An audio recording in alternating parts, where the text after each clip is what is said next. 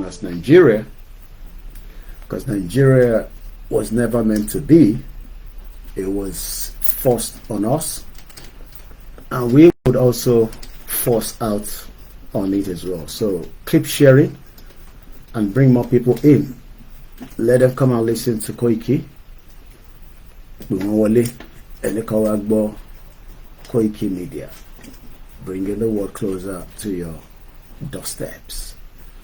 So I'm putting all the final touch and all the things that we need to make sure that we have a fruitful conversation today, as we have done in the past and as we do all the time. And I believe we're live on the platforms called the YouTube. It is a beautiful Sunday, and I can tell us that it is Sunday, as we know. Moki Kakiribiti. Okay, I think that's the reason why this one is not coming on, so we need to end that. So please help me to bring everybody in. Invite everybody to come and join the discussion. The discussion on what? The discussion on Yoruba people say enough with Nigeria, the most useless country that the British created, and we are saying we've had enough with it, and we don't have any business to do with Nigeria, because our business with Nigeria expired in 2014. But we will tell you that Nigeria has completely collapsed. It is just waiting to be buried. Whether you agree, whether you disagree, that is your own cup of tea. Nigeria will collapse, and we will be the one to make the final push, and which is exactly what we are doing. So help me to just click on the share button so that we can get ready. So while we are still putting the final touch to the platforms, let's start with this. Moki Bugbanyi Ebami Gwawale share button.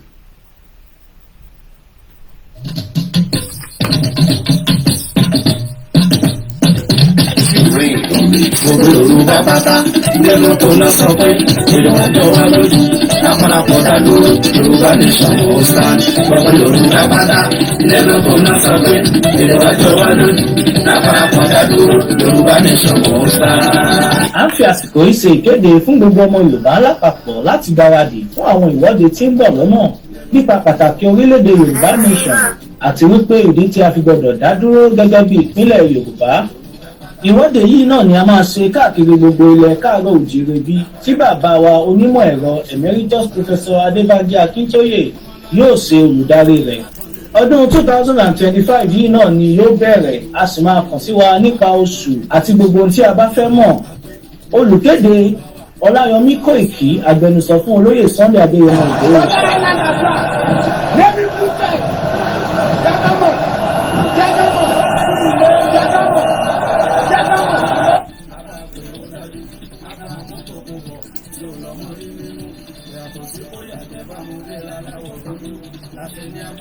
lórí gbogbo ọmọ Yorùbá àtọ́bá ń jẹ Yorùbá àtìgbèrè wọ́n láwọn ọ̀fẹ́ ọmọ kí Fúlàní máa jí wa gbé wọ́n máa jẹ kó wa kọ́ máa dàn wá láàmú.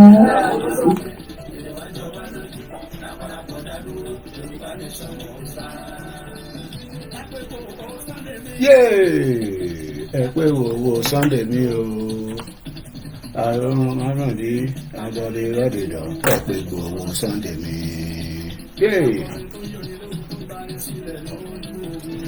Òun náà pè lálágbára.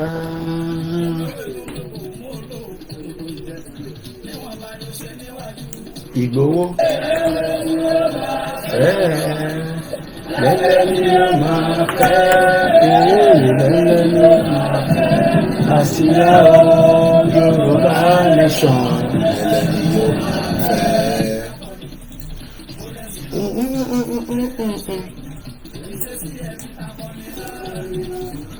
ẹja jáde àwọn ta ká ṣe àṣekíni o kátúyáyá kátúyáyá. let's come out and showcase ourselves. òye yìí.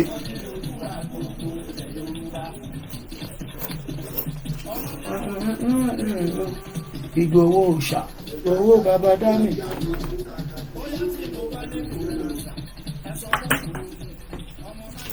ọmọ májà sọlá gbóhùn sókè lẹ́ẹ̀kan sí àìtí ìgbádùn ẹ̀tọ́.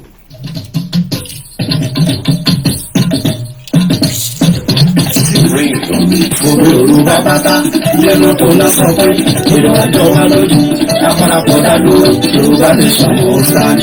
Yorùbá pátá lẹ́nu tó ná sọ pé ìrọ̀jọ́ wa lójú lápapọ̀ dádó Yorùbá nation ó sá. À ń fi àsìkò yìí ṣe ìkéde fún gbogbo ọmọ Yorùbá lápapọ̀ láti gbáradì fún àwọn ìwọ́de tí ń bọ̀ lọ́nà nípa pàtàkì orílẹ̀-èdè Yorùbá nation àti wípé ìdí tí a fi gbọdọ̀ dá dúró gẹ́gẹ́ bí ìpínlẹ̀ Yorùbá. Ìwọ́de yìí náà ni a máa ṣe káàkiri gbogbo ilẹ̀ káàárọ̀ òjìrìbí tí bàbá wa onímọ̀ ẹ̀rọ emeritus professor Adébánjí Akíntóyè yóò ṣe olùdarí rẹ̀. Ọdún 2025 yìí náà ni yóò bẹ̀rẹ̀, a sì máa kàn sí wa nípa oṣù àti gbogbo ohun tí a bá fẹ́ mọ̀. Olùkéde Ọláyọmí Kóìkì, agbẹnusọ fún olóyè Sunday Adéyẹmọ Ìgbòho.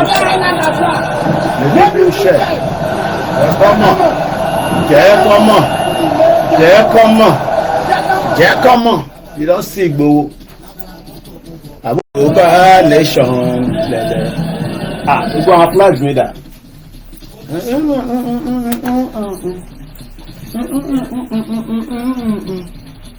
ẹja jáde a máa jáde katúyáyá. let's come out and showcase ourselves. Kò yé ní. Agbé báàgì wá dé Áfíríkà tún gbé padà. Bó jẹ́ Nàìjíríà ló ti gbé báàgì, ọlọ́pàá máa lé ẹ lójoojúmọ́ ni àwọn olóṣì. Áfíríkà là ń lọ nísìn, táwọn ní problem. Benin Republic, a beautiful country.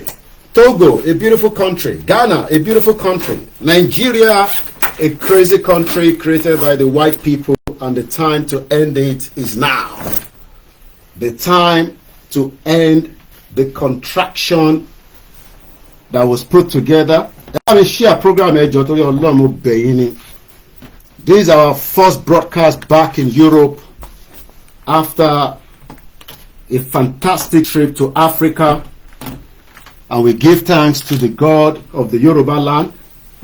We give thanks to the Creator for taking us to Africa.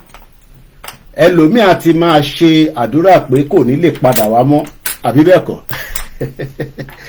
Mo kọ́kọ́ kí ọba Elédùmarè, ọba àná ọba ẹ̀ní, ọba tó ní wá, ọba tó dá wa, ọba tó ní òun lòun ní wá, òun lòun tọ́ wa sọ́nà, àní ṣìṣe.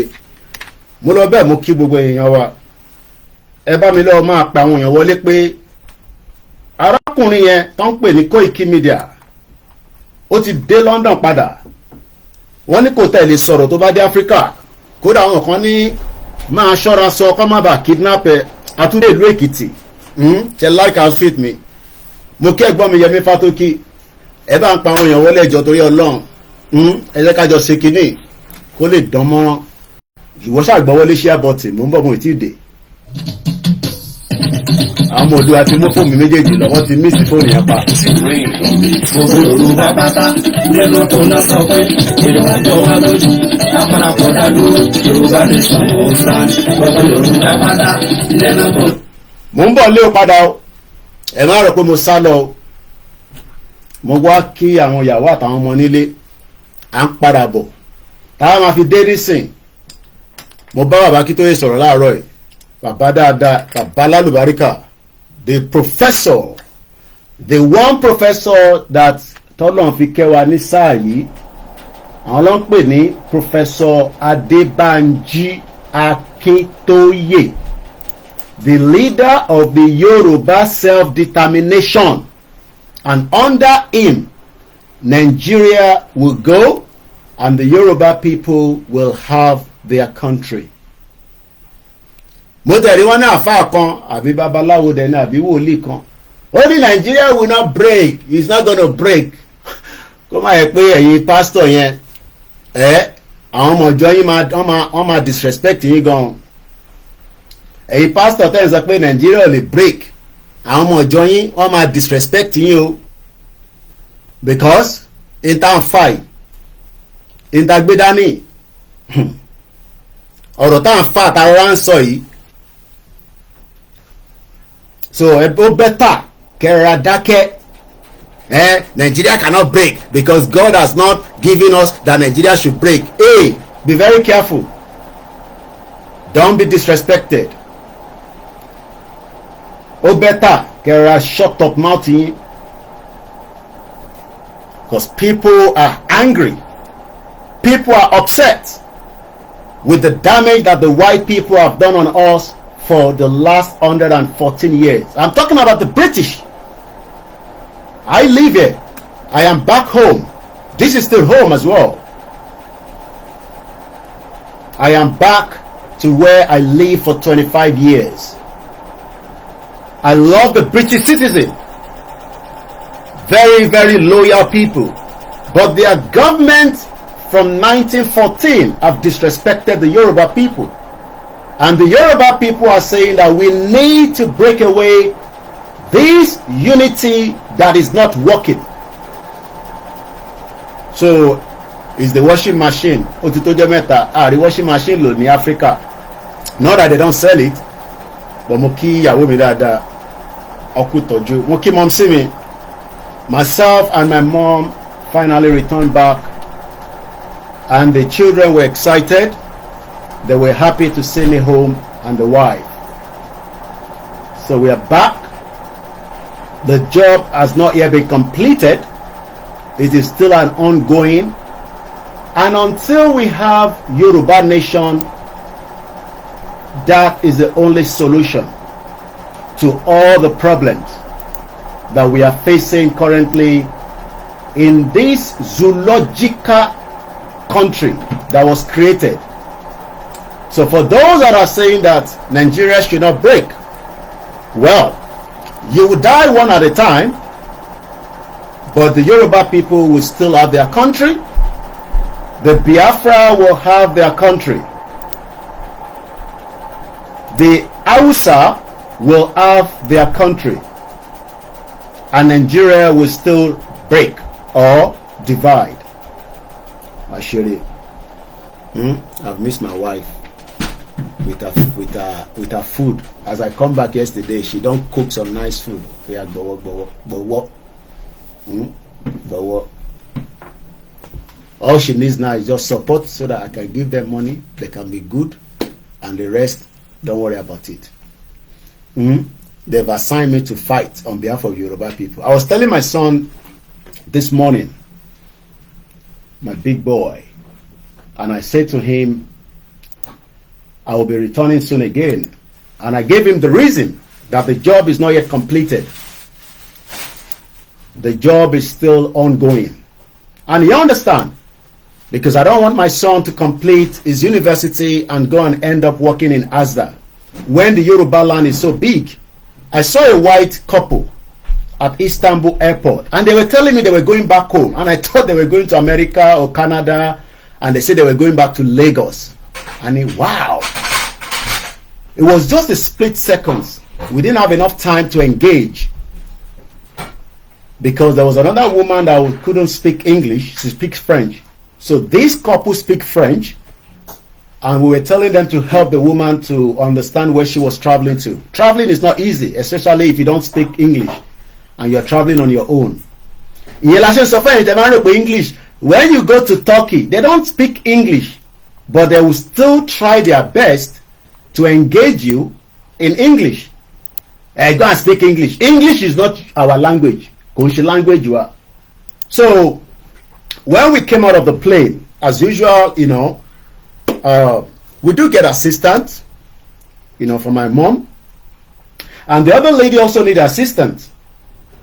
But she doesn't speak English. But she speaks French. So when we got to where we were going to make transfer, we saw this couple and we said, do you speak French? They said, yes, can you help this woman? We don't know where she's going. I think the woman is going to California, an elderly woman. But kò gbọ́ English, Francais ló gbọ́. So when you say go and speak English, it's because that is what the white people have done on our psyche. They change our language and they expect us now to remain in that contraction when our language in our schools should be English, should be Yoruba, Hausa, and Igbo for everybody.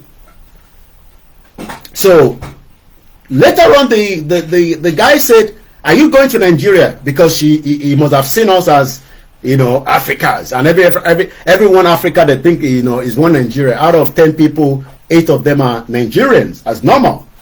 And I said, no, I'm going back to London. He said, oh, very good. And I asked him, where are you going as well? He said, I'm going back home. I said, where is home? He said, Lagos. Those are the ones they call expatriate. I would have engaged him further to know the kind of what he's doing in Lagos. So you, Yoruba man, Yoruba woman, Oshetoni school, you want to recharge card. I'm sure that guy now is an expatriate.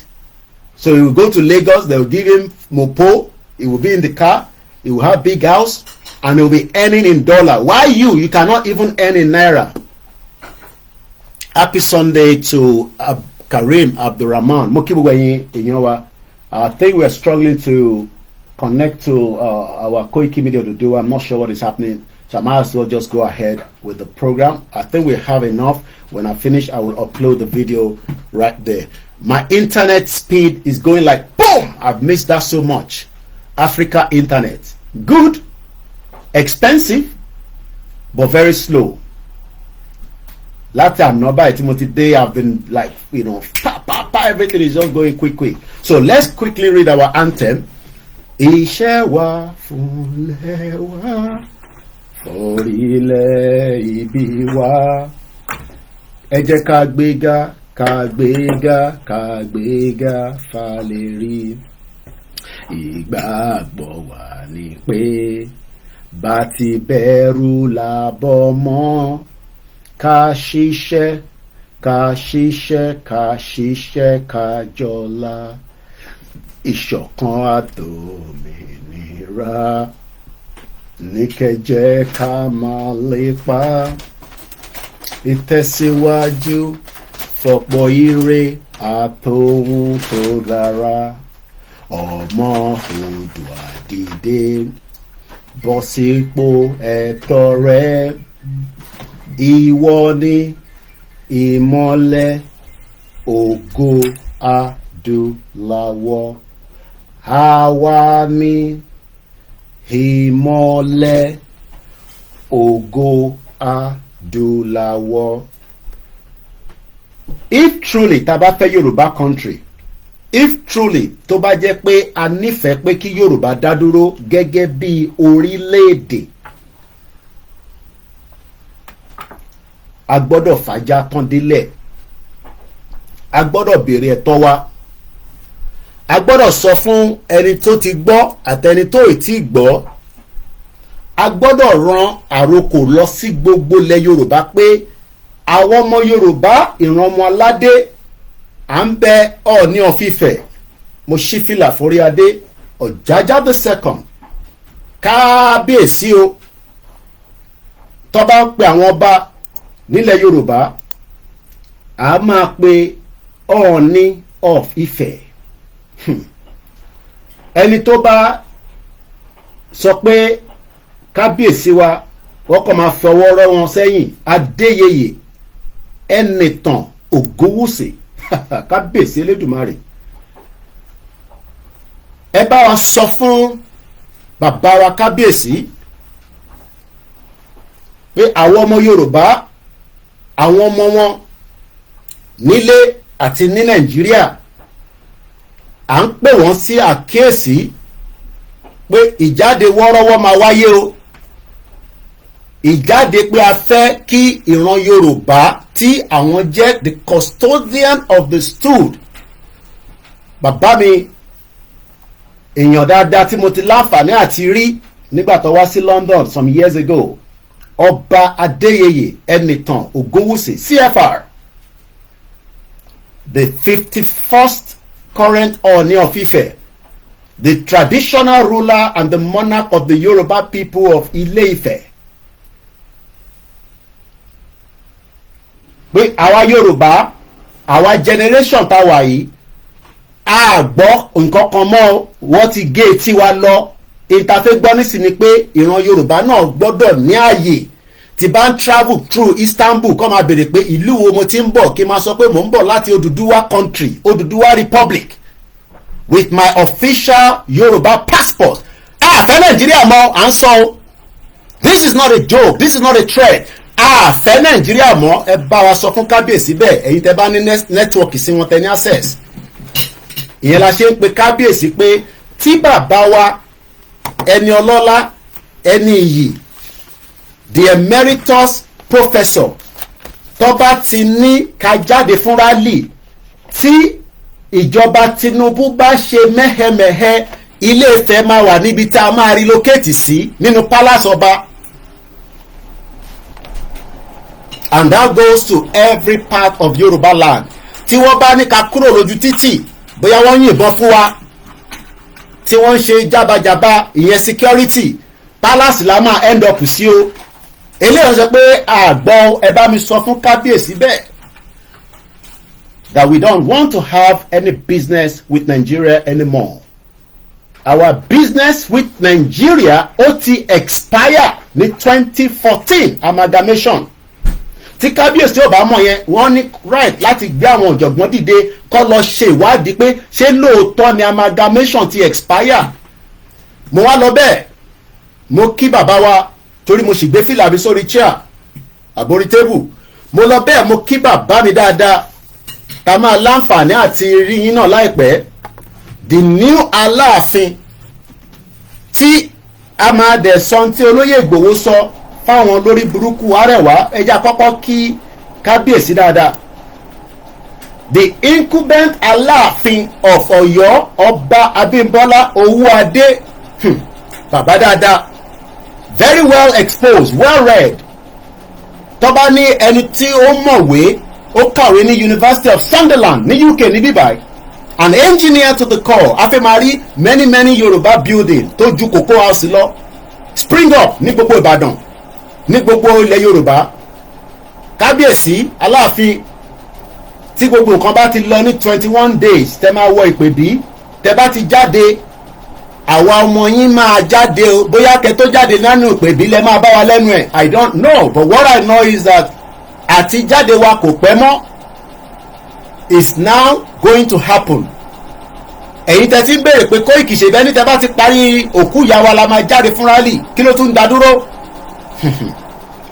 Ìjáde eléyìí ń ṣe jáde wọlé o, fàájà gidi. I will be on the ground myself. Mo ti sọ yẹn fún yín, kò ń ṣe tó fi ń dẹ́rù bàyàn.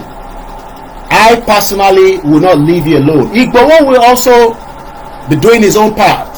George Akinola will be doing his own part. Every sons and daughters of Yoruba will do their part. Kódà Aláàfin náà máa láti play part wọn when the time comes, because àwọn máa padà lọ sọ fún United Nations pé àwọn ọmọ wọn náà wọ́n fẹ́ Nàìjíríà mọ́. Kí ló ṣẹlẹ̀ gan? Kí ló dé? Kí la ṣe? Ẹ̀ṣẹ̀ wo la ṣe? We have done nothing wrong, and they ask that we Yoruba people needs to go. So we are coming out. So mo kí kábíyèsí méjèèjì, mo lọ bẹ́ẹ̀ mo kí gbogbo àwọn ọba Awùjalẹ̀, Èkìtì, Ondo, Lagos, Ogun State àti gbogbo àwọn ọba káàkiri gbogbo ilẹ̀ Yorùbá. Tí bàbá wa Akíntóyè bá ti ní ó ti yá, ní bojú wẹ̀yìn until our demands are met. 30 million people ó gbọ́dọ̀ lọ bá èèyàn sọ̀rọ̀, lọ sọ fẹ́ẹ̀yàn pé Yorùbá fẹ́ jáde fún rally. A máa jáde fún rally, but ẹ jẹ́ ká tẹ̀síwájú. So mo kí gbogbo àwọn ọba o, àti respect àwọn ọba wa, kó sọ fún President Tinubu kó divide Nigeria. Divide Nigeria because Nigeria has expired. We don't need to be telling you much about it. Nigeria expired in 2014, and tó bá jẹ́ kó wà divided, then we would have no choice than to shut it down itself. Gbogbo businesses tó bá lọ nínú Nigeria nílẹ̀ Yorùbá will shut down until our demands are met. So ó máa affect gbogbo wa. Kò ń ṣe léèṣe Koiki kílẹ̀ wá bẹ̀rẹ̀ yìí. tábà ti bẹ̀rẹ̀ kí ọkọ̀ máa sọ pé kí lẹ wá bẹ̀rẹ̀ yìí ẹ gbọ́ nísìnyí ẹ pé Tinubu kó divide Nigeria. Enough of being part of a country that disrespect the people of their identity, their language. Mo gba Istanbul kọjá, many languages are spoken at the airport. Some of them does not even understand English because English is not a language. It's a language for the white people and not all white people. British ló ní ká máa sọ English.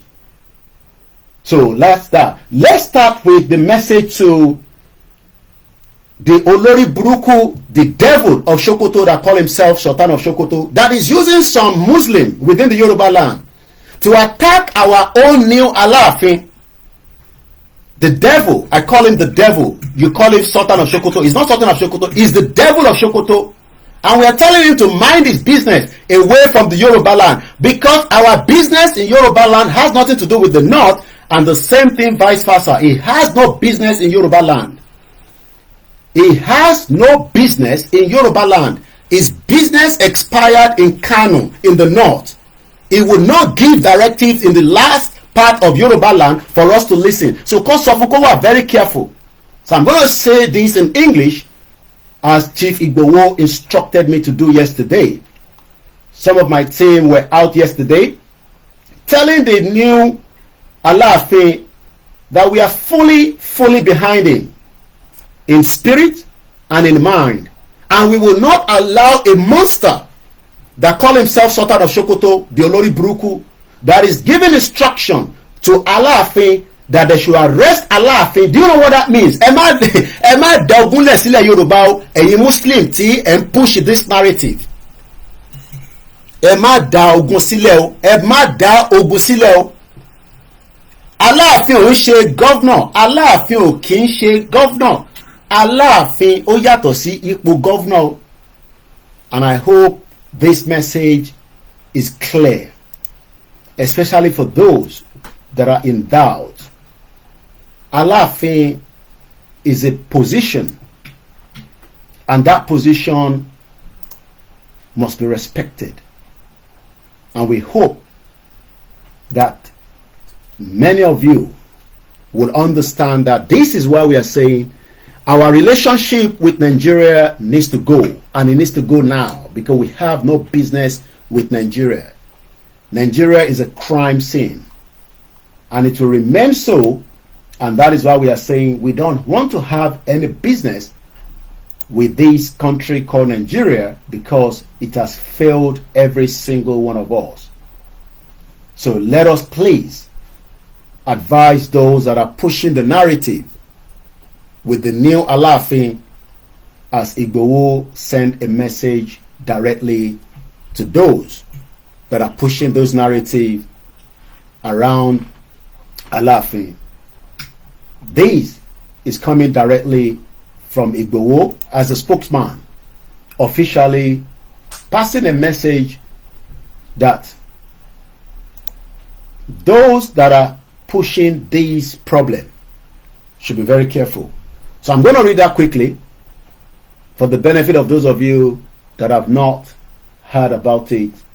I'll be giving you what Chief Igbowo instructed us to tell the Arewa people to stay away from creating their problems as they've done. The Satan of Sokoto should warn his people. They've done too much damage in Yoruba land already, and their damages is still having a big toll and impact on the lives of our people. The damage that these criminals have done is still having big impact. Bear with me as I quickly bring that article up in just about a few minutes.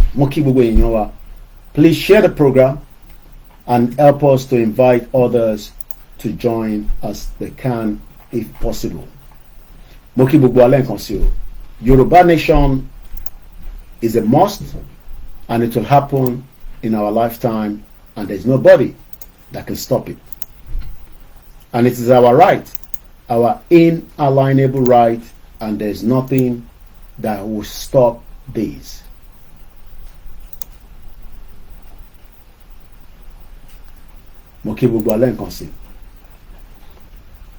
Just bear with me. I'm just going to open that quickly. Lẹ́lẹ́ ni yóò máa fẹ́, lẹ́lẹ́ ni yóò máa fẹ́, lẹ́lẹ́ ni yóò máa fẹ́, lẹ́lẹ́ ni yóò máa fẹ́. Àsíá o Yorùbá nation, lẹ́lẹ́ ni yóò máa fẹ́. Àsíá o Yorùbá nation, lẹ́lẹ́ ni yóò máa fẹ́. Lẹ́lẹ́lẹ́lẹ́ o, lẹ́lẹ́ ni yóò máa fẹ́, lẹ́lẹ́ ni yóò máa fẹ́, lẹ́lẹ́ ni yóò máa fẹ́, lẹ́lẹ́ ni yóò máa fẹ́. Àsíá o Yorùbá nation, lẹ́lẹ́ ni yóò máa fẹ́. Àsíá o Yorùbá nation, lẹ́lẹ́ ni yóò máa fẹ́. Àsíá o Yorùbá nation, lẹ́lẹ́ ni yóò máa fẹ́. Lẹ́lẹ́ ni yóò máa fẹ́, lẹ́lẹ́ ni yóò máa fẹ́, lẹ́lẹ́ ni yóò máa fẹ́, lẹ́lẹ́ ni yóò máa fẹ́. Àsíá o.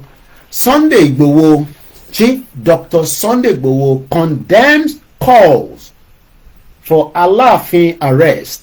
Imagine the audacity of these people. The gut that they have on Yoruba land, Ati Gbagbakuba. We've tolerated too much nonsense because the white people think that they can impose them on us during our forefathers and our foremothers. But now we are telling them all that has to stop. And that's the reason why your support for Yoruba Nation is very, very important. Your endorsement for the Yoruba people to have their country is something that we must push now.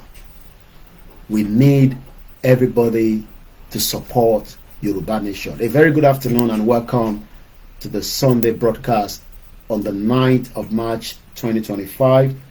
Our first broadcast officially, not the one I did on my way into after coming from the airport. This is the official one, and we pray that many of you that have joined us, we hope that everybody is in good condition. Dr. Igboho sent a message, a direct message to Sultan of Sokoto and the Arewa people to please stay out of our trouble. You have given us too much headache. You have turned Yoruba land into a place that many people cannot visit. And we hope that this message gets to the Sultan or the Devil of Sokoto or whatever is called in the north. This is coming from Dr. Igboho, and it means every word. Already you have pushed him for a very long time.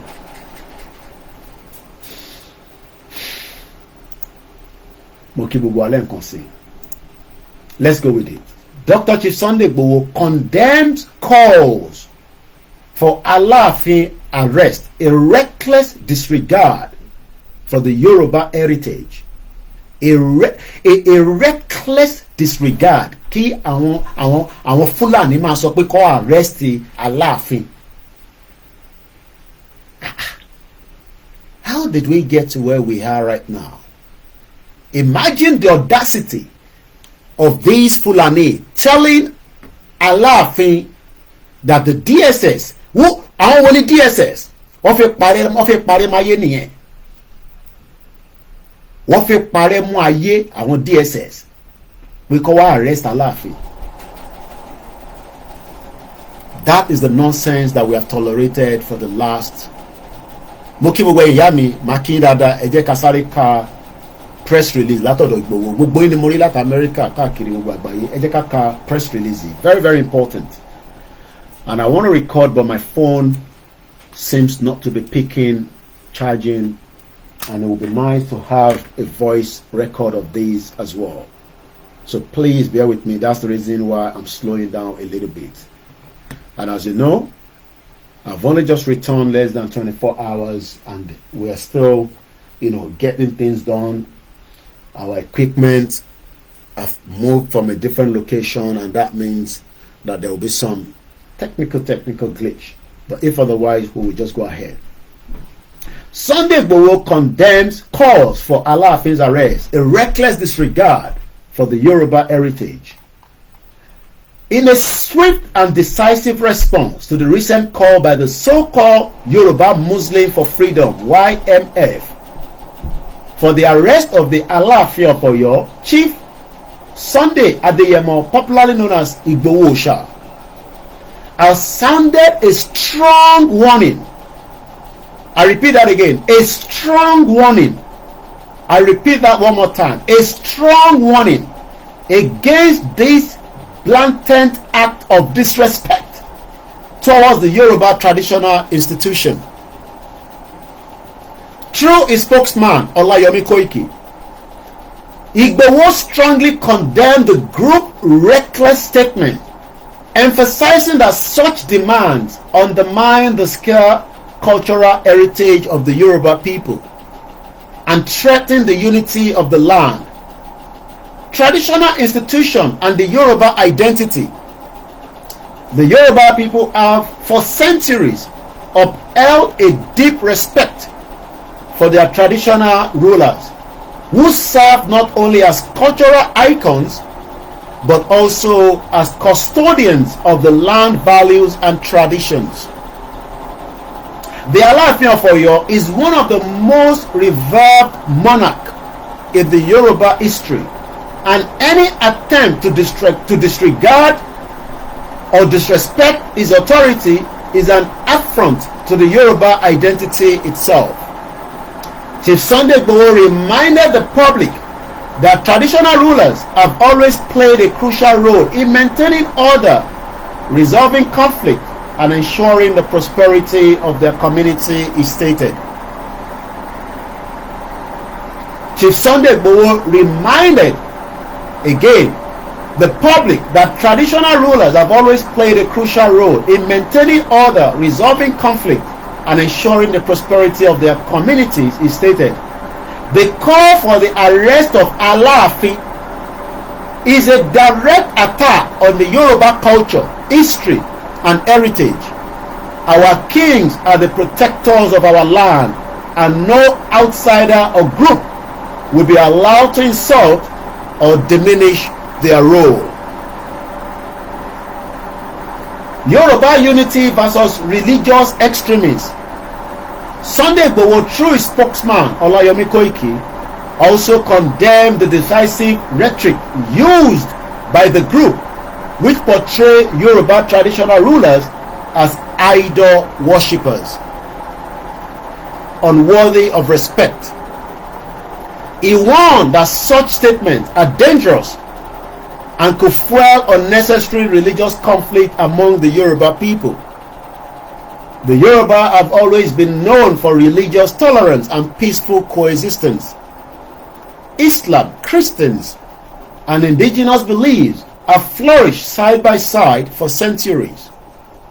However, extremists seeking to sow division by pitting one religion against another, threatening this harmony. Igboho stated, "It is unacceptable for any group to claim that our Obas are not their leaders because of religious differences. Yoruba land is built on respect and unity, not on religious supremacy. Any attempt to divide us along religious lines will be resisted. Will be resisted. And we mean that. Alaafin's right to protect his people.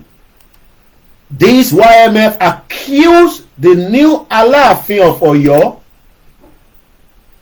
Oba Abimbola Owuade,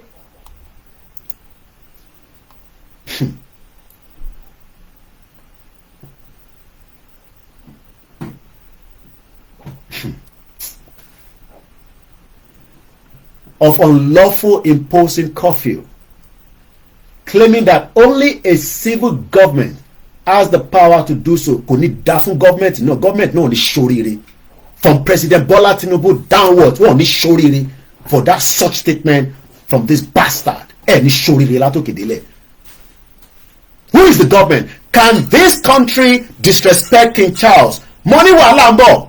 Ẹ lọ dira àyàn ọmọ Yorùbá dáadáa. Ẹ lọ dira. Ẹ dira dáadáa. Ni allow any influx of Saudi Arabia Islamic agenda on the Yoruba land. We will destroy them. We will kill every single one of them. Can this country, Prime Minister, can anybody in this country disrespect King Charles and go away without anything on your head? If you disrespect Allah for you,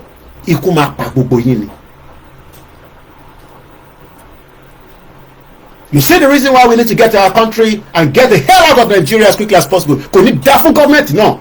Who the hell is the government? The government that was rigged by British in 1959. After they destroy what belongs to us, we will take it back. If we have to fight, we will fight. The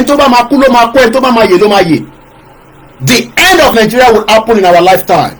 And this 2025, we will see how far we can go.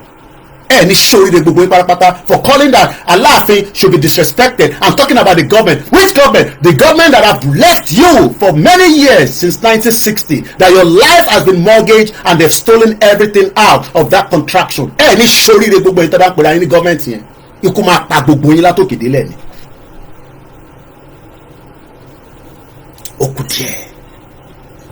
It's just a matter of time. The same thing that will disrespect those in the other part of that is not Yoruba land.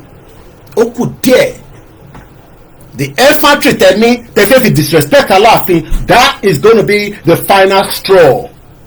You have been building it. You have been building all these. We have owed it for too long. This time around, it will be fire for fire. Fire for fire, Lomaje. This time around. All the agenda by the Saudi to make sure that Yoruba land becomes an extremist land will not be tolerated. It must be destroyed. The grassroots will be destroyed. We will not allow such to happen in Yoruba land. We will not give room for such. There will be Islam. There will be church, there will be mosque, and there will be our tradition. But we will not allow any extremists. We will destroy that ideology within the Yoruba land. We will not give room for such. That will be destroyed, and it will be destroyed quickly. And that is the reason why we need to get the hell out of Nigeria before things goes the other way around. Because this agenda to steal our land, to steal our culture, to disrespect our institutional like Alaafin, just like they did in Ile-Ife with Kabiyesi Ọọ̀ni of Ife. Ní ṣoríire. Enough is enough. This generation will not sit back and allow such coming from Saudi Arabia and those within the region to use Islam to come and destroy Yoruba land. Islam, the only Islam that will be allowed will be the one that is peaceful within the Yoruba people that have lived together side by side with the Christians and the traditionalists. This fire, we will fight it back. We will fight it to our last blood. This time around. If you think that all that happened in the past is what is going to happen, it will be a different game. Let me finish talking about what Igboho said. Because Igboho said, I should tell you, and I should warn anybody that is trying such, that he will not be alive and see such to happen while he's still alive. Oh no, caller. Tó bá dé Germany, wọ́n máa ń béèrè lọ́wọ́ òun. Wọ́n máa ń béèrè lọ́wọ́ òun pé ọmọ ìlú wo lòun. Owó rẹ̀ ní bébì kankan tó lè fìlà sí. One bastard all over the place. And he said I should warn those Muslims that are pushing this agenda. Tẹ́ bá fẹ́ ṣe Islam extremism, you have the right to return back to the north and go and live with the devil of Sokoto calling himself Sultan of Sokoto. And you're talking about the government. Which government? Which government? The government that is there when 35 innocent children were killed in Ibadan. Where is the government? The government that is there when they bombed Ibadan. Where is the government? Kò ní dá fún government. Látòkè délẹ̀ kò ní dá fún government yẹn ní ṣoríire. From Seyi Makinde up all the way down to the local government. And Shoriri, where is the government? Where is the government? The government that left the people in pain, in many, many disasters that did nothing. Where is the government? Talking about government. Which government? Government that cannot provide pipe-borne water into every part of Yoruba land. Everywhere is dead. They've killed everything for their own selfish gain and the white people that came to destroy it along with them. Talking about government. That only the government have the right. You will see. Let the message come out from Cotonou for us to come out. We will roll onto the street and let's see what is going to happen. Let the government come and do anything and let's see what will happen then. One bastard all over the place. So this YMF accused the Alaafin of unlawful imposing a curfew, claiming that only a civilian government has the power to do so. However, this argument ignores the historical and cultural role of the Yoruba monarch as the protectors of their people until the white people that the British came and destroyed it. It was the British that came to destroy this. Destroyed the constitution that the Yoruba people were using under the monarchy system and telling us that there's a government that they've put in place. First and us, destroy the Yoruba people, rig the election. And many of us have ended up in Europe. Many people could not get to Europe that died in the Mediterranean Sea. And it showed a bomb bastard all over the place. You think you can come and force Islamic extremists on us? We will not allow such. Rather, we will destroy every single one of you from top to bottom. Ó kù díẹ̀ ni. Tó bá jẹ́ pé nílé láti máa kọ́kọ́ pa gbogbo ẹ̀yin dànù ni ká tó lọ face àwọn Fúlàní. We will see how far we can go. Try anything with this new Alaafin. Igboho said I should warn you that if you dare try any nonsense, ká tó bẹ̀rẹ̀ rally, never try any nonsense. He will personally return back to Yoruba land and he will deal with every single one of you. And he means it. And I will be coming with him as well. That is the message from Igboho. Only can warn you that you Muslim, only can warn you, and you extremists. Igboho said I should warn you. That was the message he said to me yesterday when he called me. That I should warn you. Do not bring war to Yoruba land with this your extremists. Keep your extremists to the north. You will not disrespect Alaafin while he is still alive. Don't bastard all over the place. Eddie Shoriri talking about government. Where is the government when Fulani continue to invade our land and kill our people on a daily basis? Where is the government? Where is President Bola Tinubu's government? Where is Seyi Tinubu's government? When many Yoruba people cannot make it out on a daily basis where they can feed themselves, where is the government? I'm asking.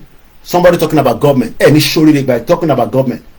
Which government? The government cannot provide the basic amenities for the lives of the people. The people continue to suffer where money is in the land. Talking about government. Any show you the best of the government here. So Igboho said I should warn you. I should warn you. It's just few hours for him to travel from Germany back to Yoruba land. And it means every messages that you are receiving through a spokesman called OLAYOMI KOIKI. In times of crisis, the Yoruba kings have the responsibility to make decisions that ensure the safety of their communities. The Alaafin decision to impose a curfew was likely driven by the need to maintain order and protect lives rather than any unconstitutional power grab. Sunday Igboho, through the spokesman OLAYOMI KOIKI, emphasized this point, warning that undermining the authority of the Yoruba king will lead to lawlessness. Teba undermine Alaafin of Oyo, Teba disrespect Alaafin of Oyo, we will deal with every one of you all the way to Sokoto. We will come down there and we will deal with every single one of you.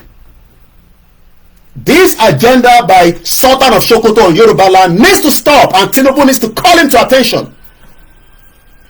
It needs to call the Sultan of Sokoto to order. We know what he wanted to do. Impose his own Alaafin that Seyi Makinde did not approve. They want to impose a different Alaafin, the criminal one that was paying every one of them money so that they can install him as the Alaafin, until Seyi Makinde rejected that and said no, everything will go through the tradition. Not appointment by one Sultan of Sokoto, the devil of Sokoto, the monster of Sokoto, to impose Alaafin on Yoruba land. That is the agenda. Tell you about Yoruba. What if impose Gbadamosi abolori buruku to pe ni Gbadamosi to ni sorire yen? O fe impose Omo Fulani. so nígbà tó ọ̀rẹ́ àjẹdá ẹ̀ ṣe nísìn lọ́wọ́ fẹ́ máa disrespect Aláàfin, ikú máa pa gbogbo yín látòkè délẹ̀ ni.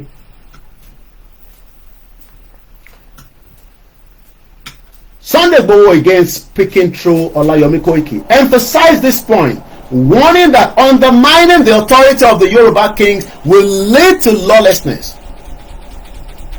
If our king lose their authority, who will defend our land? Who will protect our people? With question mark. Those calling for the arrest of the new Aláàfin of Ọ̀yọ́, Ọba Abimbola Owóadé, that will be installed on the 6th of April, God's willing, and we will be there as well. Any shoriri, we will be there. Any mama kulu mako, any ma yelo ma yeni. Igboho himself will be there. Any kure, awala nile Yoruba. Igboho fúnra rẹ̀ gan bọ̀. Ó kù díẹ̀. With the rally and everything, mama rolu ni ilẹ̀ Yoruba ni. And we are looking forward to the installation of the new Aláàfin. I had the privilege with Igboho, not once, not 5 times, to meet with the old one, and we look forward to seeing this new one as well. And present that the reason why the Yoruba people needs to leave Nigeria is now or never. We told the old Aláàfin the same thing. And we'll be presenting message through Baba Akintoye to the new Aláàfin as soon as he gets into his office on the 6th of April. He will see the message directly from Igboho through Baba Akintoye. Enough of this nonsense by Sultan of Sokoto. Continue to impose rubbish on the Yoruba people. Ojo kò sí Sokoto, ó tún fẹ́ máa control Ọ̀yọ́ state. Ṣé Ọ̀yọ́ dàbí Sokoto ni? Is Ọ̀yọ́ state now a Fulani land?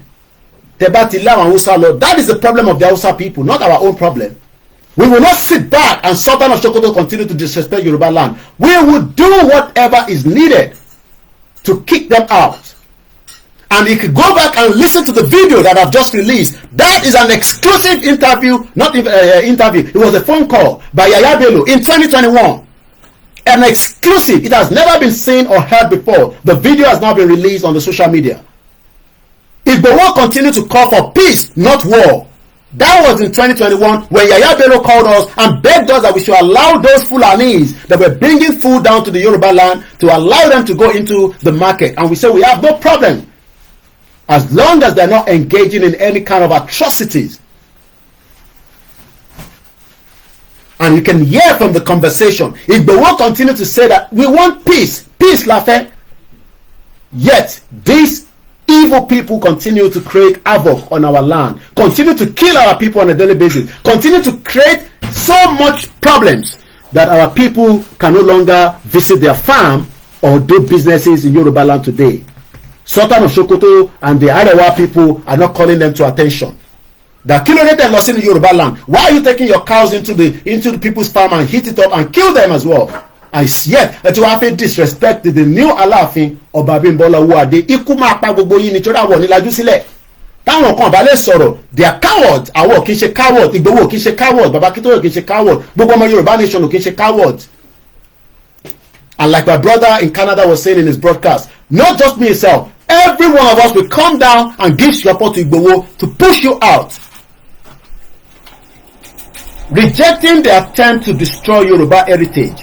The British have done that for 114 years, and that is why we want to return back to save our heritage, to save our identity, to save our people from being known as 419 country called Nigeria that the British created. God never created Nigeria. It is the British business center, and that business center will end, and it must end in this lifetime. Not when I die. It would happen in my lifetime. And if we have to do everything, we will do everything. We will involve the Babalawo. We will involve the gods of the Yoruba land. We will involve the Christian. We will involve the Yoruba Christians that are loyal. We will involve the Yoruba Muslims that are loyal. We will use every means to fight this fight, and we will be victorious. Because Yoruba nation will be declared while we are alive by Professor Banji Akintoye. Ẹni tó bá fẹ́ gbọ́ yẹn, go and die. Commit whatever needs to commit and die. Kíkú pa gbogbo yín dànù ẹ̀ ní ṣoríire. Telling us about one election, one stupid election that has failed every Yoruba people from 1999. We will do whatever is needed to fight this to the last blood, and we are not joking with it. Ẹ lọ máa múra sílẹ̀ fún rally, ẹ lọ máa dira dáadáa, ẹ lọ ṣògùn, ẹ lọ prepare.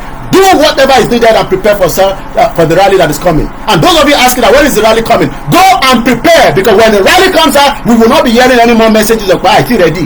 Go and be prepared. Ẹ lọ ṣògùn gbogbo tẹ́tà ní kẹlẹ́ ṣe, ẹ lọ mú òtú, ẹ lọ mú mi àdúrà, ẹ rán àwọn èèyàn lọ sí Jerusalem, ẹ rán àwọn sí Mecca, ẹ rán àwọn lọ sí gbogbo bí tí ẹ bá ti lè ṣagbára kẹlọ dìrara dá gidi, because we are coming out fully. Igbowo is coming out, Koikimedia is coming out, you are coming out as well. 30 million Yoruba people will be on the street of Yoruba land, and we will shut it down until our demands are met. If our demands are not met, we're going nowhere. Elo múra sílẹ̀. The time is now or never. Ẹni tó fẹ́ kó pàdé ẹni tó fẹ́ pa. That is what we are telling them. Rejecting the attempt to destroy Yoruba heritage, like the British have done for many years.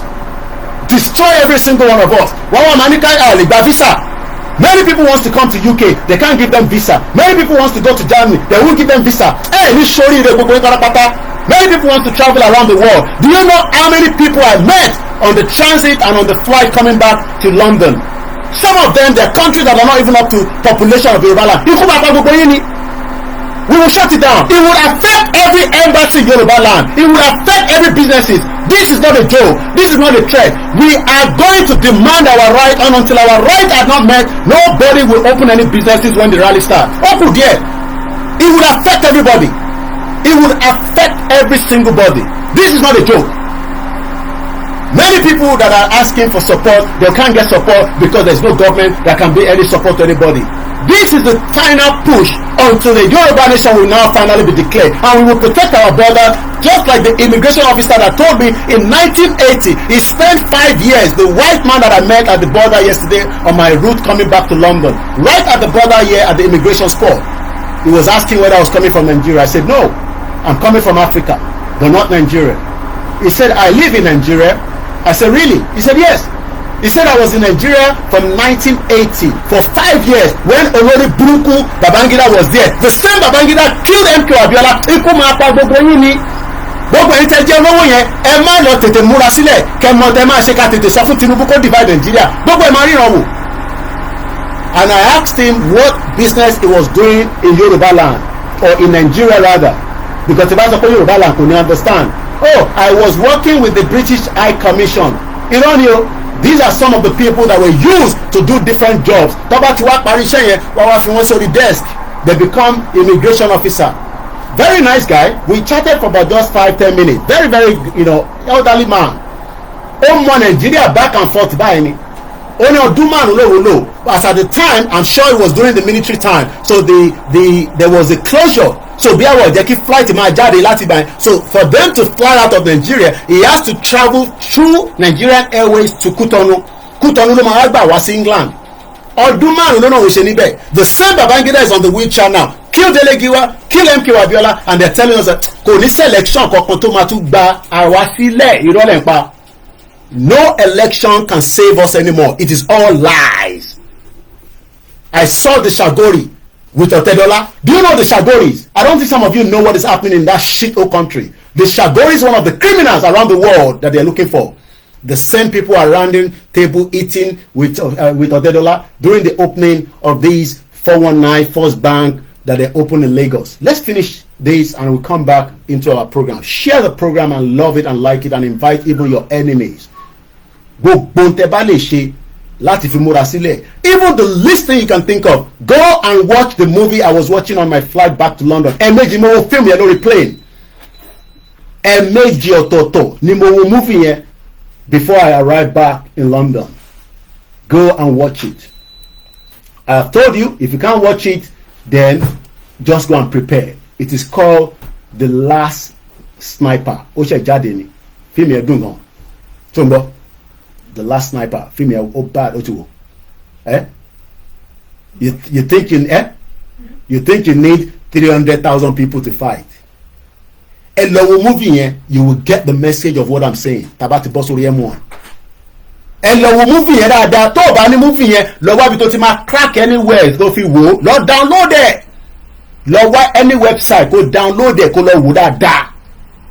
You think you need many people to come and fight. No, we just need many people to be out on the street, and we can show them our own energy. 30 million Yoruba people is more than enough to shut it down. Not 1,000, not 2,000. Until our demands are met, we're going nowhere. So let's go back and finish what Igboho said. He concluded with a strong warning. Let it be known that no one will be allowed to insult or threaten our Obas without consequences. The Yoruba people have always defended their culture, and we will not allow any group to erode our values in the name of religious fanaticism. The Yoruba nation must remain vigilant. Agbada wa vigilant. This is not the time to mess around. This is the time to open your eyes and continue to look.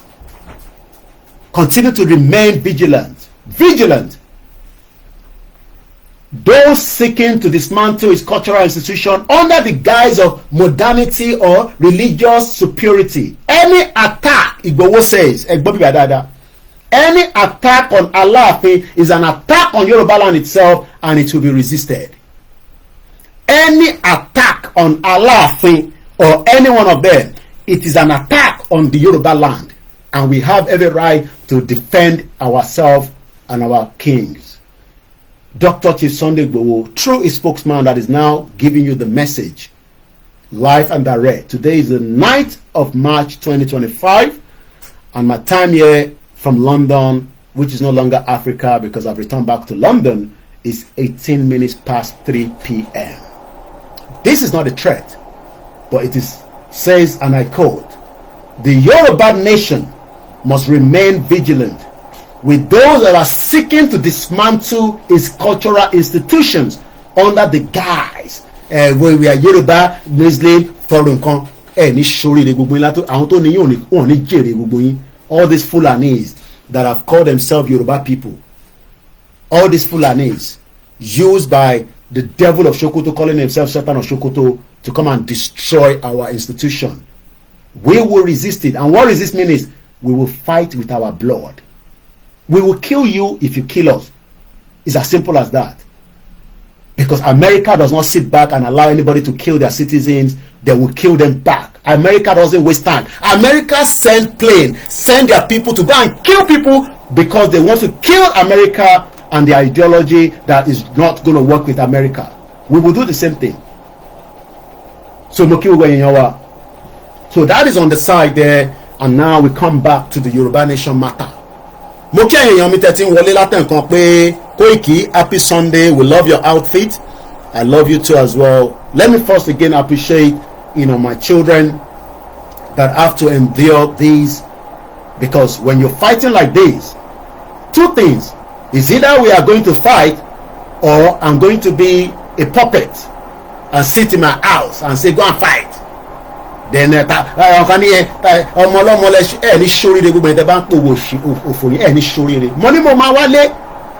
can't come back. Hey, shut up your dirty stinking mouth.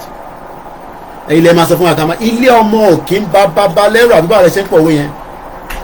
should I be scared of coming home? Am I a terrorist? Am I a wanted? The terrorist Sheyi Tinubu is going to sit with Gumi the terrorist. You've all seen the video. Sheyi Tinubu is going to sit with Gumi that should have been arrested long time ago. They put Nnamdi Kanu there. They put Samuel Ekpa there. Abi, so you want us to come and put Koiki and Igboho there? Iku ma pa gbogbo yin ni. Gbogbo teban dènà pé ẹ máa mú wa. Just before I traveled out, I went to see Igboho and we were gisting. Not everything I'll tell you. And as usual, we know that you're planning. They're planning. They're always planning. When are they going to pick Igboho? When are they going to pick Koikimedia? Ọlọ́run ní fún yín mú. Ọlọ́run ní fi wá sí ọwọ́ yín tẹ́ máa fi mú wa. Ẹ máa try. Gbogbo ọmọ Yorùbá, ìwọ̀nba díẹ̀ tó kù yìí to assist Baba Akintoye and Igboho. Look, I have returned back to London because I have suffered. I was asking my mom on the flight, when was our first flight traveling out of Nigeria? She was telling me a lot of, I'm still going to document it. I should have recorded, but I just wanted it to be like, a conversation between a son and a mother.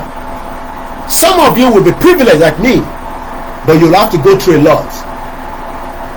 my mom foresaw or foresee òyìnbó tó bá jẹ́ pé nàìjíríà òṣì yẹn kò lè work. So tẹ bá ń dẹ wá pé máa mú wa ẹ nírí wa mú torí ọlọ́run ò ní fi wá sí yín pé tẹ máa fi mú wa. níbo ló wà lẹ́kìtì àwọn gbọ́ pé gbòòwò àti Kóìkì ti dé, níbo ló dé sí, níbo ló máa sùn sí.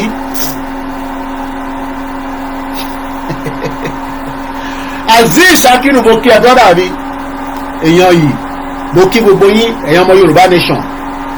àwọn ọmọ Yorùbá nation àwa náà ní gbogbo ẹni tó bá sọ fún yín pé Ìgbòho lè wálé kò tí òun kó wálé ni ilé ẹ̀ ní náà ilé ẹ̀ ní kò tí òun kó wálé. bàbá Akíntóyè lè wálé ó ti wálé.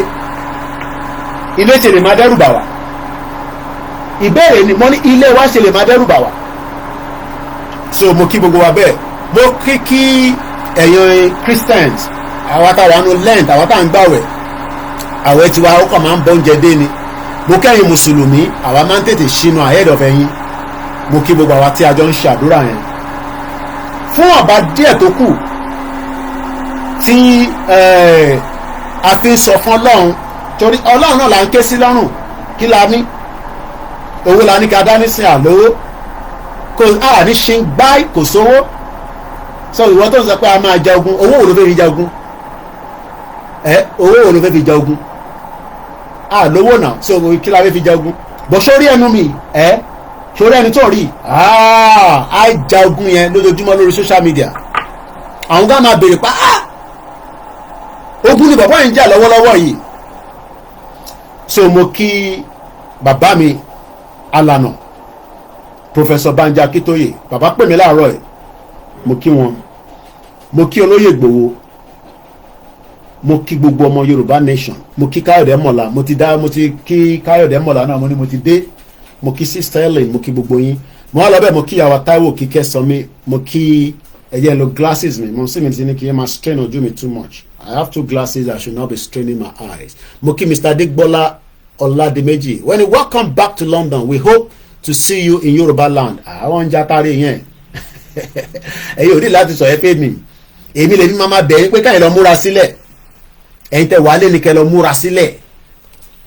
Oyè yín nísìn mo ti hàn páàkì tán gbogbo ẹrù àti àṣeyàn offload ni. So what we are trying to explain to our people in terms of nísìn ni pé we are on the right track and we are not going to relent until our demands are met. Mo gbọ́ tí Ọmọlúkà tó bá bàbá Akíntóyè ṣe, you know, the same day I met him at Igboho's house, myself and Ọmọlúkà wa lọ rí bàbá. Ẹ̀gbọ́n tí bàbá yẹn sọ, bàbá is 90 years old. Bàbá is older than Tinubu. Tinubu cannot tell us jack shit about, you know, Nigeria will be better. Kí ló kàn wá pẹ̀lú Nigeria is going to be better. How old ni Tinubu? Even tó bá dín age ẹ̀ kù ni o add the money o, is not up to 90 years old. So Tinubu is not older than Baba Akíntóyè. So Tinubu cannot tell us that we should sit in Nigeria and Nigeria will be, you know, will be better. Ẹ ṣe jàre, èyí tẹ fún mi ní support pé Koiki báwo ló ṣe wá ṣe, ó fi ìyàwó sílẹ̀, ó fa àwọn ọmọ sílẹ̀, family náà wà nílé, tẹ wá ń fi nǹkan ránṣẹ́ sí wa. Mo wá ń bẹ̀ yín, owó la nídìí nísìn. Ṣe rí gbogbo ẹjọ́ tá a ti rò yẹn, èmi máa padà sí ilẹ̀ Yorùbá, èmi padà. So a dẹ̀ need owó, I need owó. We need to get what we need to get so that we can fly out quickly. Ìgbòho ti bá mi sọ̀rọ̀ láàárọ̀ yìí, and we are going to be meeting again very soon. Ẹ máa kí n máa fún yín ní gbogbo ti yé yín. We are going to meet. O ní láti mọ ibi tí Ìgbòho wà.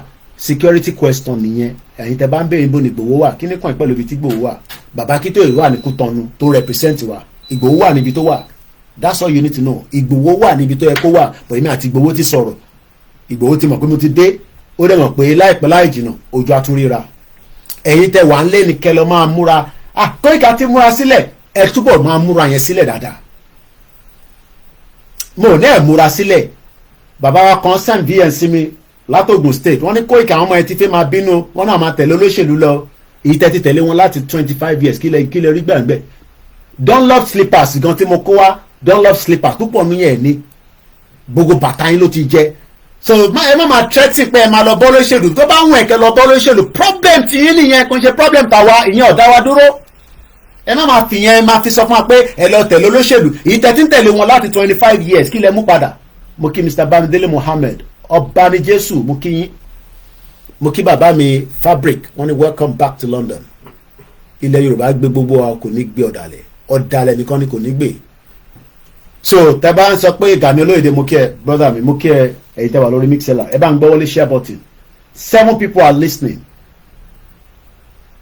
Ògúnmọ́lá ní kò ní dá fún gbogbo wọn pátá bẹ́ẹ̀ ló ṣe máa rí tó bá mọ tán pè ní Mixlr màá tún share link yẹn síta it's very straightforward all you need to do is just follow the link and it will take you straight into where you can listen I have missed my TV 65 inch ó tàn láúláú ni Clement mo kí ẹ bẹ́ẹ̀ imagine a Biafra for 3 years kó máa fún wa lówó kò ṣe pé kò lè máa sọ pé kí ló kàn wọ́n but ó ń dáwó síbí báyìí because ó rí ibi tó ti tọ́ wà èmi ò ṣe máyégún we love the Igbo people but we don't gonna sit down and allow the Igbo to disrespect the Yoruba and vice versa kí Yoruba náà máa disrespect Igbo but Igbo tó bá disrespect wa á disrespect wọn Yoruba tó bá disrespect Igbo àwọn náà ní right láti but we are talking about the two people èmi máa ń sọ ní gbogbo ìgbà ẹ lè sọ fún ike sọ fún ìgboro pé ọ̀rọ̀ Biafra ká gbé sẹ́gbẹ̀ẹ́ àwa méjèèjì gbọ́dọ̀ lọ simultaneously ni bẹ́ẹ̀ ni àkókò ní just the government together France àti UK as much as they love each other UK sọ pé wọ́n fẹ́ kúrò nínú EU France ò dá wọn dúró ṣe má máa sọ pé we should not have anything to do with the Biafra ayé sọ̀rọ̀ ni we need to come together to push tí Yorùbá nation rally bá ti jáde káwọn Biafra náà jáde pẹ́ká ká lock everything down káwọn máa lock ẹ̀ nílẹ̀ Igbo káwọn máa lock ẹ̀ nílẹ̀ Yorùbá bó ṣe láti rí nìyẹn wọn ò lè dín Nnamdi Kanu mú kí ni Nnamdi Kanu ṣe any small thing tí gbòòrò láti sọ̀rọ̀ Nnamdi Kanu àwọn kan máa ní ẹ terrorist ni níbo ló ti jẹ́ terrorist UK gan pé Biafra ni terrorist so we need the two to come out the Ijaw and even the Arewa àkọlé trust àwọn yẹn ni we can still trust the Biafra we might not trust the Igbos the Igbo doesn't have to trust us the Hausa doesn't have to trust us the Ijaw doesn't have to trust us but the trust our command sọ pé ṣé ilẹ̀ Igbo láti fẹ́ lọ protest ni láti fẹ́ jáde ṣèbí ilẹ̀ Yorùbá ni what we are saying is that we need to put the pressure on the federal government to divide Nigeria and it has to be done now kò ń ṣe pé ká máa sọ pé ẹ kò sí tó kàn wá pẹ̀lú Biafra ṣe fẹ́ lọ bá wọn ṣe gọ́ọ̀mẹ̀ntì wọn ni nǹkan kàn wá pẹ̀lú Biafra because Biafra fẹ́ lọ àwọn náà ti fẹ́ lọ tipẹ́ so mo kí àwọn Biafra mi dáadáa ọlọ́run tún Nnamdi Kanu sílẹ̀ ọlọ́run dẹ̀ tún Simon Ekpa I've missed him and I know that it will going to happen because the government cannot contain the two of us kò possible so we need to encourage the Biafra must also encourage the Yoruba people but yes we have the Igbo that will continue to try to disrespect the Yoruba people olórí burúkú làwọn yẹn and the Biafra government will deal with each one of them when they have their country a Biafra government will not tolerate an Igbo Biafran to be taking drugs around the world and disrespect their names because right now we Yoruba are the fraudsters àwa la mọ̀ nípa fraud tó bá sọ pé fraud Yoruba mọ̀ nípa ẹ̀ tó bá sọ pé drug Igbo mọ̀ nípa ẹ̀ so tá bá ti gba gọ́ọ̀mẹ̀ntì wa tá ti gba country wa àmọ́ ta ló ń commit offence níta kò ń ṣe ìtàn travel bọ̀ nísìn táwọn máa wò wá Nàìjíríà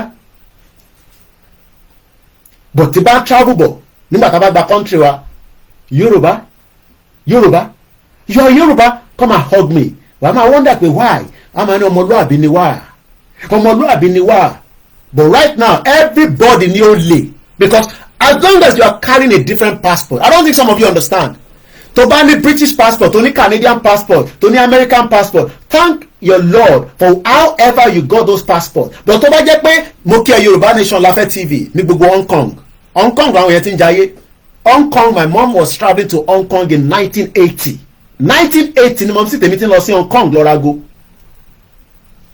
so when people say oh we don't need to talk about the Biafra kò ń ṣe lórí platform tèmi o I don't hate the Igbo people on Biafra side I cannot like all the Igbos because some of them do not agree with Biafra They are Peter Obi, and Peter Obi will never be the president of the Federal Republic of. If Peter Obi like, let him go and do voodoo in India. Because the Hausa people will never. Ibi Yemi Mokawo is okay. Bá mi máa tọ́jú bàbá kí tó yẹ dáadáa o. Ẹ má mess around o. Ẹ tọ́jú bàbá yẹn dáadáa tí máa fi dé o. Many of them like that are working day and night, looking after this man, from the cook to the driver. Gbogbo pátápátá ni àti must be. Mo fi sílẹ̀ mo ti dé tán. Mo kàn ní láti oyè yín, mo ní láti wá yọjú wọlé náà. So let us, Moki Mr. Demola, today is just to appreciate, but the most important thing is, tá a bá ní owó lọ́wọ́, ó máa difficult for mobilization. So, how do we raise the fund? We are on not TikTok. Our timing is very, very short. Nigeria is dead. There's no doubt about it. I really do. I'm okay that. It is dead. They were so happy when I came home yesterday. As usual, you know, my wife has already made all the food.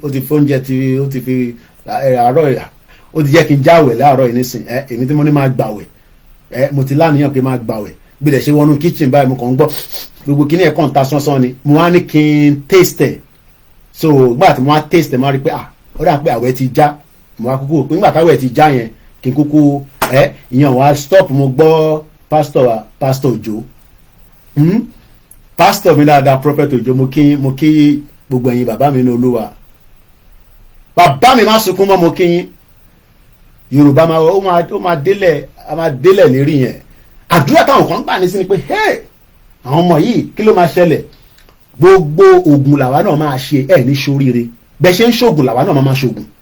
Bẹ́ẹ̀ ni a máa lọ sí ilé babaláwo, a máa lọ sí ilé wòlíì, a máa lọ sí ilé gbogbo anywhere to make sure pọ́nrọ̀ Yorùbá nation yóò jáde, because bẹ́ẹ̀ náà ṣe ń sáré yẹn àwa náà máa sáré ẹ̀, but I need a lot of resources. Yorùbá nation rally tó fẹ́ jáde kò ń ṣe nígbà tá a bá jáde tán. Mo sọ we need continuous resources.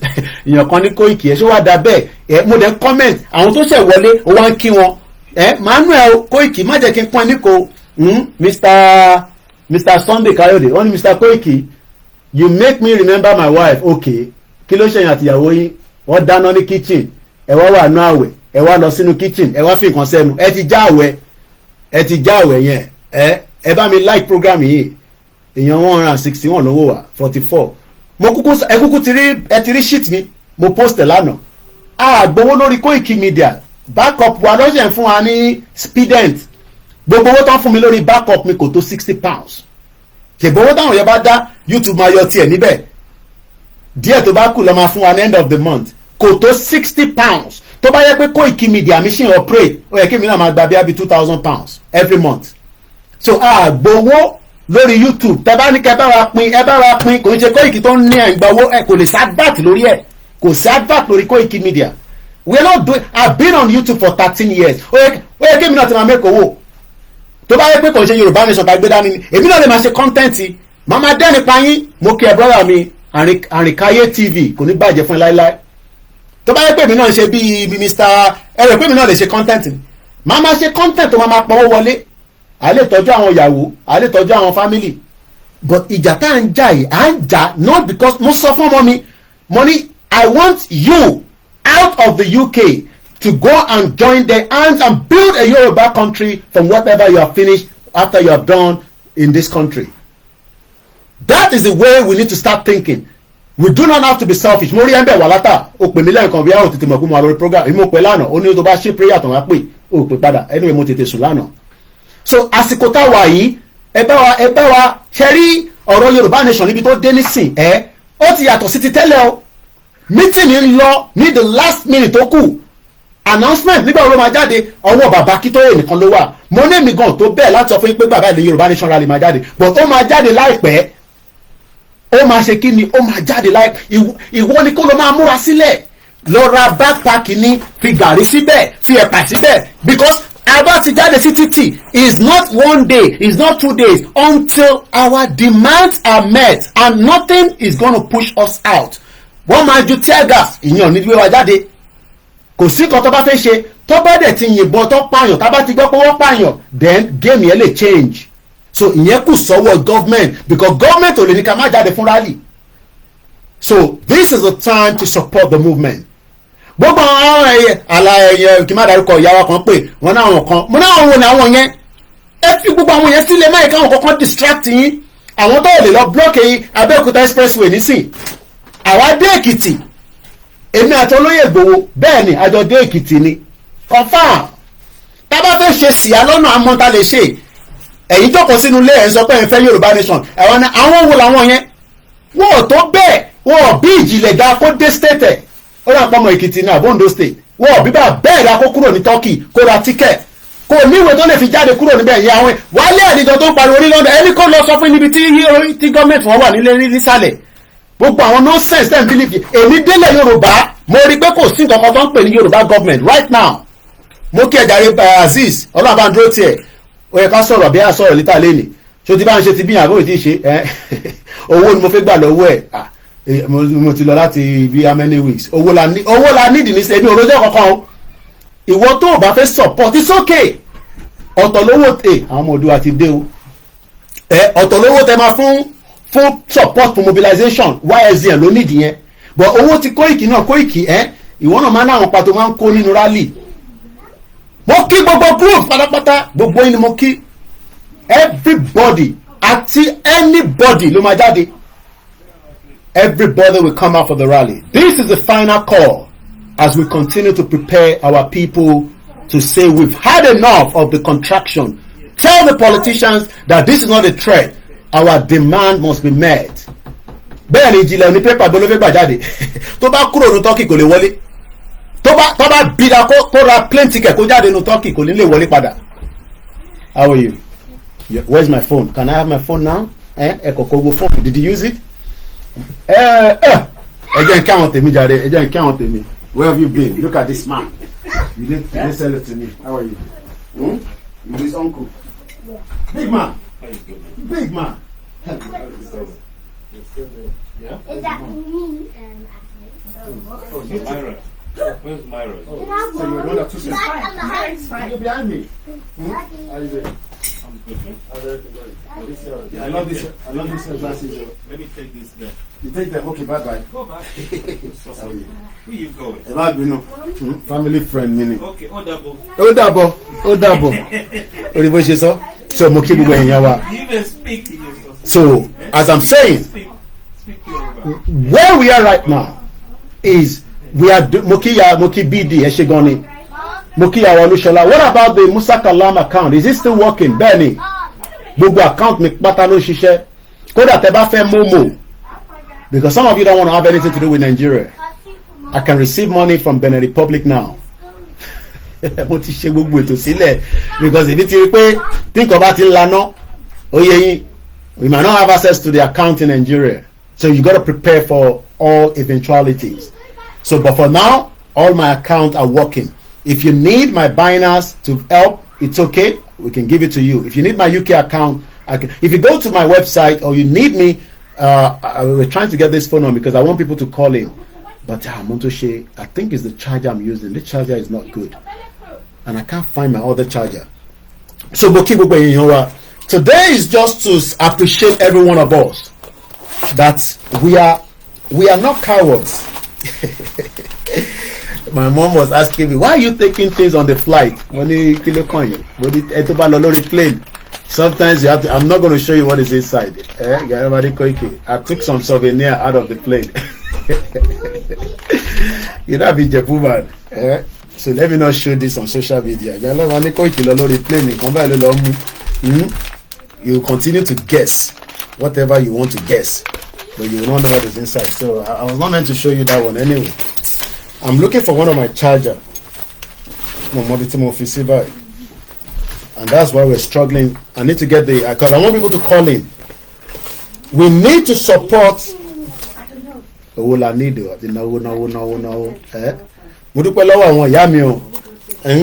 Mr. Koiki, even while I was coming back home, some are still saying we gotta send money to you. So I need to get this phone on because I'm afraid by phone call.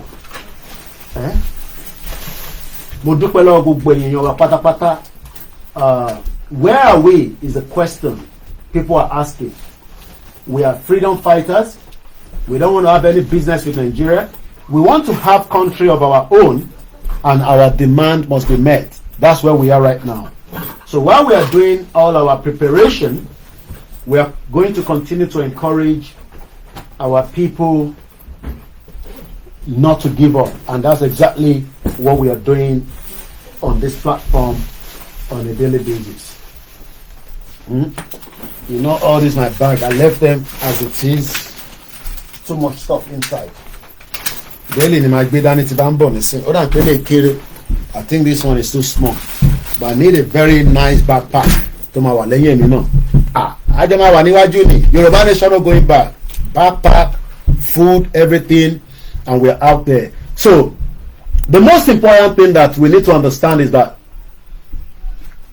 the Yoruba people, we are doing exactly what the international community expects us to do. But nobody's going to come and give you a country. Because they don't have any country like that. Oh, just take your country and go. It doesn't work like that. Just take your country and go. It does not work like that. And that is the way we are changing. Okay. The problem my man look phony all the time.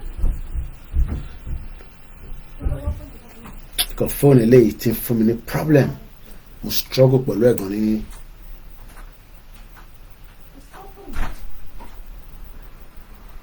So I struggle with leg. But seriously, when I was at home, the studio number ni Momino.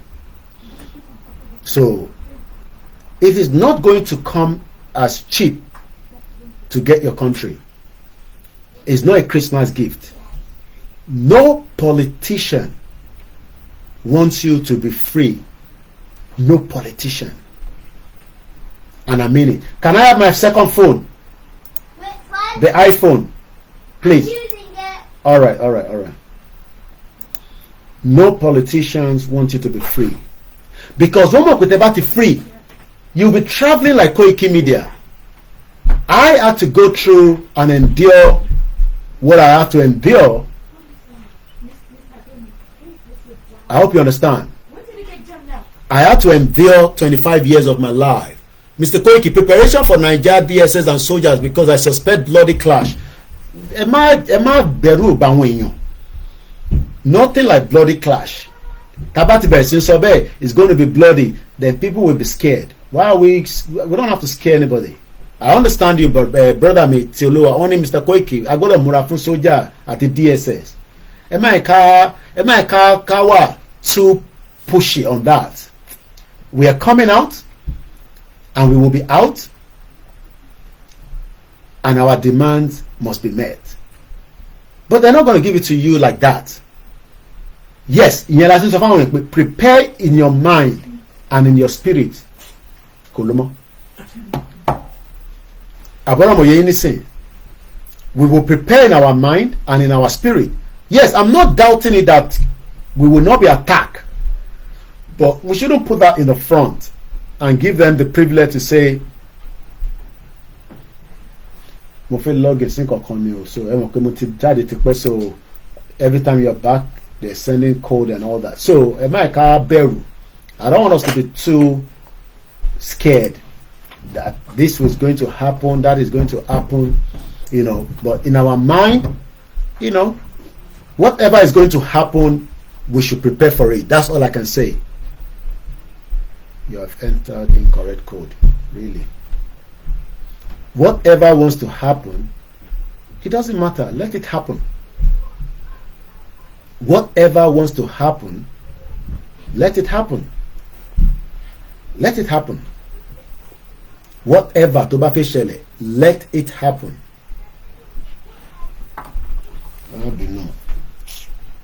You see, that's technology. You want to capture my face, position your face in the circle. Hold your phone at your eye level. Slowly turn your head to the left. Position, cycle. See, technology. Oh, this is what we're going to use to stop all the Fulani when they come to our country. before you enter, you will use facial recognition, because we don't want any criminal and any terrorist. Slowly turn your head.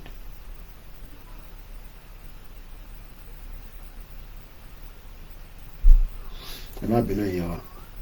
So I want to open the phone line so that we can engage, but I'm struggling to get this phone on. And this one I want to use is also asking me to position my hair, position your left. Okay. Mo kí gbogbo wa lẹ́ẹ̀kan sí.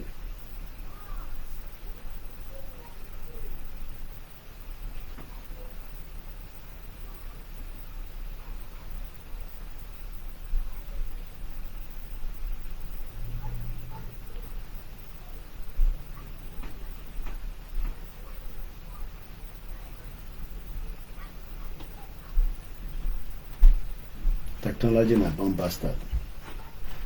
Could be frustrating sometimes. They are recognize the Jimmy Mamati de Lat Africa. Alright, let's give you something. Alright, the phone is back on.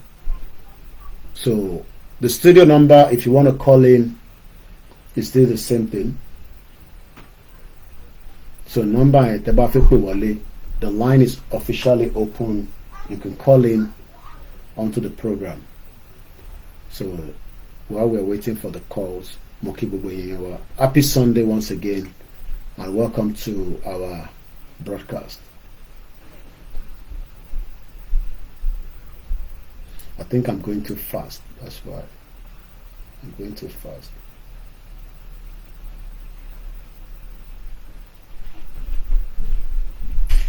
Don't bust that again. Alright. The studio number, I'm gonna have to just abandon that now. I'll have to deal with that later. So Yoruba people, one now feel law, Igbo now feel law, Hausa now won law, Awata feel law yen. Nibo loku say we can't continue to come out and say Ama law, Ama law. A máa lọ yẹn a gbọ́dọ̀ fi full stop sí, a gbọ́dọ̀ fi ọjọ́ sí. Tabana fẹ́ lọ, tá lọ, then after a while people will start telling you get out. Ẹnẹ máa kúrò ní Nigeria, ti kúrò. It's not going to come easy, but the most important thing is our effort is what we are saying. Rally is very important, and we will take us back in a few minutes. Ẹ jẹ́ kí n settle down. Let's go and read about countries that have done rallies that have helped them to get what they want and achieve what they want. Number. They are too much. I need a proper light too.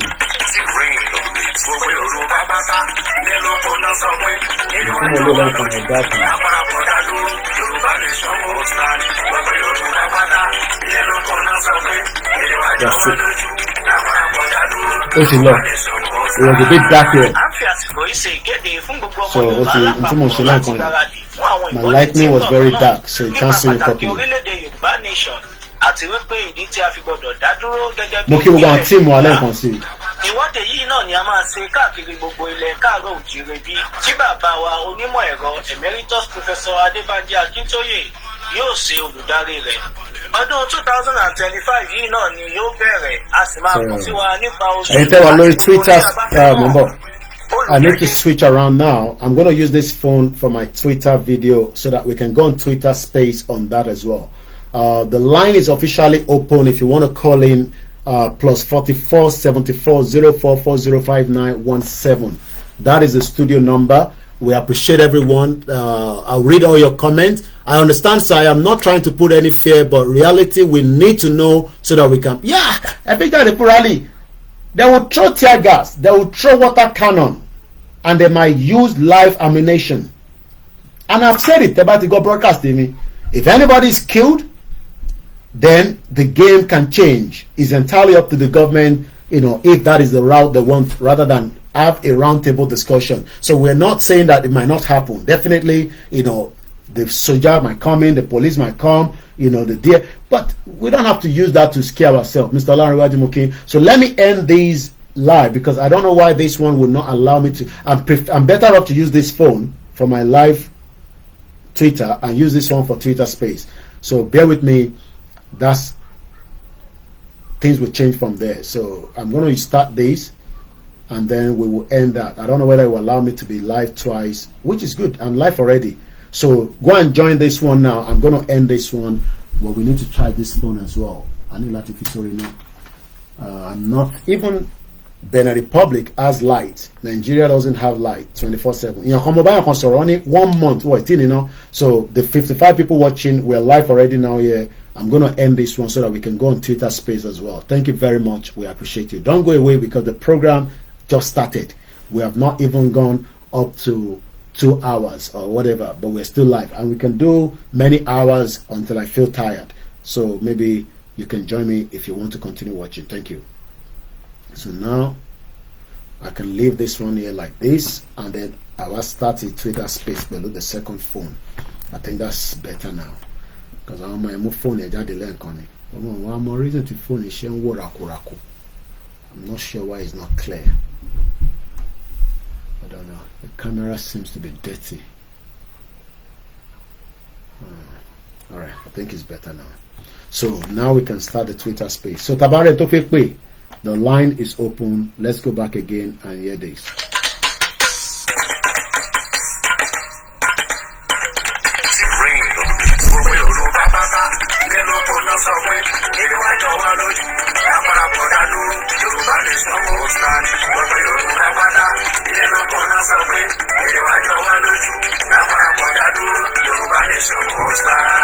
À ń fi àsìkò yìí ṣe ìkéde fún gbogbo ọmọ Yorùbá lápapọ̀ láti gbáradì fún àwọn ìwọ́de tí ń bọ̀ lọ́nà nípa pàtàkì orílẹ̀-èdè Yorùbá Nation àti wípé ìdí tí a fi gbọdọ̀ dá dúró gẹ́gẹ́ bí ìpínlẹ̀ Yorùbá. Ìwọ́de yìí náà ni a máa ṣe káàkiri gbogbo ilẹ̀ káàárọ̀ òjìrè bí tí bàbá wa onímọ̀ ẹ̀rọ Emeritus Professor Adébánjí Akíntóyè yóò ṣe olùdarí rẹ̀. Ọdún 2025 yìí náà ni yóò bẹ̀rẹ̀ a sì máa kàn sí wa nípa oṣù. Mo kí Mr. Abiodun Ẹ̀ṣọ́gbọ̀nì, happy Sunday. Olùkéde OLAYOMI KOIKI. Thank you so much those of you that are joining now on the Twitter Space. I'm not being able to connect to your live now on Twitter Space.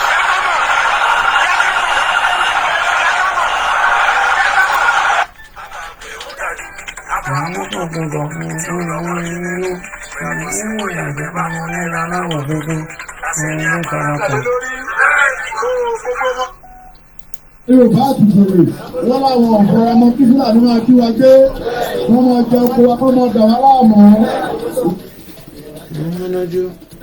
Mo kí Mr. Balogun Olamide Ẹ̀ṣọ́gbọ̀nì, Adémọ́lá Owódùn ni mo kí. Mo kí gbogbo èèyàn wa, ẹ bá mi gbé wọlé share button. Àròlé Odùduwà, when Baba make the announcement, Igboho Oòṣà need to blow the whistle for the people to come out. Ẹ tún padà sẹ́yìn. Bẹ́ẹ̀ni, bó ṣe láti rí nìyẹn. Mo kí àmì great Olúṣètò, happy Sunday. Mo kí gbogbo GR1. Ọdún Igboho.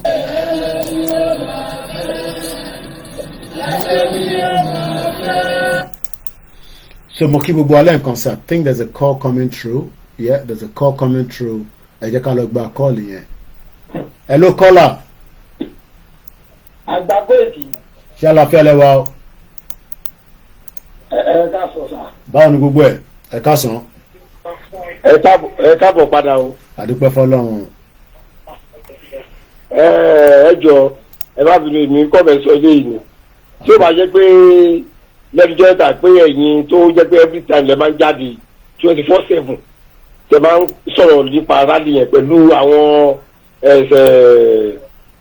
lára àwọn mídíà kọ̀ọ̀kan tó máa ń gbé tó máa ń cut ní àwọn program yìí tó ṣẹ̀ máa wá ń tún play yẹn. Bẹ́ẹ̀ni sà. Ẹ bá wa sọ fún irú àwọn Yorùbá wuyì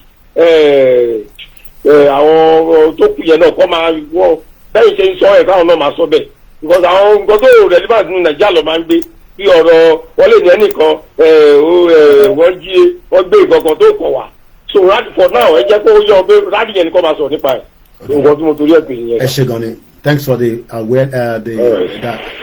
nọ́mbà tẹ́ máa pè sí a máa fi sórí screen náà ẹ má bínú àlò software mi but ìyẹn wà lókè laptop yẹn a máa bẹ̀rẹ̀ sí ń lò gbogbo nọ́mbà tẹ́ bá fẹ́ pè sí nísìn nọ́mbà studio tó bẹ̀rẹ̀ láti +44 ẹ lè pè mí direct torí mo ti wà nínú UK padà ẹ dẹ̀ lè pè lórí WhatsApp ẹ pè wá ẹ fún wa ní ìmọ̀ràn but nítorí important ni pé nídìí nǹkan kan kó dẹ́rù bà wá níbi tí a dé mọ́ nísìn ẹ jẹ́ ká lọ sọ́dọ̀ brother mi ní gbogbo Miami Azeez òun ló ń pè lẹ́ǹkan ẹ bá mi gbọ́ wọlé share button ẹ bá mi like program kẹ bá mi love ẹ dáadáa mo kẹ́ Azeez Shakiru mo kẹ́ dáadáa gbóhùn sókè easy dollar.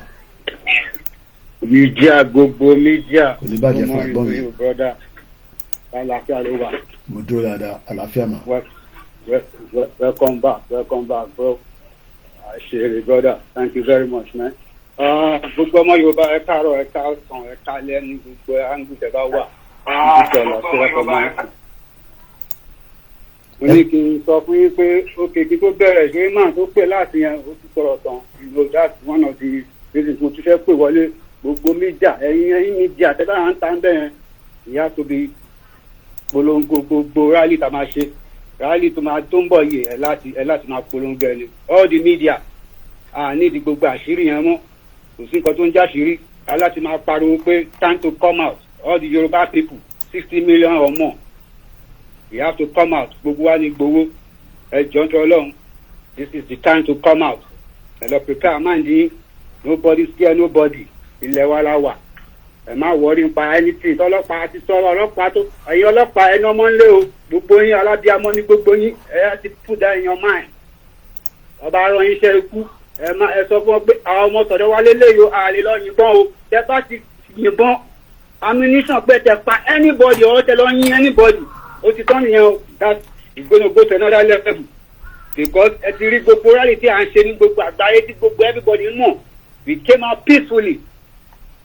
any rally ọlọ́pàá láti guide àwọn citizen ní láti intimidate citizen we coming out àjẹtí inform yín in advance ẹ̀yin náà ẹ máa get prepared because that's what you got the job for to protect the citizen ẹ má wà nílẹ̀ ní àwọn níjọ́ yẹn kẹjáde síta pé ẹ fẹ́ máa da gbogbo ìgbòho because àwa jà gbòho àwa ń bọ̀ síta ní káwá fi ẹ̀dùn ọkàn àwọn ní o àwa jà o put that in your mind àwa jà gbogbo àwa tá à ń bọ̀ níta tá a fẹ́ jáde ẹ má mú rin jáde o ẹ má mú rin dání rárá ẹ má mú rin dání rárá ẹ jíra gbogbo anything we have entitled to that ìbílẹ̀ nìyẹn ẹ jíra correct but ẹ má mú rin dání o that part yẹn ẹ load ẹ up but we gonna be out there ẹni tó bá fẹ́ lọ lẹ́kọ́ tún padà wá àwọn títí la máa wà bẹ́ẹ̀ni aṣọ gbọ́gbọ́ máa wà we not going nowhere until our demand is met straight up so gbogbo ọmọ Yorùbá àsọ mi get ready ẹ lọ prepare nobody is scaring nobody it is our right self determination òun lẹ́nu máa pariwo fún àwọn ọlọ́pàá yẹn tó bá mọ̀ nǹkan tó ń jẹ́ self determination ẹ láti máa sọ fún wọn ni. It is our right, international right in it. Inalienable right in it. We have to, unalienable right in it. We have to, they have to respect that. Ẹ jọ̀ọ́ nítorí Ọlọ́run gbogbo ẹ̀yin ọmọ Yorùbá ẹ má jà o kò sí jà o ẹ jẹ́ kí gbogbo wa ká sọwọ́ papọ̀ ká dẹ̀ jáde correct àtọmọlúwàbí kò sí jà rárá kò sí jà àwọn media yóò kó àdèmà update ní but the time is coming very soon. God bless Yoruba people and God bless Yoruba land. Thank you, brother. Amen. Ẹ ṣé gan ni. Mo love it. Thank you so much. Òun ẹ ti gbọ́ yẹn, àwọn tó máa ní right láti gbé security la máa fi jáde, Àmọ̀tẹ́kùn tó máa tẹ̀lé wa ní àwọn tó wà registered nìkan ló máa ní security measures tó máa ṣe, but ìwọ tó jẹ́ ordinary person má gbé kankan jáde o, má múrin dání o, ó yẹ nísìn, bọ́ ṣe oògùn kó di oògùn gidi dání sára dáadáa. But tí sójà bá dẹ̀ ní orí òun yí pé intan fẹ́ I don't need this one anymore. You can okay 1 minute not a feature. You can have it back if you want to. You want this one back. So then a jẹ́ pé àwọn ló fọwọ́ ara wọn fa wàhálà. Ẹ já lọ sọ́dọ̀ ọmọ Akin I guess ọmọ Akin ẹ bá gbóhùn sókè ẹ ti wà lórí Twitter space. Ẹ má bínú pa tètè wọlé lórí Twitter space torí àwọn ọmọ yín àwọn ọmọ Oòduà ṣe ni nígbà tí mo wọlé báyìí fóònù méjèèjì ẹ̀ nísìn àmà ní láti replace ẹ̀ because tí bá ń padà travel nísìn wọ́n ti ní mo lè mú lọ so àmà ní láti ra fóònù méjì mọ fóònù tí ó wà lọ́wọ́ mi at least àárí gbogbo fóònù wa lò nígbà tá a wà láfíríkà mo dẹ̀ kí gbogbo yín gan ni o ẹ bá gbóhùn sókè lẹ́ẹ̀kan sí brọ́dà mi. White lion of all time. mo dúró dáadáa. Just because now I'm Àwọn yóò ti wà lápá sọ ìlú àpá sọ níbọ̀. Okay. Àmì àṣẹdùmarè brọ́dà mi Yorùbá nation ló gbé nípa. for life ni. Ẹni yóò tẹ́lẹ̀ sọ fún àwọn ọmọ Yorùbá pé ẹgbẹ́ ẹlọ́ ẹlọ́ máa jẹ ewé tu. Ṣé yí báyìí? Mo ta ní ìtura ìka máa lọ jẹ ewé tu. Anytime tó máa ti pè ẹ́ kájà sí. Mo ò ní kankan tó máa ná ẹ lówó. Bó jẹ́ cardboard ló bá lè wọ́n kan sáà kọ́ síbẹ̀. Self-determination is not a crime. Ẹ̀tọ́ wa là ń bèrè fún. Sáà kí lásán white àbákáṣe. Mo ò ní kó o gbé fún àbí kó o bú àgbàdá ní. The only thing we just need right now, kájà sí at any time. That is what we need right now. Ẹ jẹ́ kó wà ní ọkàn wa pé mi ní kankan tí mo lè fi sílẹ̀, mi lówó tí mo lè fi sílẹ̀, ọmọ ní ara mi tí mo lè gbé jáde pé ó yá mo ti rẹ́dì. Wọ́n bá ní ìyẹn báyìí, gbogbo wọn lọ get ready. Ìjà yìí kì í ṣe ìjà ìlú, kì í ṣe ìjà ìlú nìkan, ìjà gbogbo wa tá a máa jà ní. Ní ìdí gbogbo wa kò kó jáde rárá. Tàbá dúró ní ẹni tó bá sọ pé ìyá òun ò ní sùn, òun kò ní fojú lóhun ni. bó ṣe máa rí nìyẹn. Àwa ìyá òní máa jẹ wá káwọn kan wá jòkó sínú àga. Káwọn á jọ wọn, káwọn á wà nílé, káwọn á pariwo kiri rárá. A máa dúró lórí tìyẹn fún ọ pé ó dìgbà sẹ́yìn bá bá fara ní wọ́n. Wọ́n máa tó mọ̀ pé ara ni wá. Òtí gbogbo kan ṣe ń lọ báyìí. They care para niwa. They don't care. So care. They don't have any respect for we the Yoruba indigenous people. Or respect to her.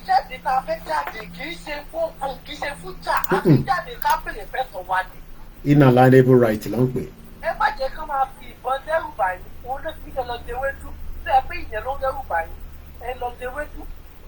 Bàtà ẹ̀ jáde gan sáwọn yòókù ṣé wò ó jí ń bẹ̀rẹ̀. Ó yà mí lẹ́nu. Bàtà ẹ̀ jáde ṣé wò ó jí ń bẹ̀rẹ̀. Wọ́n tún jí diaspora kan gbé tó wá sílé láti 4 years tó wá ṣe farming ní Àkúrẹ́ àti poster.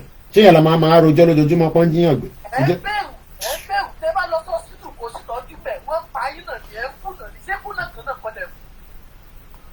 Kò sí kúrú nǹkan tó fẹ́ pa tó máa dà ilé tó fẹ́ máa bà yín lẹ́rù nínú ìyàlẹ̀ wà fúnra yín. Wọ́n lọ sí ọjà ikú náà pa yín náà. Bẹ́ẹ̀ni. So ẹ̀bẹ̀ ká jáde tán ká bèrè fẹ́ tọ̀ wá kí kò pẹ́ pé. Ta ló pè nísìn? Ẹni tó wá ṣẹlẹ̀ kó wá ṣẹlẹ̀. Bẹ́ẹ̀ni.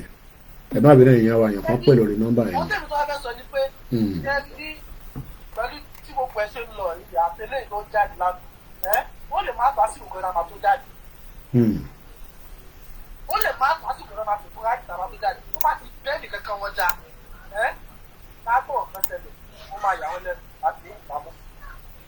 Ẹ̀tọ́ tó máa ń ní ọ̀rọ̀ tó máa ń ní wọ́n tó bá fún wọn ní ìgboyà tó sọ pé àwọn fẹ́ àrẹ́sẹ̀ nìkan. Àbí ìpamọ́. Ó lè má tó àsìkò tó máa fún láti gbogbo àwọn á dá papọ̀. Ẹ ṣé gan ni. Ẹ tẹ́ bá tún pé bá wa sọ̀rọ̀ lórí Twitter space ẹ ṣáà notify mi kẹka wọ́n sókè we bring you in. Interactive section la wà nísìn. We are where we're called interactive. Koiki, I just sent you a token for the goodwill job. Okay, ẹ jẹ́ lọ wọ́n tó send message ẹ ṣé gan ni. Okay, Yawa Ọmọlájà. Bàbá mi Yawa Ọmọlájà ẹ ṣé gan mo dúpẹ́ o. We really appreciate everybody. Well, I was away for a very long time and this time around mo ní láti prepare nu lé dáadáa kí n tó travel because I don't know how long it's gonna last. I personally ni mo ń sọ mo ti diaspora mi o, so I have to make sure that I tidy up the house, you know, gbogbo tó jẹ́ pé ó lè heavy fún ìyàwó mi láti lọ get, especially omi tó máa ń mu, you know, I need to, because she has to get a lot of water after gbogbo etí mo ra ó dà pé mo really stock up enough fún wọn, you know, and I can't leave her with that. UK yìí is not easy, you know, though, you know, my son was helping in between, which is the good thing about it. You know, picking up the children from school, dropping them to school has been a very tough time, but somebody has to sacrifice. ìyẹn mo ṣe sọ pé ṣé mo fẹ́ jókòó ká máa tọ́jú ọmọ nìkan ni àbá fẹ́ jàjàgbara. So kò easy. So leaving your wife and the children to go away for that time. But as a journalist, iṣẹ́ ta gbà nìyẹn, iṣẹ́ ta yàn láàyò nìyẹn. And if you tẹ́ bá wo ìgbà tí máa fi délé ní nísìn oríṣiríṣi message mo fẹ́ kẹ́rẹ́ address mi ní lẹ́rìí mo tẹ̀ tí ìjà ilé wọ́n ṣe send sí mi ni. So iṣẹ́ táwa yàn láàyò ni. Kíyàwó mi tó fẹ́ mi ló ti mọ̀ pé bàbá yìí iṣẹ́ tó máa fẹ́ ṣe gbẹ̀yìn náà lélẹ̀ tó ń ṣe tẹ́lẹ̀ èrò sí. Magazine of the National Union of Journalists. So gbogbo report mi à sọ fún àwọn journalist wa náà màá pàdé wọn ní number 10 Downing Street ní Union branch office and all that. So I am playing my role. Kólúkálukú náà play role ẹ̀. Bàbá Akíntóyè ò lè dá ṣe. Iṣẹ́ yóò ṣe iṣẹ́ yàn. Ìgbowó nìkan ò lè dá ṣe. Ìgbowó ò lè wà ní everywhere. Kò possible. Róòlù wo lẹ́yìn fẹ́ play nígbà tá a ti ń gbéra nísìn. Gbogbo tí Dúpẹ́ ń sọ yẹn jágbajàgba ni mo náà mi délẹ̀ Yorùbá. Kò sí evidence pé wọ́n ti declare government kankan níbẹ̀. It's all lies. So so now I need to make sure that omi tó lè mú fún 2 months. Because ní ọ̀tá ń lọ nísìn open ticket ni I don't know when I will be returning back. And I'm being honest because tá bá ti jáde nísìn I don't know how long it's going to last. And I have to be there to support Baba Akintoye, to support you, and to support myself.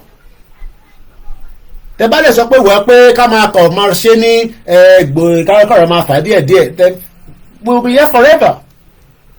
Kò sẹ́ni kankan tó fẹ́ jẹ́ kẹ́ lọ àṣírí nìyẹn. Mo kíté lọ mo náà pé mo mọ bó ṣe ń gẹ fìlà dáadáa Ọlọ́run kò jẹ́ kó máa ṣó báyìí. Aṣọ ti Baba Akintoye tí wọ́n bá mi rán ni ẹni tó bá need ẹ̀ omi calf culture ẹ kàn sí mi wọ́n bá yín gbẹ́ ètò ìdására yín. So mo bẹ̀ gbogbo wa because now I need to start stocking up quickly. Gbogbo nǹkan tó bá máa need yàtọ̀ sí pé àwọn nǹkan tí wọ́n kàn máa lọ sínú stock ọ̀rà omi ní àwọn kankan I need to start buying it for them. So support wa we need money if not àfi tó bá yẹ pé bẹ́ẹ̀ kí n máa lọ fàṣẹ tí bá lè ti lọ bẹ̀rẹ̀ sí lọ fàṣẹ èmi ò ní wálé o. Ìkan méjì náà ni a lè máa lọ ṣiṣẹ́ Katsina fẹ́ wálé fún rally kò possible kò ṣe gbogbo yàn but for the people like myself that has dedicated my life for this taba ti gba country ma wa relieved a little bit but for now ṣé kìlọ̀ wáṣẹ́ àbí kìlọ̀ ṣiṣẹ́. I'm sure some of you will want us to be right there ká support Baba Akintoye whether tó ní kú tọ́nú làkàn máa wà náà ni I don't know we see how it goes. So now let's go back and just read about a little bit of history. Mo kẹ́yìn tẹ́ comment náà keep the comment coming gbogbo comment yìí ni máa kà mo ń try láti edit àwọn videos as we're going along the line. So mo kí brother mi Olatunji Ages please what is your bank IBM? It is for Europe money transfer from the bank to bank. Ọmọ ṣé wọ́n ní charge lówó tó pọ̀ báyìí ẹ ṣe through PayPal brother mi máa stress ara yín because wọ́n máa tún charge lówó tó pọ̀ so you might as well just do it through PayPal. I think that will be better for you. Or tó bá dẹ̀ pẹ́ fẹ́ ṣe through Western Union or through ṣe Rio àbí kí ló máa ń ṣe yẹn as well. So now let's move forward with the program because we have lost about an hour with other things I was trying to do but now I believe I am good to go now. Ẹ jẹ́ ká lọ sí where do I want to pick it from?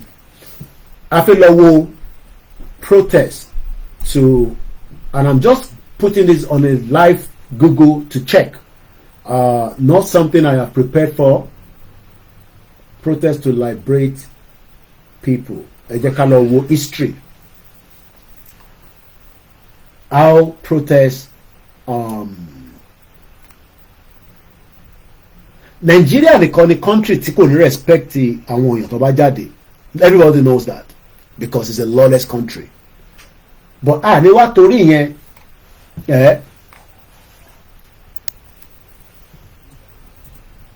no.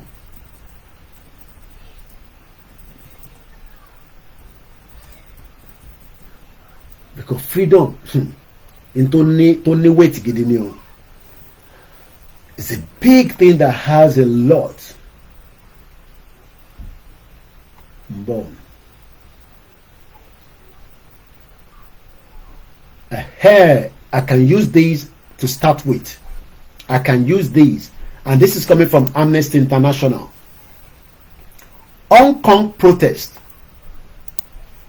And this was in 2019. So kò tí pẹ́ púpọ̀. It's called the Hong Kong protest explained. Hong Kong protest made history in 2019. Now, in our phrase by, can the Yoruba people, the indigenous people, can we be out to make history? Yes or no? Àwa la máa decide o. Àwa la máa make a decision yẹn o. Àwa ni o. Gbọ́ mi yé. Can we make history? iSeen TV yìí náà ni mo máa ń like tí bá gbọ́ brother mi mo brother mi tí mo sọ̀rọ̀ yìí ẹ má bínú mò ń bọ̀ lọ́dọ̀ ẹ jẹ́ fún yín ní voice wọn ká ṣe ní kíákíá mo máa ń gbádùn program wọn ọlọ́run bá ń dúró tì í a máa pàdé nínú rally wà ìjẹ́ protest náà la máa pè àjọ máa pàdé lẹ́kọ̀ọ́ ni bó dẹ̀ jẹ́ Ògùn state ni bó dẹ̀ jẹ́ Ondo ni ibikíbi tó bá náà ti máa ṣẹlẹ̀ èmi àti iSeen àti pavilion àwọn ilé làwọn kúkú wà àwọn ọ̀bẹ̀rù kankan ìwọ ni kò lọ dira dáadáa ẹ jẹ́ ká kọ̀ sáré play fídíò tí iSeen ṣe lánàá èyí tó fi sọ̀rọ̀ lánàá serious warning òun ni àkọlé ẹ bá support gbogbo wọn ẹ jọ̀ọ́. Even think about life insurance until you've heard this. You know, many people in the life insurance industry orí bíbá ìtòrí mi. ní ó ti sẹ̀ náà nìyẹn ò tó ń pé ní gbogbo ìgbà kí ìgbà tí a bá ti ń gbúròó wa lórí ìkànnì yìí a sì ń kiri ìyẹn náà lè lóye kì í pé ó ti nídìí náà nìyẹn Yorùbá sì bọ̀ wọ́n ní tí ò bá nídìí obìnrin jẹ́ kú mọ́lú. ṣẹ́rí bẹ́ẹ̀ ni inú mi dùn pé along the line mo tẹ̀tí bèèrè lọ brother mi how did he find out about Yorùbá nation because okay nísìnyí mo ní tẹ́ni ọmọ ológo wà nísìn she started very well as well. All of a sudden she says she's not doing Yoruba nation anymore.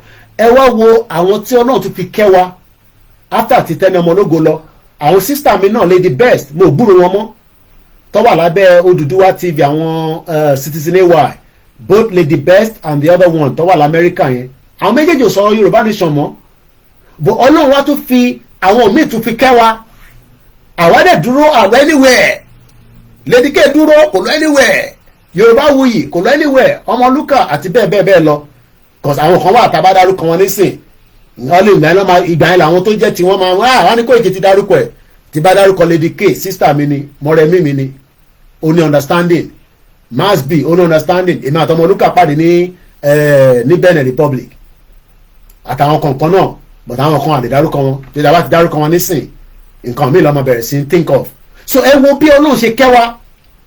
We had them, they were doing very well. Bí ó sún wọn ni, bí ẹwọ̀ fi ṣe mọ́ ni, we can't force anybody. But irú àwọn nísìn, àwọn ò lè jáde, ìyẹn làwọn ṣe fẹ́ parí ẹ̀. Because I am still young. I am very young. Mo sì ní sọ history bó ṣe ń travel fún mi lórí plane. Wọ́n náà wọ́n lọ, ẹ má bínú, máa play iSeen ní ẹlẹ́ǹkan sí. Mo sì ní wọ́n náà wọ́n travel lọ ìlú kan, ṣé máa bí wà lórí program ni? Mo kí ẹ má bí má bínú pàráyè ríra o dáadáa ju bó ṣe yẹ lọ but àṣà ríra díẹ̀ it's been a very busy bẹ̀rẹ̀ àti má bí ríra gan àkọ̀ráyè jókòó ṣe program ni ó yẹ kí lọ bá ní bẹ́ẹ̀zẹ̀ ni ẹ̀wọ̀n pé mo gbé ní Kútọ́nù but kò sí time because I was travelling mo lọ Togo mo lọ Côte d'Ivoire mo ní sọ jù bẹ́ẹ̀ lọ so ó yẹ kí lọ bá má bí nílùú tóun náà wà ní but kò sí time so má bínú sí mi brother mi so nígbà tí màá ti mọ sí mi sọ̀rọ̀ lánàá wọ́n fẹ́ lọ Vienna no ó dà pé Bulgaria bíbí kan ṣá ibi tó ti máa ń rajà but àwọn ọ̀rẹ́ wọn tọ́jọ́ fẹ́ lọ ìyàn travel rè I'm talking about in the 70s nígbà táwọn sì máa ń travel anyway to cut it short mọ̀mísí wa gba Libya kọjá kó tó di pé Libya di báyìí ni mo sọ nígbà tó dé Libya, from Libya wọ́n connect, but to meet up because àwọn táwọn bá travel, táwọn ọmọ sí mi bá travel back then wọ́n gbọ́dọ̀ lójú 1 week lọ níta. Ẹwà wa nísìn èmi travel in 1998 mo lò 15 years. Do you know what is 15 years? Kí n tó padà wá sí Nàìjíríà. 15 years ni mo lò nígbà tí mo kúrò ní Nàìjíríà ní 1998 September Gatwick Airport ni mo gbà wọlé. September 1998 ni mo travel out kúrò ní Nàìjíríà. Whereas mo sì mi sọ fún mi pé nígbà táwọn travel àwọn ò gbọ́dọ̀ lò ju 1 week lọ níta because wọ́n gbọ́dọ̀ padà síbi iṣẹ́. Because she was also a secretary as a mobile oil. Wọ́n dẹ̀ ń tajà. Kódà American trip wọn tó máa ń lọ nígbà yẹn ní 1980 U-turn ló máa fi ń ṣe. Anyway wọ́n náà wá máa bí wọ́n lè máa pè wọ́n later. I will ask her to tell me the ká tó parí program máa pè mọ́ sí mi. Anyway when she got to ìlú tó ń lọ yẹn wọ́n náà wọ́n á ń béèrè pé flight wo ló máa connect àwọn lọ sí another country táwọn lọ wọ́n ló máa take 5 days. 5 days ìkẹ́ àwọn lè dúró 5 days. Okay ilé tó ń lọ síbi ẹ̀kọ́ wọ́n ní ẹ̀ máa take 2 days. Wọ́n ra train ticket $70. Then she realized that the train ticket was not going to work as well. Wọ́n wá gbé mọ́tò. Ẹ gbọ́dọ̀ tí mo sọ yìí o. This she was explaining to me on our way back, to London. She now told the driver nígbà tó dé ibi tó ti fẹ́ wọ mọ́tò pé àwọn ń lọ ìlú báyìí. Wọ́n ní aláyé ẹ̀ sọ pé no mọ́tò wọn ò lè lọ síbẹ̀ pé wọ́n nídìí mọ́tò tó gbẹ mọ́tò tó jiná dáadáa. Ó wá lọ bá wọn gbé Mercedes. Wọ́n nígbà táwọn wá wọnú mọ́tò yẹn ẹ̀rọ pé mítà lọ́ máa ń read. Ìwọ tí ń sọ fún ẹ pé Nàìjíríà yẹn kò ṣe country no forget about it. Forget about Nàìjíríà. Àwọn káà tó máa ń read mítà ni. Àwọn tó ń travel mọ̀ tí mò ń sọ kò dàbí ti Nàìjíríà. Even there in UK wọ́n máa ń read mítà ni. Èyí tó gbé wa lánàá ó read mítà ni. But ọkọ̀ máa ń fún yín ní estimation price. Wọ́n ní àwọn just think about this journey. Wọ́n ní àwọn kọjá more than 20 borders káwọn tó débi táwọn lọ. More than 20 borders. I want to call my mom so that she can tell me ìlú tó sọ yẹn. Because nígbà tó ń sọ mo kọ́kọ́ fi máa record o máa pé this is just like a conversation between a mother and a son. 20 border posts ni wọ́n ní táwọn bá ti dá àwọn border yẹn nígbà míì driver yẹn kọ́ máa gba passport àwọn òun ló máa lọ síwájú tó bá check ẹ̀ nígbà míì àwọn custom yẹn máa wá sí ọ̀dọ̀ wọn. Mo ń bọ̀ mo fẹ́ pé mọ́ sí mi. I'm calling her now. And custom come and wọlé ọmọ wọnú mọ́tò but throughout the journey kò sí ìbẹ̀rù kankan. She has no reason to be scared. Salaam alaikum. Mo wà lórí program báyìí. Ìlú tí ẹ̀ ń sọ fún mi pé ẹ ti gbé mọ́tò tẹ́ fi lọ sí ìlú kejì yẹn ìlú wo ni nígbà tá à ń sọ̀rọ̀ lánàá lórí flight. Ẹ má bínú rántí kọ sílẹ̀ dáadáa mo ń ṣàlàyé fáwọn èèyàn nísìn ìlú wọlé pé. Láti Sofia. Láti Sofia ìbọ̀lẹ̀ wa ń lọ tẹ́tí gbé mọ́tò yẹn. Hungary mo ń lọ sí Lustina ní Austria. Láti Hungary ẹ lọ sí Austria. Mo ń lọ sí Austria mo ń lọ sí Lustina Austria. Lustina. Láti Hungary. Sofia. Láti Hungary Sofia. Now mọ́tò tó gbé yín nígbà tó máa paná mítà yẹn èlò ló bọ́ sí. $650. Ọdún wo la ń sọ yìí yẹ́ ẹ̀ wò lélẹ̀ máa. 1983. All right 1983 all right ẹ ṣe gan ni ma bàbá yín sọ̀rọ̀ later. Okay. All right. O ní sórí tó bá sọ pé Nàìjíríà máa ṣiṣẹ́ yẹ bomb bastard. Mọ̀lẹ́mi ni máa yọ Nàìjíríà kúrò lẹ́mìí ẹ̀. Idiot all over the place. I máa play icing yẹn in a minute. Did you hear that? 1983 my mom travelled. Nígbà flight tó yẹ kó connect látẹ̀kọ́ kọ́ lọ connect. So she end up in Hungary. Jẹ́ lọ fi Hungary yẹn wẹ̀. And some of you don't understand why we are saying that we need to get the hell out of Nigeria. Ọlọ́run ló prepare wa fún ọjọ́ báyìí ni. Kò ṣe mí náà, ta lè mi. Mélòó lára, mélòó ni body mi. Hungary tí mo kò ṣe Hungary country ni mo mean. Hungary, Hungary, a country in Europe. Hungary is a landlocked country in Central Europe. It is the capital of Budapest. Yes, also about Budapest. Some of you don't understand who you are dealing with. I will explain details. Mokia Eunice Uchechi ní gbogbo Canada, all hey Biafra. Ọlá bá mi tó gbogbo tó lọ bó ṣe ń lọ lọ́dọ̀ yín. Ọlá jẹ́ kí Nnamdi Kanu àti Simon Ekpa kó jáde so that things can return back to normality. The whole population of this country that my mom traveled to in 1983, ẹgbọ́n tí màmá mi sọ nísìn. 1983, my mom was in Hungary. The population of Hungary as of 2023 is 9.5 million. Let's even look at it this way. That, okay, for maybe, because Nigeria should have become a place where we produce everything, but you might still need certain things to go and buy. My mom was going to Austria. I'm talking about 1983. Ever me share program in mo ben tori Ọlọ́run. Mo fi Tẹlẹ́dùmarè mo fi bẹ̀ share this particular program. Because I still don't understand why a Yoruba man, an Igbo man that believed to be working towards the liberation of the Biafra is talking about go and bring Peter Obi to come and be president of Nigeria. Please share this program. Let's push it to 1,000 views. Just like even Pastor Jerry say, share the link. I watch Pastor Jerry. I watch Prophet Ojo. I watch Shogun Adebayo, Prophet Tibeton. And I watch also my prophet, Prophet King Leo. Share this program. This is one of the programs that will liberate ourselves from the 419 country that the British created. Let's go back to my mom. Traveled to Hungary in 1983. An idiot will come and tell you Nigeria is going to work. More than $60,000, $100,000, $100,000, $120,000. In town, mom see me fi launch show niye.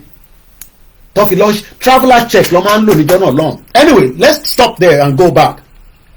When she got to Hungary, the trip to Austria, some of our friends have gone direct, but because mom see me fi city tí wọ́n sílẹ̀, because èèyàn kan wà lórí city yẹn nígbà tó máa dé airport, wọ́n ní flight it full up. The flight was full up.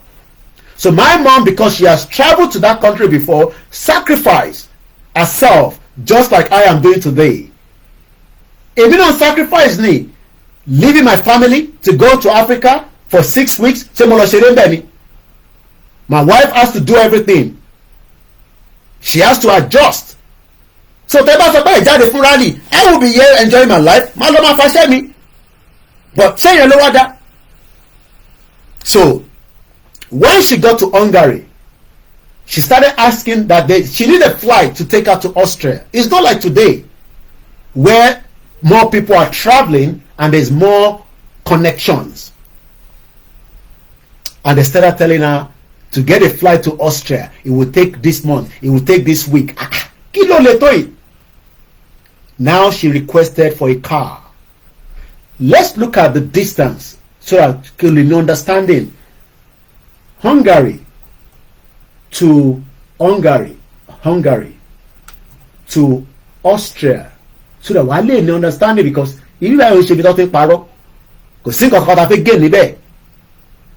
Mọ̀mísí mi ò mọ̀ pé ọ̀rọ̀ mọ̀mísí mi defend Nàìjíríà dáadáa nígbà tó ń ṣiṣẹ́ nílùú yìí. Wọ́n sọ fún mi nínú plane lánàá tíyàn kan bú àwọn pé ìyẹn ọ̀tẹ̀ mọ̀ fáwọn ti dé Bulgaria rè. Kò ń ṣe pé wọ́n ń bú mọ̀mísí mi nínú canteen, wọ́n kàn sọ̀rọ̀. Mọ̀mísí mi wá gbọ́ nǹkan sọ nígbà tó wá dé floor padà as an housekeeper. Mọ̀mísí mi wá pa àwọn méjèèjì. Mọ̀mísí mi wá ń ṣàlàyé nǹkan tó sọ. Wọ́n wá ń bi mọ̀mísí mi pé báwo ni wọ́n ṣe gbọ́ èdè àwọn. Èdè wà very important. Èdè ni British kọ́kọ́ gbà lọ́wọ́ gbogbo wa. The British took our language and gave us a fake language. That is one of the biggest threats to the world that we are living today. We must retain back our language. They were shocked to find out that my mom understand their language. Mom sì mi náà ti dé lu wọn rí. Kódà ìkànnì wọn láti sọ pé village tí mom sì mi máa ń lọ yẹn ibẹ̀ gangan lòun ti wá táwọn ẹ̀. This journey is 4 hours 34 minutes. Ẹ farabalẹ̀ yẹn ọmọ Yorùbá kẹ́ gbọ́ bíbá. To travel by road from Hungary to Austria is 4 hours 34 minutes, 473 kilometers. My mom drove in a car from there all the way from Hungary to Austria in 1983 just to meet up with her friends that are waiting, because one mission, the mission of the Yoruba people must be completed, and if we delay it more people will die. It's as simple as that. That is the analogy. And it will not be cheap. It will be expensive. Tó bá yẹ kí mo sì mi rojú owó ní 1983, she will not meet up with the people, and she will, because she had a return flight to Lagos from Austria, but she found herself in Hungary because she sacrificed her seat. What you overbook nígbà tó máa dé airport, so the airline did not have enough seat to take her and her friends. Ìkànnì àwọn ọ̀rẹ́ wọn tó kú yẹn wọ́n máa sin wọ́n ní wíìkì tó ń bọ̀. Ìkọlọ̀ bá mi fi ọ̀run kó fi kẹ́ wọn. Alhaja Lawal Ìyá Kudus tí mo ní àwọn àti mo sì mi jọ lọ sí school, wọ́n ti jọ mọ́ra from as far back as 1960, I think 69 or 64, I can't remember now. She will be buried. She died here in London. These are some of our friends that they were traveling back then. Anyway, mo sì wọn náà ní di mọ́tò ó wá lọ gbé brand new Mercedes wá, pé mọ́tò tí ẹni tó kọ́kọ́ lọ bá nígbà tí yẹn gbọ́ pé Austria ló ń lọ, ìyẹn ní mọ́tò òun tó bẹ́ẹ̀.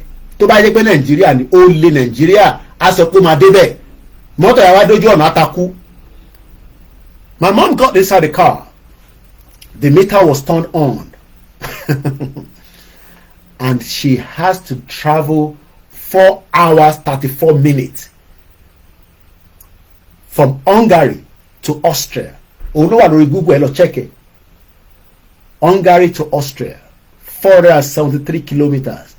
Wọ́n náà àwọn kọjá more than 20 border posts.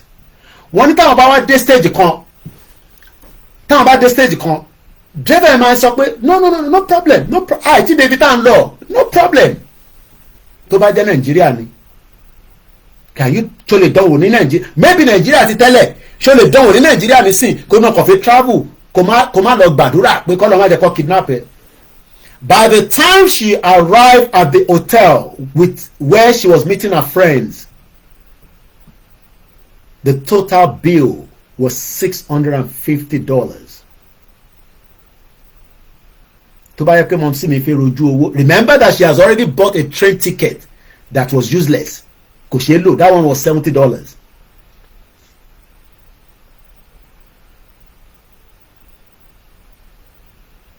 Don't worry about them in Eunice. Koiki, you don't answer my question. What was your question? A lot of people, I'm in the middle of, what was your question? Mr. Ade Yusuf. Anybody question you are? Maybe you want to put a question back again, because I can't see your question and I cannot be going backwards. Question here, Mori.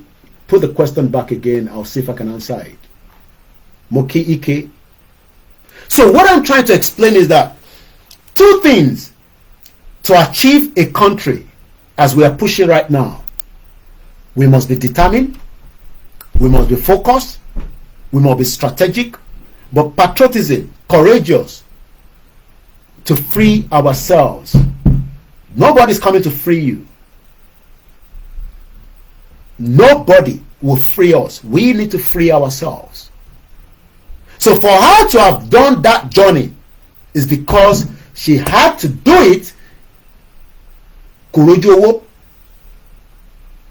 the time, if I go make mo gburo titi mo pe titi mo be busy in it, because after a while I didn't see you on the platform for a while as well.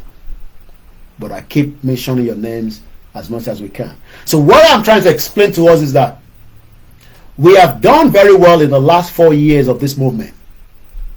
And we are moving towards the next phase. to push it out. A máa push ẹ̀ débì kan ní etí àwọn àgbáyé. The world will now be asking kí ló ń ṣẹlẹ̀.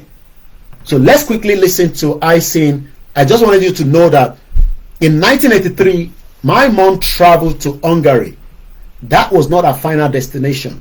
She was still heading to Austria, Lithuania, or whatever she called it then.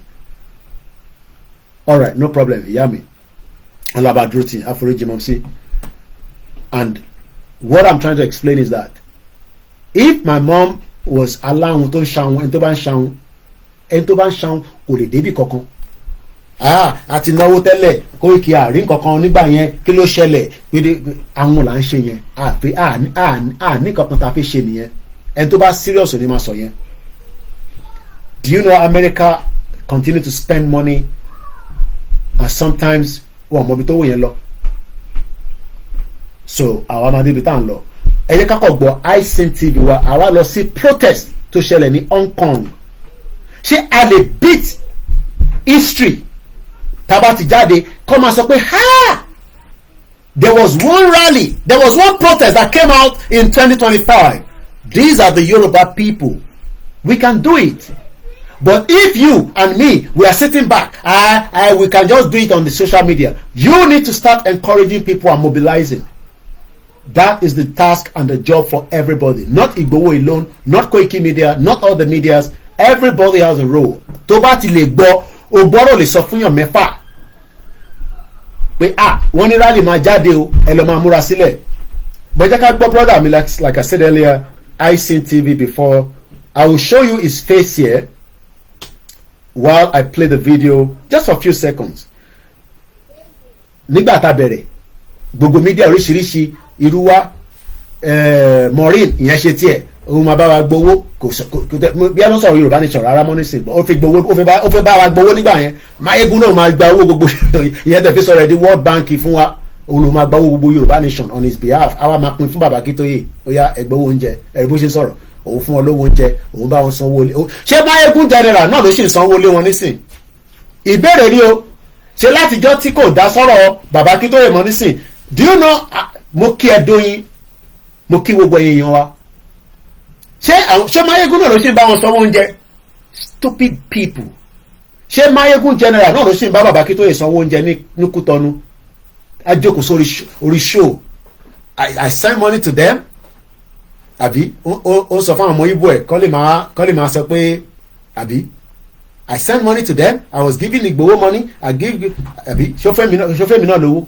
bomb bastard all over the place ṣé ọmọ kọ nìyẹn àbọ̀ máa lè tó bá jẹ́ ọmọ ọkọ Yorùbá ni òun á fi orí bàbá yẹn á máa sọ̀rọ̀ sí bàbá yẹn ṣàkàṣàkà níbo ni gbogbo wọn wà lẹ́nu látijọ́ tí Máyégún òfun tí kò sanwó ilé bàbá Akíntóyè ṣé wọ́n sọ ẹ gbọ́ pé lórí social media pé bàbá gbókè ẹ̀dáre Abíọ́dún George brother mi dáadáa kò ní bàjẹ́ fún ẹ á pàdé ní Ìbàdàn nínú rally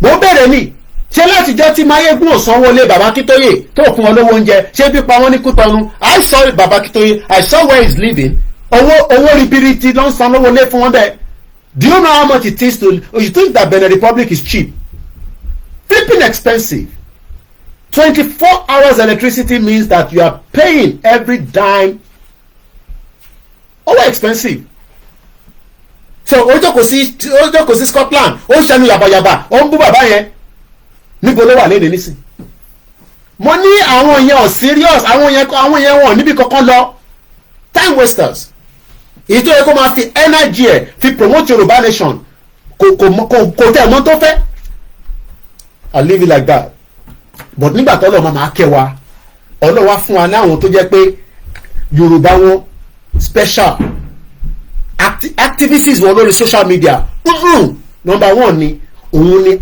iSane àti Pavilion níbi táwọn méjèèjì ti jáde mo ò tẹ̀lé sọ pé ibi báyìí lọ́gbà jáde mo kẹ́ Idris bẹ́ẹ̀ ni ọmọ àlè tó pélé lọ́mọ Ìjẹ̀bú ṣé báwọn ọmọ Ìjẹ̀bú ṣe ń ṣe nìyẹn ẹ farabalẹ̀ kẹ́kọ̀ọ́ kẹwàá analysis iSane yìí ibi tẹ́ máa mọ̀ pé yes Ọlọ́run fi àwọn ilé tún kẹwàá ni Ọlọ́run ẹ̀ tún máa fa àwọn ẹlòmíì kẹwàá torí Koiki ò lè dá ṣe èèyàn mélòó la fẹ́ bá sọ̀rọ̀ ṣe farabalẹ̀ màá play ẹ̀ ní bíbà torí speaker then ẹ̀kọ́ bá ojú brother mi ẹ̀ ní bíbà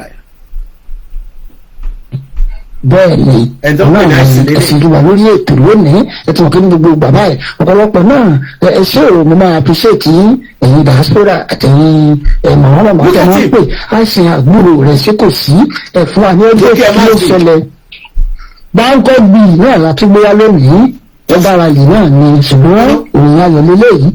just listen to him.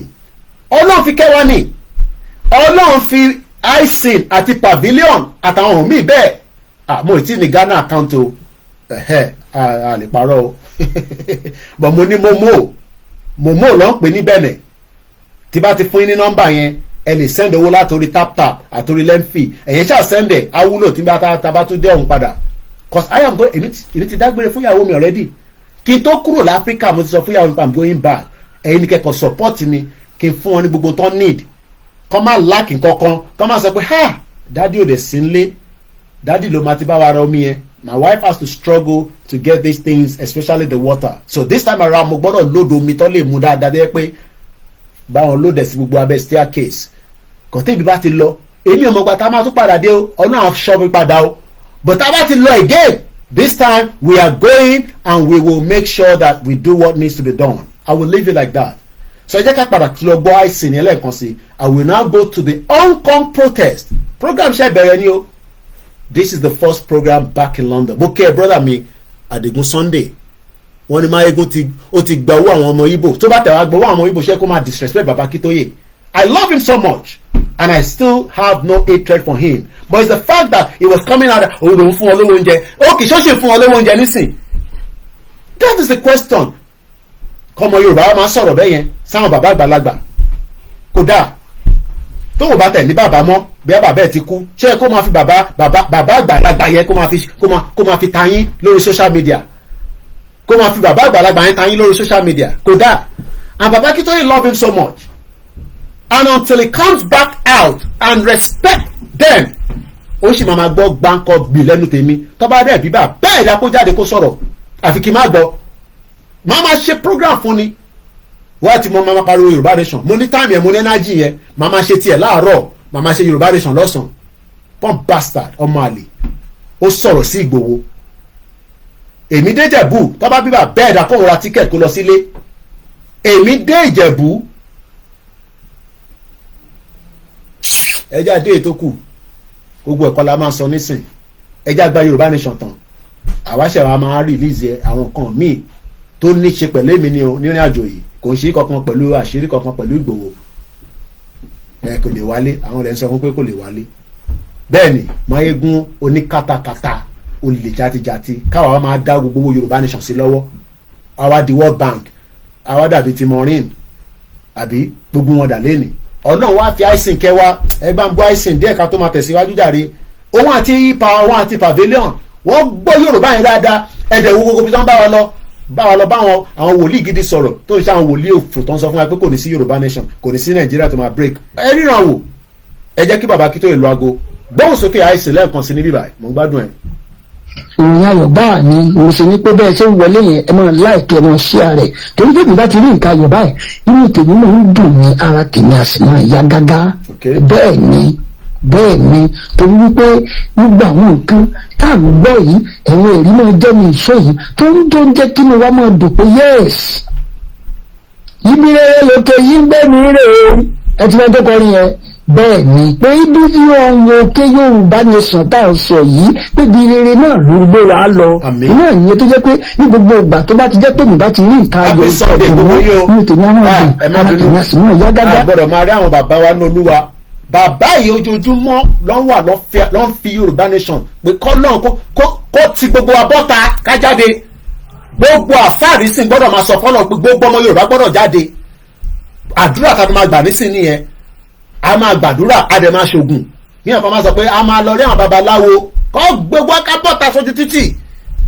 bẹ́ẹ̀ ni Abiodun judge ni it now we do it or we don't do it and everybody will be killed mi kí Mr. Fajana Taiwo mo kí bàbá mi Prophet John Ogundele Ọlọ́runwájú Táíwò mo kí yín o mo kí ìyá mi Adépọ́nlé Adébọ̀wálé mo fi tọ̀tọ̀ mo fi kí yín mọ́mì kò ní bàjẹ́ fún yín gbogbo èèyàn wa ẹ lọ dúró dáadáa mo kí Mr. Olúwafẹ́mi Rufus Nurudeen mo kí ẹ o mo kí gbogbo ẹ̀yàn ọmọ Yorùbá nílé lóko mo ti dé London padà but bó ṣe wà lára mi báyìí pé ká tútù ṣe kí ni ká ti jet out but a gbọ́dọ̀ tidy up oyè yìí nísìn ṣe yẹ ká padà sórí icing àgbọ̀ icing adé lọ gbọ́ pavilion àwa padà sórí program ẹ tó bá fẹ́ pè wọlé nọ́mbà ó ti wà ní open ẹ lè pè direct mo ti wọnú UK mo kẹ́lẹ̀ tẹ́ wà lórí Twitter just help me to retweet share ẹ lọ pa àwọn èèyàn wọlé pẹlẹnu jáwáyà ẹ ti dé yẹ̀mí nǹkan tẹ́ máa ń sọ nìyẹn kò lè lọlé don't come back home they will kidnap you DSS will take you police will just shut up have we committed any crime are we criminal let DSS continue to look for the terrorists gbóhùn sókè àìsè bọ́dà mi dáadáa kò ní bàjẹ́ fún ẹ.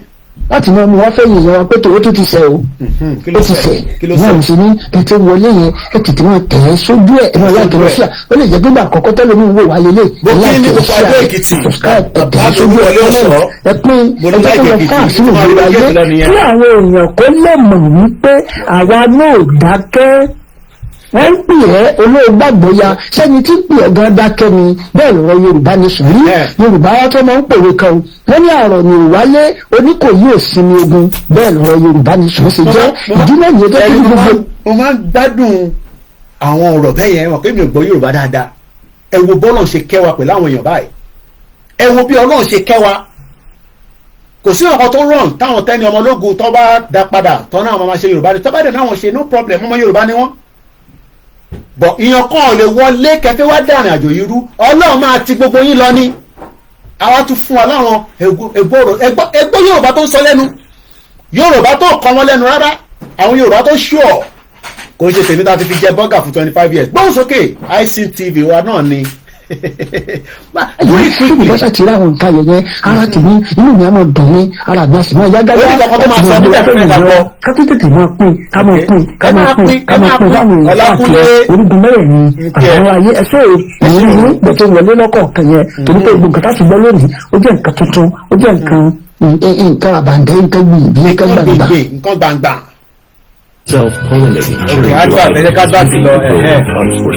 sí kọ́ta máa ṣe sí yẹn advert ni ó yá gbóhùn sókè padà mo táwọn pé kí ló ṣẹlẹ̀ níbí báyìí ẹ jẹ́ ká advert yẹn lọ ó yá padà sókè mò ń gbọ́ icing kí ló ṣe audio ẹ̀ oh my god ẹ jẹ́ fast forward. ẹ jẹ́ ká gbọ́ brọ́dà wa náà níbí báyìí. lórí ọ̀rọ̀ tá àwọn sọ tá àdákẹ́ ká má bàa gba wa lákòókò tó bá yẹn lẹ́nu ẹ̀sìn ẹjọ́ rẹ ti pọ̀ jù máa interrupt mọ́. máa interrupt mọ́ èmi nìkan ni máa interrupt ẹjọ́ tèmi. ìfẹ́ tó ti lọ ọ̀pọ̀lọpọ̀ ní àwọn ọ̀rọ̀ ọ̀pọ̀lọpọ̀ ní àwọn nǹkan ìgbésí akin wọ́n Yorùbá ẹjẹ́ ní pẹ̀lẹ́ mìíràn ẹjẹ́ ní ti pẹ̀jù action action kankan action rẹ̀ ṣe ẹ̀sí mọ̀jẹ́jẹ́ lọ òun àlàfo ní kátúgbò wa báyìí o kẹ́yìn alẹ́ mọ̀ pé tó iṣẹ́ lọ. mo kí ẹlẹ́nkan sọ iṣẹ́ ìbíribi iṣẹ́ takuntakun ń lọ lọ́wọ́lọ́wọ́ bá a ti sọ̀rọ̀ lọ́wọ́lọ́wọ́ yìí torí mẹ́gàrà lè yí ìwé bẹ̀rẹ̀ láìpẹ́ yìí. tí bàbá wa bá ti sọ báyìí pé gba káwa kan máa tẹ̀ sójú ẹ̀ ká máa lọ káàkiri láti lọ Ọ̀ṣun là ń lọ Kogi là ń lọ Kwara là ń lọ Ọ̀yọ́ là ń lọ Oǹdó Èkìtì ká máa tẹ̀ sójú ẹ̀ tó gbogbo bó ṣe ń ṣẹlẹ̀ yẹn làwọn ọmọ mu wá. bẹ́ẹ̀ ni àwọn ìgbésẹ̀ tó wá máa yí ìdìsí mẹ́gàrà yìí ní ìlànà kàṣárí mọ̀ wọ́n fẹ́ lọ́wọ́ wa tó yẹ ọ̀pọ̀lọpọ̀ àní ẹ̀jẹ̀ lè kẹ́lẹ́ mi wọ́n lè gbẹ́nu sáwọn ẹ̀mọ̀jẹ́jẹ́ lọ kò sí ìkankan àwọn akẹ́kọ̀ọ́ máa ń pè mí wọ́n ní àwọn ti gbọ́ orílẹ̀-èdè àwọn tí a délé torí pé òun gbọ́ orílẹ̀-èdè lẹ́ẹ̀mejì. olórí burúkú Dúpẹ́ ní tìrì kó ò ní sóríire god bastard Dúpẹ́ ló ń sọ gbogbo jágbajàgba ẹ pẹ̀lú àwọn ẹmẹ̀wẹ̀ àwọn ti gba country nítorí àwọn àtẹ̀ máa ń dùn mí nípa èyí diaspora ìwára ticket wá lọ Nàìjíríà tó bá wá dé Nàìjíríà immigration Nàìjíríà ló máa bá dé ẹnu ọ̀nà àti gbọ́ orílẹ̀-èdè àwọn wèrè àwọn òsínwín báwọn ẹni tó ń gbé l'Amẹ́ríkà ṣe máa sọ pé òun ti gba country Abíọ́dún George nìyẹn ilẹ̀ Yorùbá ló ń gbé brother mi nìyẹn Abíọ́dún George ilẹ̀ Yorùbá ló wà àìsàn ilẹ̀ Yorùbá ló wà èmi náà dé ilẹ̀ Yorùbá ẹ̀yin wá wà l'Amẹ́ríkà ṣèbẹ́ni lọ sọ pé ẹ̀kẹ́ ti ní exposure Abíọ́dún ètí kúrò ní Nàìjíríà nísìn àdílẹ̀ Yorùbá Ọlọ́run bá ń ṣe nígbà tá a bá gba country tiwa tó ní system tó ń ṣiṣẹ́ àní ní the visa to British citizen ò ní the visa láti travel around the world ẹ̀yin wá wà l'Amẹ́ríkà ẹ ti gbé l'Amẹ́ríkà for one day tó bá gbé l'Amẹ́ríkà for one day ká má ti sọ fún 1 year wọ́n wá Dúpọ̀ Onítìrì wá sọ fún yín pé òun ti bá yín gba country, òun ti gba approval wá láti United Nations. Ṣé nígbà tẹ́yìn fẹ́ gbàwé yín ṣé ẹ̀rí evidence? Africa èrò ti wọlé lẹ́nu o, African Confidential máa nífẹ̀ẹ́ kú ni wàláì kò ń ṣe pé lẹ́nu. Nígbà tí wọ́n pè mí pé òun wà London, èmi dẹ̀ rò pé bí wọ́n á ṣe nǹkan kan ní London ni. Ló bá ní Mr. Koiki gba la máa ríra. Ó ní ká tètè ó ní òun ní pẹ́ táwọn Yorùbá dẹ̀ sọ pé àwọn ò ní pẹ́ bẹ́ẹ̀ ní bá lọ bá níbi lọ ríra ní Central London. Ló wá nítorí èmi lòun ṣe wá sí London. Mo ní kò jẹ́jẹ́ torí mi. Kí ni mo ṣe? Orí kì í má tún sọ bẹ́ẹ̀ mọ́. Ó náà wá dúpẹ́ lọ́wọ́ èmi àti gbowó lòun ṣe èèyàn ra plane ticket láti Amẹ́ríkà. Ó náà ó fún mi lówó kò ṣòwò kékeré mo lè sọ lórí social media. Mo tún wò pa African Confidential. Ó náà ní bá pè gbowó lórí ìgbò náà bá kíra. Sọ Ọlọ́run bá ń dúró tiẹ̀. Mo kí Bishop Adesina. Báwo nìyàn ṣe máa gbé ní UK tó máa náà ti gbàwé àti gba country wa ẹ máa dúpẹ́ máa jọ ó tẹ̀lé gbọ́ kan bàbá ẹ̀ mo dẹ̀ gbà sí fún wọn bàbá ẹ̀ Òṣègan ni mo dúpẹ́ o mo mọ̀ lóore o tí bá ń kọ ìwé ìtàn mi máa dárúkọ ẹ ìyàn ra ticket láti Amẹ́ríkà òun fún wa ké mi èmi náà àdúpẹ́ fọlọ́run. So èyí tẹ̀ wà ní Amẹ́ríkà èyí mò ń pè ní sìn Dúpọ̀ Onítìrì ọ̀rọ̀ tí àìsàn sọ débẹ̀ ni o. Àwọn kan tẹ àǹtí mi kan ní ká sọ ní Koiki yé máa dárúkọ ẹ fi no alẹ́ nǹkan ká dárúkọ wèrè ẹ̀ ẹ̀yin wà lamẹ́ríkà olóòrè wa kan nísìn mo lè dárúkọ ẹ̀ Kúnlé Adékúnlé Amẹ́ríkà ló wà ní Texas ó máa ń pè sórí program nígbà tá a kọ́ bẹ̀rẹ̀ tẹ bá rántí Adékúnlé èèyàn dáadáa títí di bí ṣe máa sọ̀rọ̀ tí bá ń sọ̀rọ̀ ẹ̀ mọ̀ ní sọ̀rọ̀ ẹ̀ ní búburú bó báwo ni irú èèyàn bẹ́ẹ̀ ṣe máa sọ pé Dúpọ̀ Onítìrì ti gba country fóònù ìwọ tó níṣẹ́ gidi l'Amẹ́ríkà tó ń gba contract ṣé nígbà tẹ́yìn bá ń gba contract tẹ́ ń gba tẹ́lọ ṣiṣẹ́ ṣèbọn fún yín ní job application ẹ̀ fill form tó bá dẹ̀ fún yín níṣẹ́ yẹn wọ́n fún yín ní appointment letter èèyàn wá náà ti gba country fún yín kò fún yín ní appointment letter pé country yẹn lélẹ́yìn wálé àdídé ìjókòó sórí YouTube ó yẹ sọ pé a ti gba àwa DYP the Democratic Yoruba People ẹ̀yin bomb bastard ní London wálé àrígbé ní London for how many years kò nígbà tó ìfẹ́ náà lọ́lé ó sọ fún mo gbọ́ lórí program ẹ̀ ó náà lọ́lé nígbà tó délé ṣé òun rí Yorùbá country níbẹ̀ ṣé òmùgàn ní wálé àlè ni ṣèbó máa ń náà wọn ọmọ Àwórì tó lọ́gbọ́n báwo ṣe máa jókòó sí London àgbàlagbà láì sọ ọmọ kékeré ẹ wá sọ Yorùbá nation ẹ wá sọ di pàtàpẹ́tẹ̀ tó tẹ́ ìbálẹ̀kì bàbá Akíntóyè ẹ lè máa ṣe awareness program lọ́nà tó bá bí gbogbo yín da ẹ ra plane ticket kẹ lọ sí Nàìjíríà tọ́lọ́pàá tẹ̀lé wọn yín mọ́ bẹ́ẹ̀ àbí jágbàjàgbà olélè wálé àlè náà ti gba country àwa the Democrat Yorùbá people àjòkò sínú corner piece ẹ̀yẹ báyìí bí tèmi náà báyìí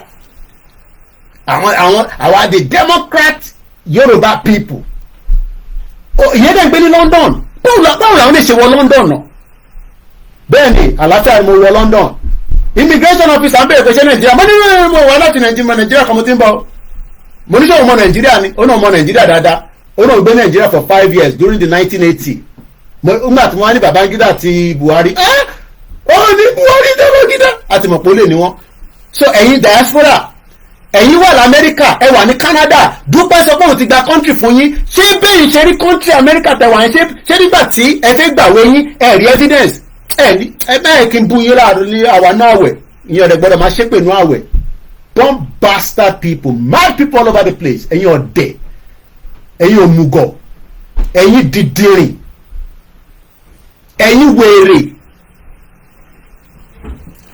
mọ̀mọ́ kọ́ wà lábẹ́ ètò ẹ̀yin wèrè ẹ̀yin asínwín àti gba country wa adélé káàbọ̀ adélé kúlé adélé menstruation ẹ̀yin wèrè àti asínwín àti gba country kò ní bàjẹ́ fún yín ìyá mi Bùnmi Ìṣọ̀lá àwọn kan dẹ̀ ní Koiki owó orí àwa ni the other side yẹn làwọn máa wà jẹ́ sáré kí wọ́n dáadáa ẹ̀yin asínwín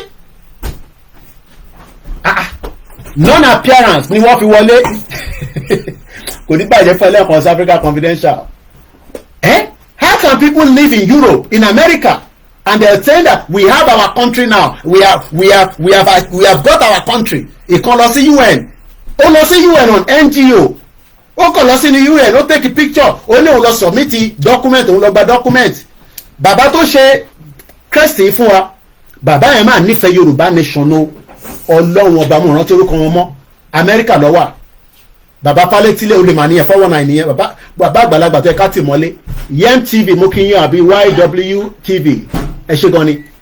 How did we get to all these stupid nonsense people? Àwọn èèyàn ti comment lè bíbáyìí mo dẹ̀ fẹ́ láì kí tọ́jú fóònù eléyìí ẹ jẹ́ n sáré kí ní bíbáyìí dáadáa. Àwọn wèrè àṣewé àwọn mad people báwo lè ṣe dé London báwo lè ṣe dé Amẹ́ríkà ẹni ẹ ti gba country èèyàn kọ́kọ́ fún ní evidence mo kí bàbá mi Fatai ẹ ṣe gan ni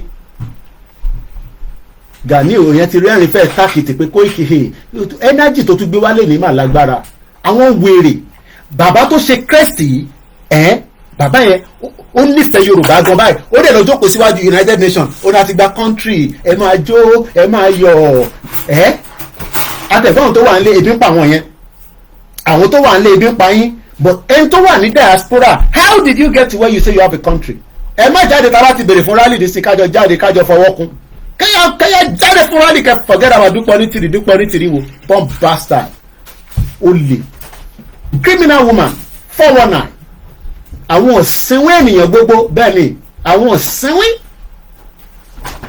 bàbá gbàgé àwọn èèyàn ti wọlé àwọn èèyàn ti bínú tán wọ́n ti lọ gba àwọn èèyàn bàbá gbàgede mọ̀ ó ní I fight you bàbá gbàgede mọ̀ àwọn èèyàn nífẹ̀ẹ́ Yorùbá tó pọ̀ jù bàbá yẹn tún lọ sí Saudi lọ ṣàdúrà fún wa ó ṣàdúrà fún Ìgbòho mọ̀ sí mi ò lè má wo bàbá gbàgede mọ̀ bàbá gbàgede mọ̀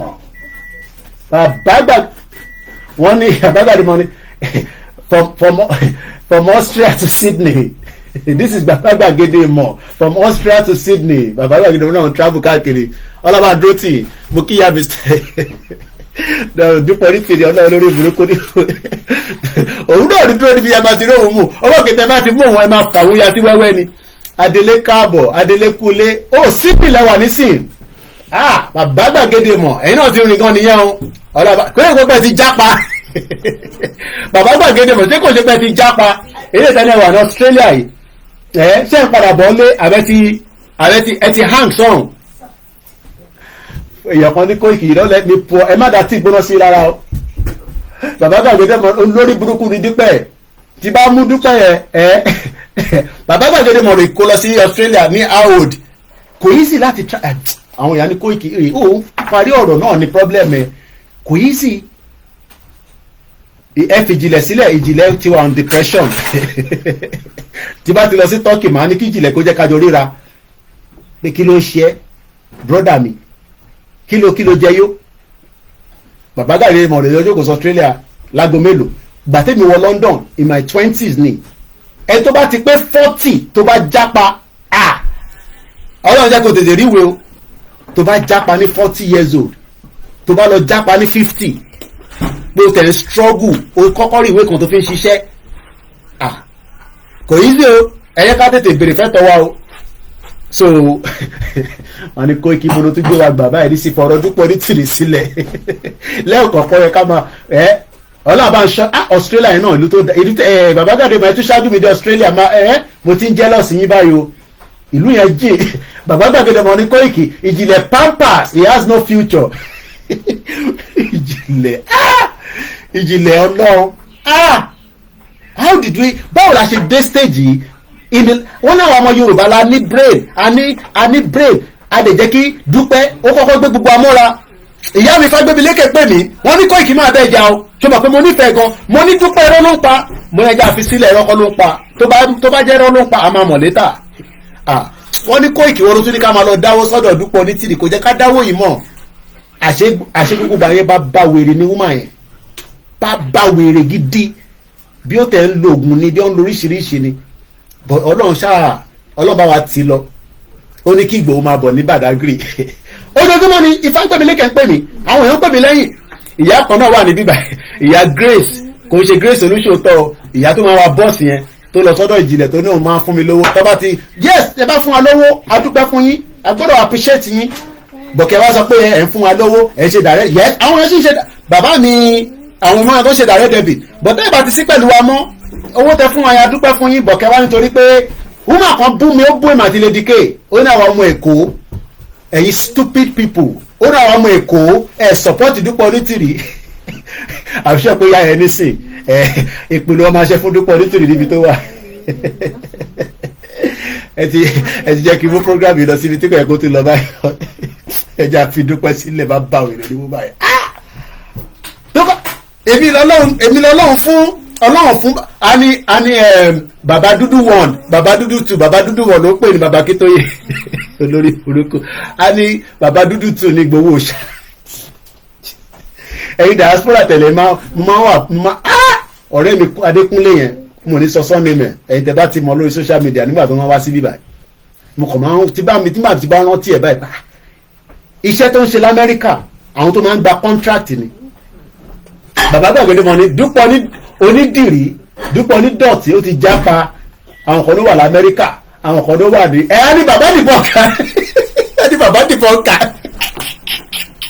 olórí burúkú ni Dúpẹ́ náà ẹ pè wọlé ẹ ti mú program yìí lọ sọ́nà dá level lọ́wọ́ bá ọ but ìrìn àjò yìí ojú máa ti gbogbo èyí tó kù ojú máa tì ẹ̀yin tẹ̀lé Dúpẹ́ yẹn ẹ má tètè padà sílé mo dẹ̀ pé ta bá ti jáde fún rálì ní sí gbogbo náà lè máa bẹ̀rẹ̀ sí pariwo Ìgbòho Òòṣà ọmọgbọ́n láwọn ọba tó ní well done and welcome back home bẹ́ẹ̀ ni mo ti délé padà Razak ní Dúpẹ́ Onídìrí ṣó yẹ kó níbẹ̀ gbà sí fún títí Dúpẹ́ sá lọ Dúpẹ́ àjàkálẹ̀ àrùn ìyẹn wá wégele wèrè awégele báyìí ẹ jẹ́ àfọ̀rọ̀ Dúpẹ́ sílẹ̀ ẹ jẹ́ ká padà sọ́dọ̀ àìsàn torí Dúpẹ́ ní jẹ́ ká ṣe program báyìí nísìn ọ̀rọ̀ ẹ̀ látún máa sọ báyìí àwọn olórí burúkú àwọn wèrè àwọn ti gba country ìbòrò gbà sí àdúgbò wo location wo ìyá mi Fọláṣadé ní Dúpẹ́ Onítìrí is a scammer àwọn èèyàn dẹ̀ tètè ká o but ó mọ̀ ìbí kàn ní soft touch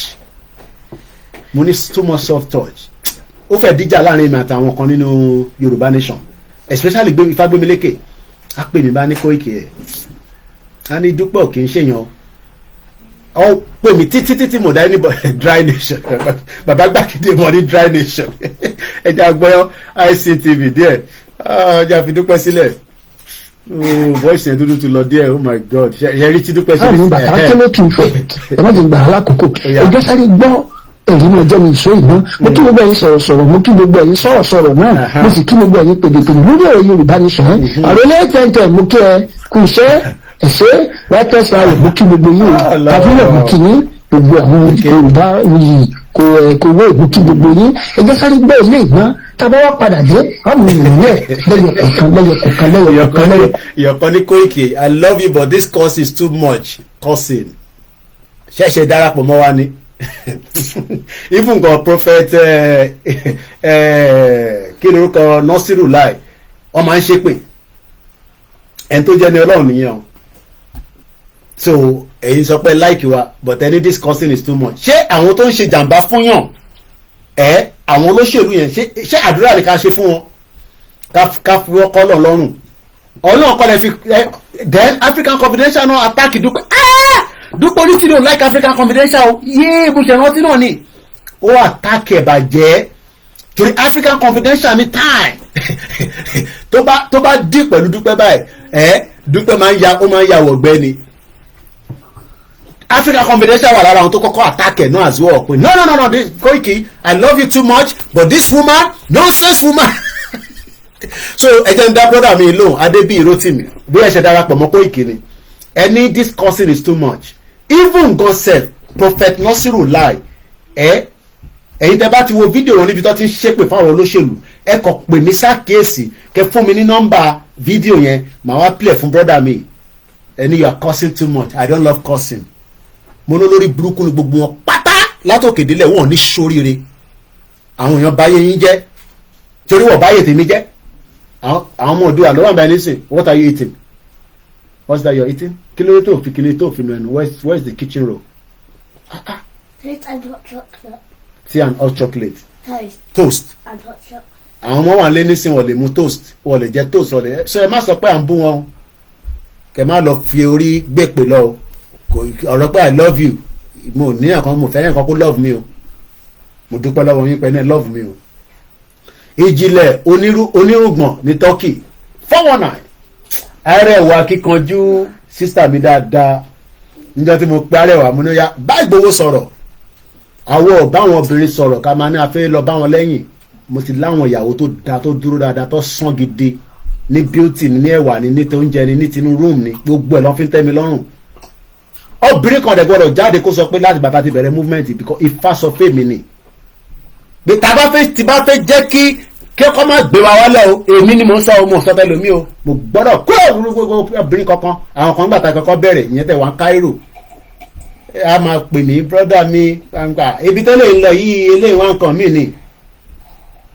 wá nǹkan mí ni so I am not that kind of man so mo ti bá kí àwọn sisters mi lórí social media lórí Yorùbá Nation àdúró tán ni o kò ń ṣe alọ́nba wọn lẹ́yìn àkùnsùn wọn létí so Ọlọ́run ti kẹ́ mi pẹ̀lú nǹkan tí mo fẹ́ ẹ bá account number lọ́n fi síta mo rẹ̀ rẹ́ alert kó wọlé kí ló ṣẹlẹ̀ alert láti máa wọlé ẹ tẹ̀ fún mi lówó Sunday èrò pọ̀ lórí program ẹ bá mi $10 ẹ tẹ̀ fún $10 ẹ bá mi send ẹ̀ wá àwọn ọmọ Oòduà nísìn bìkọ́ mo sọ fún ìyàwó mi pé mo ń padà lọ mo kàn ní sọjọ́ tí mo ń lọ ni ẹ mọ̀ pé yẹn security mo lè máa sùn ẹ fún yín but I'm going back very soon so mo ní láti ra ticket because mo ti fẹ́ kí mo sì mi ra ticket gbogbo trip tí mo lọ mo sì mi ló gbé gbogbo responsibility mi she spent over £5,000 owó gidi nìyá yẹn náà so mo gbọ́dọ̀ tún lọ dáràn sí mo sì mi lọ́rùn ẹ jẹ́ ń da sẹ́yìn náà lọ́rùn ẹ support me kàtẹ́ kọ́kọ́ ra ticket mo ti ní kí sister mi bá mi máa wá ticket nísìn ó lè jẹ́ £800 owó yẹn kéré fẹ́yìn ọmọ Yorùbá Nation kàtẹ́ ra ticket àfi tó bá yẹ pé ẹ̀bẹ́ kí n jókòó sí London ká máa pariwo Yorùbá Nation tó bá dẹ̀ ti jáde fún rally èmi á wà ń bíbà ẹ̀ mo kúkú ní àwọn staff mi nílé but tèmi lọ́ bá wà ń bẹ̀ kó pọ̀ jù so ẹ jẹ́ ká gbọ́ àìsàn yẹn díẹ̀ sí so èyí tẹ̀ sọ pé we are causing too much I don't think you know the damage that these people have done mo ní immigration tó gbé mi wọlé lánàá ẹ mọ̀ pé border o kò lè wọlé tó bá ní British passport bó ní British passport it doesn't matter o mọ́dọ̀ bá immigration sọ̀rọ̀ ó ní I was in Nigeria in 1980 for 5 years nígbà tí mo ní is that mo wá bí pé ó ní òun ṣe business ó parọ́ fún mi ni because báwo ló ṣe máa náà òun ṣe business nígbà tí mo wá bí pé ẹ mọ̀ pé journalist lèmi mo ní what exactly were you doing in Nigeria as at that time when I work with the High Commission but business tó sọ pé òun ṣe nígbà tó kọ́kọ́ òun náà ló fẹ́ máa rẹ̀ sọ̀rọ̀ ẹja fi dúpẹ́ sílẹ̀ dúpẹ́ with sweet mouth olórí burúkú nẹja fọ̀rọ̀ dúpẹ́ sílẹ̀ àti ìrìnrìn díẹ̀ lọ́pọ̀ dúpẹ́ ká padà sí discussion wa ẹ tó bá fẹ́ pè wọlé studio number mi òun lè lè +447404405917 bá ṣe ní kẹ́ fún wa lówó ẹ má gbàgbé causing too much keep àbí dúpẹ́ onítìrí ó fẹ́ ṣòfò ẹ̀mí àwọn ọmọ mi wà yóò dá wọ́n ní pé à ń bú dúpẹ́ kíní àbí dúpẹ́ fẹ́ ṣòfò ẹ̀mí ni ó lè gbọ́dọ̀ ṣòfò ẹ̀mí because ó ti mú ẹ̀mí àwọn èèyàn lóòótọ́ mo fẹ́ kí bàbá kí tó lè declare Yorùbá Nation láàárọ̀ yìí but táwa declare táwa prepare dáadáa kó má lọ dàbí MKO Abiola ṣe rántí MKO Abiola declare lẹ́pẹ̀tẹ́dò MKO ní owó láti kó gbogbo ìbọn wọnú Nàìjíríà ó ní nígbà tí MKO declare yẹn tó bá yẹ kó prepare dáadáa ni tàbí Nàìjíríà sí MKO Abiola connection MKO ní ó ju Nàìjíríà lọ but ó fail ó declare lẹ́pẹ̀tẹ́dò gómìnà tó declare yẹn kò jẹ́ kẹ́ni kankan máa súnmọ́ MKO mọ́ òun náà ti di president nìyẹn tó bá wọ́n bọ̀ wá gbé MKO ìbọn ẹ̀jẹ̀ máa sùn rẹpẹtẹ mi ẹ̀yin orí Tinubu bó ṣe ń rìn nísìn ni ṣé èèyàn kan lè rọrùn Tinubu bó ṣe ń lọ yẹn ẹ̀dá ẹ̀rọ àwọn ọmọ Yorùbá ṣé ń bọ́ fìlà mi ní ọ̀nà fìlà yẹn táìtì wọ́n kọ́ gé sí mi lórí dáadáa ni nígbà tí MKO declare lẹ́pẹ̀ẹ́dẹ́dò owó tó ń bẹ lọ́wọ́ ẹ̀ ó jẹ́ kó máa control as a president ni kò need anybody kankan mọ́ so a gbọ́dọ̀ ṣe mistake so tí bàbá Akíntóyè bàbá declare nísìn a gbọ́dọ̀ prepare pàfẹ́ defend ilẹ̀ yẹn tán délẹ̀ ni ẹ máa jáde fún rally ìyẹn ni ká lọ máa dúró fún nísìn a lè fail bí MKO Abiola ṣe fail kọ́nà bá wa fọ̀rún kẹ kò ṣe pé òun náà ṣe dáadáa but a ní àṣẹ pé Fúlàní pa MKO Abiola ẹ̀ ní ṣoríire mo ní kódà Tinubu gan sẹ́ẹ̀ bẹ́ẹ̀ bá pa Tinubu gan a máa da gbogbo Nàìjíríà rú ni but ká tó da Nàìjíríà rú ẹja jáde fún rally kí Tinubu máa bá tiẹ̀ lọ kó fi wá sílẹ̀ lọ́rùn so káwà careful gan immigration officer mo wá ń bí ó yí mọ́ mi lọ́wọ́ bẹ̀tẹ̀ mọ̀ pé mo fi máa lọ lọ́fun kò dẹ̀ yọ mí lẹ́nu púpọ̀ torí gbogbo akọ́la ní bí àwa kan Ọlọ́run aṣèrán manage ni ìrọ̀rọ̀ ọmọ sí mi nísìn wọ́n nà sí wọn ni bọ́ọ̀ ṣe nà sí wọn lọ́nà pọ̀ sí wọn padà bọ́ lórí mi báyìí fi ṣe nà sí wọn báyìí ọ̀nà ya súnmọ́ wa já àgbà kẹ́ ẹ ní sóríire ká bá gba Yorùbá nation kí ọkọ sọ pé ká má gba fingerprint anybody wọlé wà á kọ̀ wọlé sínú country wa ọba fingerprint ọgbà tèmi lánàá kí ọkọ sọ pé ọmọ máa ní gba fingerprint ó rí gbé nínú country yẹn nìyẹn ẹjá lọgbẹ́ni tó ń pè wá járe studio number ni o tẹ́ bá ti mọ studio number lè gbé kọ́ọ̀lù mi it has to be studio number àwọn èèyàn dẹ̀ ti pé láǹkì bishop ti pè èèyàn bíi méjì ti pè ẹja respond call yẹn a máa padà sọ́dọ̀ ICT TV ẹ má bínú ẹja ti pè mí òtítì mọ́ ni àwọn èèyàn tó ti kọ́ kókó ring out a ṣe eré lórí platform yìí o máa ń sọ a serious gidi kò sí eré ní Moscow ẹ bá ń gbóhùn sókè láti US kò ní dá fún Dúpẹ́ kò ní dá fáwọn ẹ̀rọ ẹ̀ kò ní wọ́n ní ṣoríire ó yẹ ká dìkẹ́ ní 2 years ago gbogbo ẹni mo fi sọ nísìn òun ló mú kan tó sọmọ sọ́tẹ̀ tó sáré jáde tó náà ti gba country ẹ má bínú jàre brother mi gbóhùn sókè jàre. ẹ kú ètò náà nìyẹn ètò nìyẹn. ojú òní ti wà lágbára náà. láṣẹ Èdùmàrè inshallah lórúkọ Jésù Kristi. ṣe rí iṣẹ́ gbogbo wa ni iṣẹ́ àgbọ̀dọ̀ dáyẹ̀ kan gbogbo alágbọ́dọ̀ dìde láti kó turn the light on for me please. nǹkan tí màá kàn sọ fún nǹkan tí màá rọ àwọn èèyàn wa tó wà ń dé ni pé tí ó bá ti di pé wọn á jáde fún rálì lásìkò ẹ má jẹ́ ká máa pariwo Ìgbòho ṣá ẹ jẹ́ ká pariwo nǹkan tó ń dùn wá Yorùbá nation láfẹ́ kì í ṣe pé orúkọ Ìgbòho ṣá nǹkan máa pariwo Yorùbá nation láfẹ́ gbogbo àtàbádẹ wà ń jẹ àsọ́ra ká fowó support mo kí ẹ bàbá lẹ́kìtì gbogbo àtàbáwà ń jẹ àsọ́ra nǹkan tá a lè ṣe ni pé ká fowó support because ẹnu òfò kì í dún nàmùnàmù kò sí pé ẹnìkan máa jókòó sí àfúrà tá a máa rò pé bí àwọn kan ṣiṣẹ́ fún táwọn kan bá ti ṣiṣẹ́ nílé káàkan náà máa fowó support ni because tá a bá gba ìlú wa inú ìṣòro làwọn èèyàn wa máa kú sí inú ìyà àwọn táwọn ẹ̀wà ní òkè òkun náà tá a fa dàyà bí náà kì í ṣe pólísì báà náà because ọ̀pọ̀lọpọ̀ ti wò pé bí àwọn ti wà nílùú tó dà pé nǹkan ṣe dáadáa lóòótọ́ nǹkan lè ṣe dáadáa gẹ́gẹ́ bí wọ́n ṣe ń tẹ̀lé òkè rí ṣùgbọ́n ṣé ó sì bá àwọn tá a tó jẹ́ kọ́lọ̀ ń pèsè ọ̀ká tó kó Nàìjíríà táwa dé tá a ti ẹ̀bẹ̀ láti grassroots tó dà pé àwọn dà pé àmọ́ ṣe máa ń di tó jẹ́ pé àwọn tó jẹ́ pé nígbà táwa Nàìjíríà a máa ń sort problem àwọn èèyàn lóṣìṣì àwa wà ní àsọ̀rọ̀ àwa ń block àwọn èèyàn nígbà tó jẹ́ pé ìṣòro ti pọ̀ jù àwa ń block àwọn èèyàn tí ò yẹ kó rí bẹ́ẹ̀. so àsìkò ìgbà kí gbogbo àká múra fún ni táwọn tí ó bá ti jáde tán káwọn táwọn àsọ̀rọ̀ náà ká mọ̀ fún wa ká mọ̀ fi ṣe.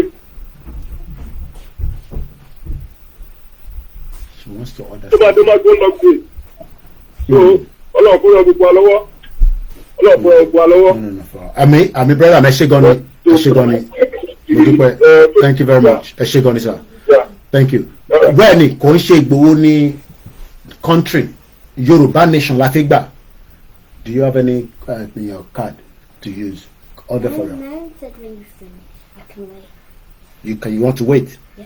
I don't know when I'm going to finish, but if you still want to wait, it's okay. Because it's not, if you want to make for the both of them. Okay? All right. Ẹ má bínú àmọ́ iná ni. Ẹ jẹ́ n return call iná padà, Mr. Olúṣọlá. So ẹ jẹ́ ká so yes, a lè máa sọ pé torí a fẹ́ gba country Ìgbòho nìkan la máa dárúkọ. No, we can't call Ìgbòho all the time. Ìyẹn mo ṣe máa sọ pé Ìgbòho nìkan kọ́ ló fẹ́ gba Yorùbá nation. Gbogbo alájọ fẹ́ gba Yorùbá nation. Mo ń bọ̀ bàbá lẹ́kìtì ẹ jẹ́ ká kọ́kọ́ gbé bishop wọlé. Máa gbé wọlé láìpẹ́ yìí.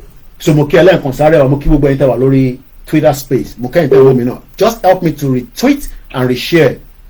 The Yoruba people wants to leave Nigeria and we will do it as it is meant to be under the international rules of engagement. And before the bishop takes over from there, let me remind us that Hong Kong protests made history in 2019. Kamalo Bagbe. In March 2019, the government of Hong Kong proposed a bill that would have allowed extradition to mainland China.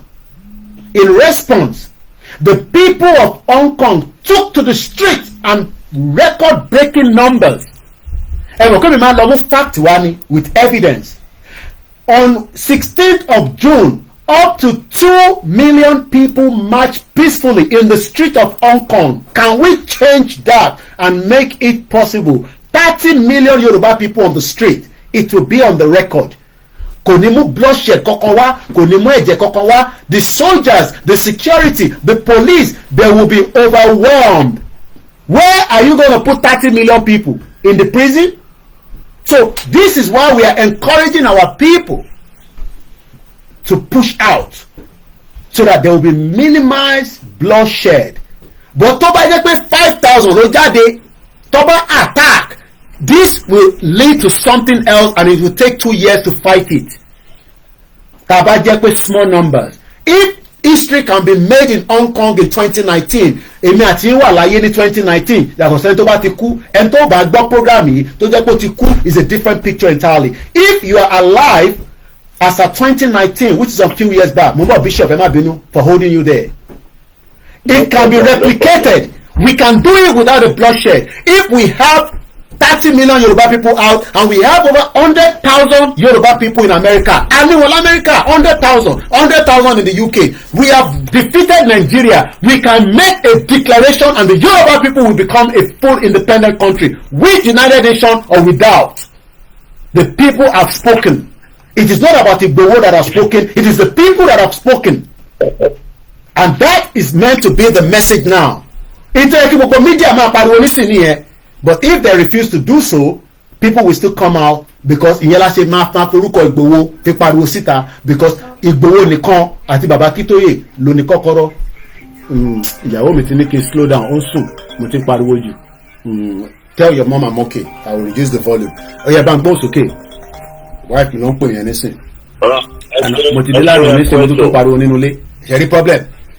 Àná mo sì dé nísìn, ìyàwó mi ń sùn nísìn, mo ti fi voice tèmi fi raise sókè. Ní sóríire gbogbo tó bá náà nígbà Yorùbá country, ikú máa pa gbogbo ilẹ̀ kankan ni. Ẹgbọ́n sókè Bishop. Ṣé ẹ kú ètò? Èmi ni ẹ. First, àwọn tó ní bóyá wọ́n ṣe pé jù. Ìwọ Ọlọ́run sọ nínú Bible, ó ní say to the wicked, it shall not be well with you.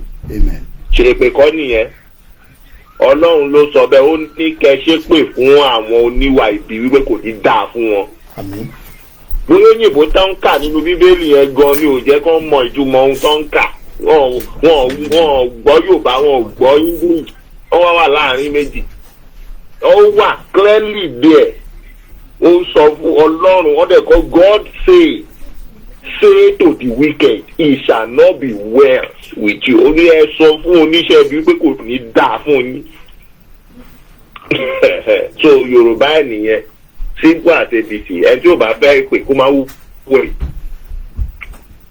So now, ó ní àwọn simple analysis kan tí mo tó yẹ kí n pàdé yín ní second meeting tí mo lè wá láti explain kẹ́ tó lọ.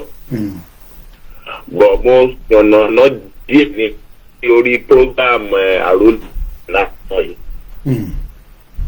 Third World War have already started. The program àrò 1010 yẹn ó máa fún yín ní full analysis bí mo ṣe ṣàlàyé. The First World War starts in 28/7, that's July 1914. Nígbà tí ẹ bá wo numerical value ẹ̀, the same thing. Second World War, 1st September 1939. Numerical value is equivalent to same thing with the Third World War. Now, that with the First World War. Now, Third World War correlate 24 February 2020. Ọdún tí Putin, Russia, tó bẹ̀rẹ̀ ìjà pẹ̀lú Ukraine. That is Third World War. And how did I come across to that? The meaning of Vladimir Putin. Vladimir is ruler of the world. Now, orúkọ Slavonic àwọn Ukraine, Volodymyr Zelensky. Ìtumọ̀ Vladimir, òun náà ni Volodymyr lọ́dọ̀ tiwọn náà. So it also means ruler of the world. So we have two world rulers fighting, and the powerful nations of the world queue at the back of two of them. So when we verify the numerical value of the date the word it correlates. Bishop, go ahead. It correlates. Okay, maybe I should repeat the analysis very well. Yes. Now, ọdún tá a wà yìí is 2025. Now, 2025 in a numerical as the Hebrew alphabet ó ní ìtumọ̀ mẹ́ta. Òun náà ni odù ọpọ́n Ifá ń lò. It has alphabetic meaning, it has animalistic meaning, and it has numeric meaning.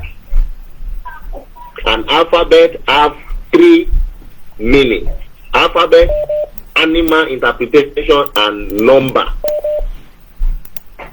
Only wọ́n ṣe máa ń lò as a binary. Only odù ọpọ́n Ifá ń lò.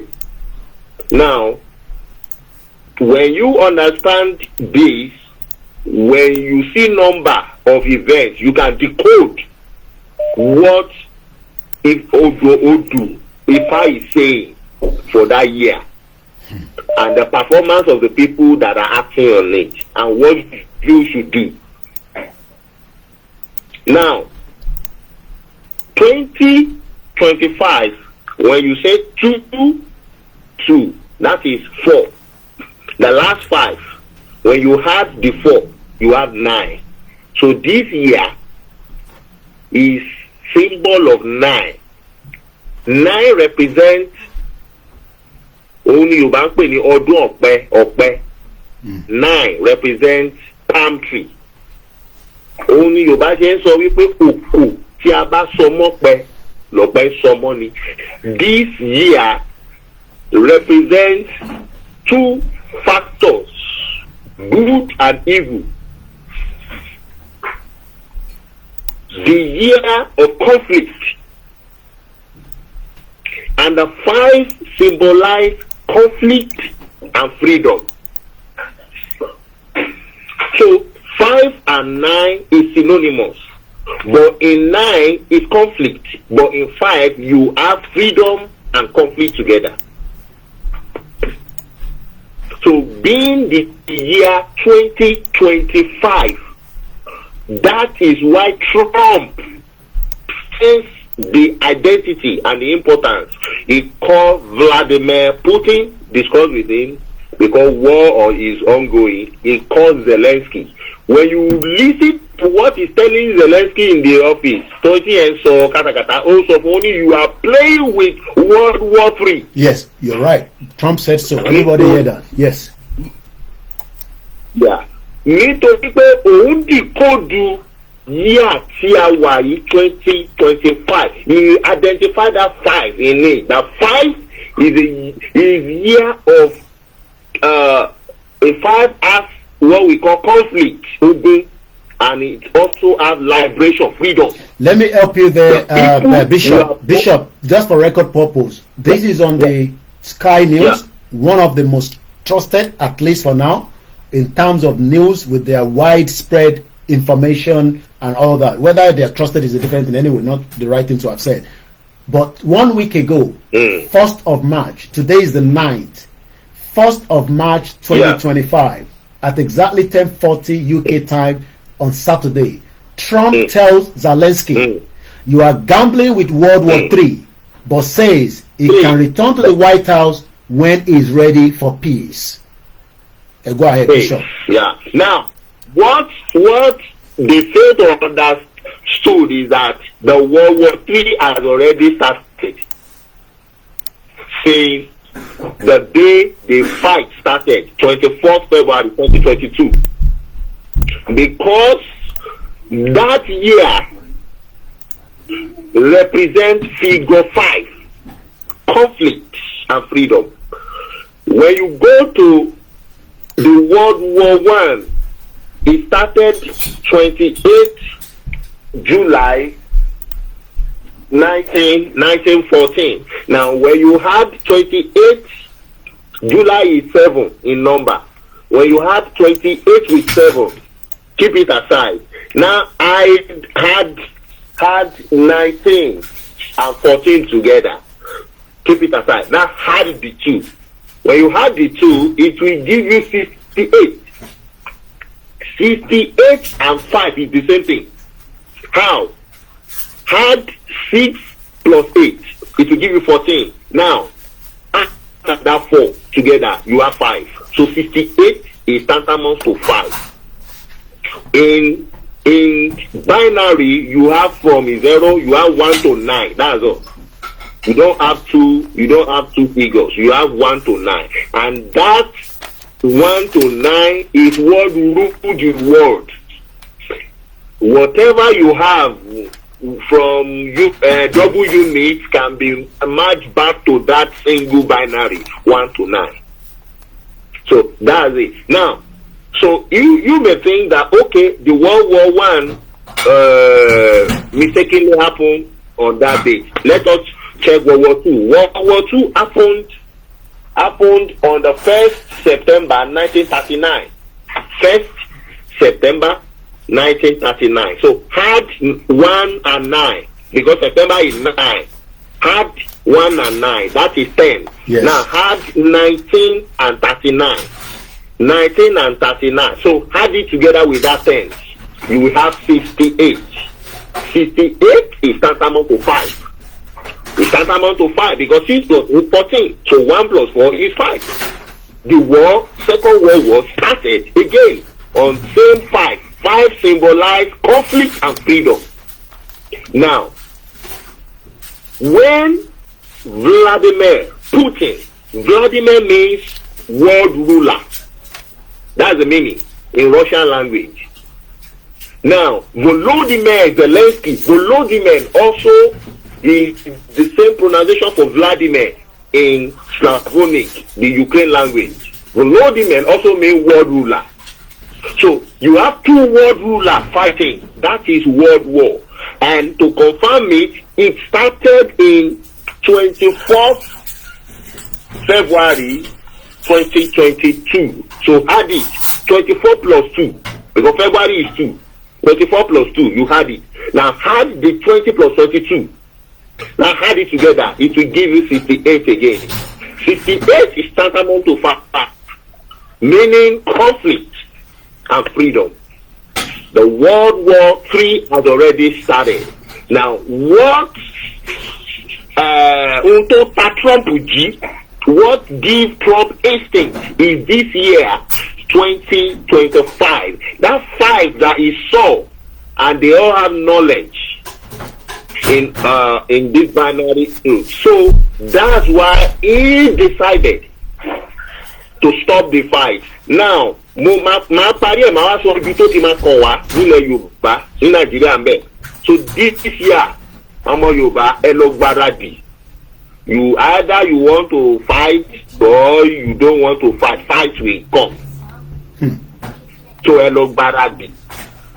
Kò ń sọ̀rọ̀ pé àwọn tó fẹ́ ṣe rálì náà òun ni mo ṣe sọ fún bàbá pé ẹ ṣáà ní sùúrù ẹ máa gbáradì. Lọ́dún yìí náà ni. Àkókò bàbá máa blow trumpet. Àwa kọ́ ni àwọn ò ní rí tiwa wí because àárín wọn gan ti dàrú l'Aso Rock. Àárín wọn gan ti dàrú ìjà yẹn ti ń bọ̀ láti Aso Rock.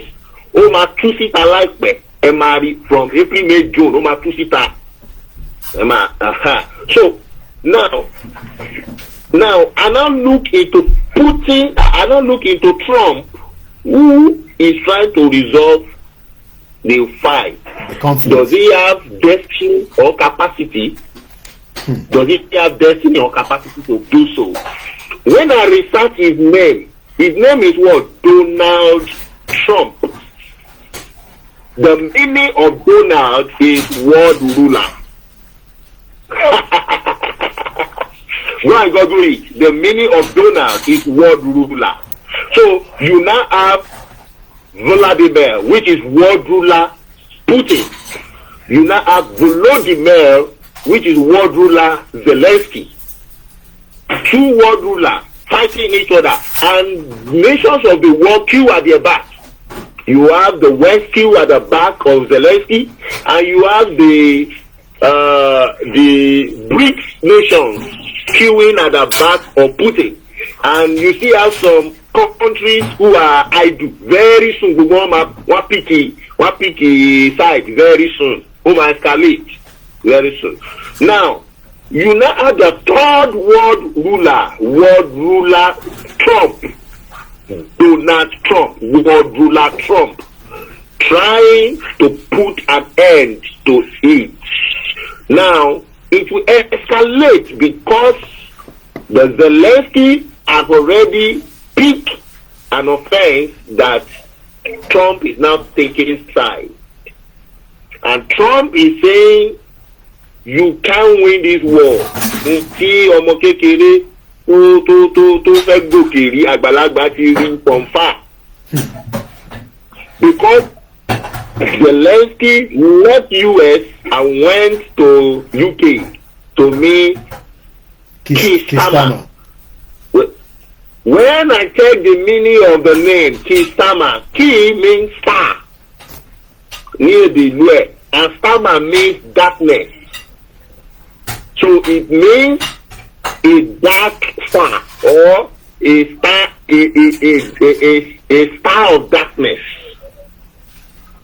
So number one, from the icon where he's going to, there is no head for him there. There is no that is going to pay. So where it's coming is like àwọn fẹ́ ja ogun, but ibi tó kọ́kọ́ lọ ìyẹn fẹ́ mú peace wá, right? Ìyẹn fẹ́ mú peace wá, ìyẹn ti sọ fún pé kò sọ́nà fún bẹ́ẹ̀ kò lè win ogun yìí. Now àwọn tó wà lọ bá nísìn ní UK, they are failure already. Ẹ̀tàn ni wọ́n máa ṣe fún ó sì máa fail. So failure ló ń bá bọ̀ bẹ́ẹ̀. Putin has already won from the beginning of the war. And that is why God himself says, because it's going to be the end of the Western era. Àwọn America ti rí wọn fẹ́ kó jẹ́ bẹ́ẹ̀. They want to put the support of America to keep the West ruling. But God has orchestrated that it is this time. Tó bá ti di 2027 yẹn ni gbogbo ẹ̀ máa wá dákẹ́, àwa dàbí kan resolve, they have peace, but there will be natural disaster.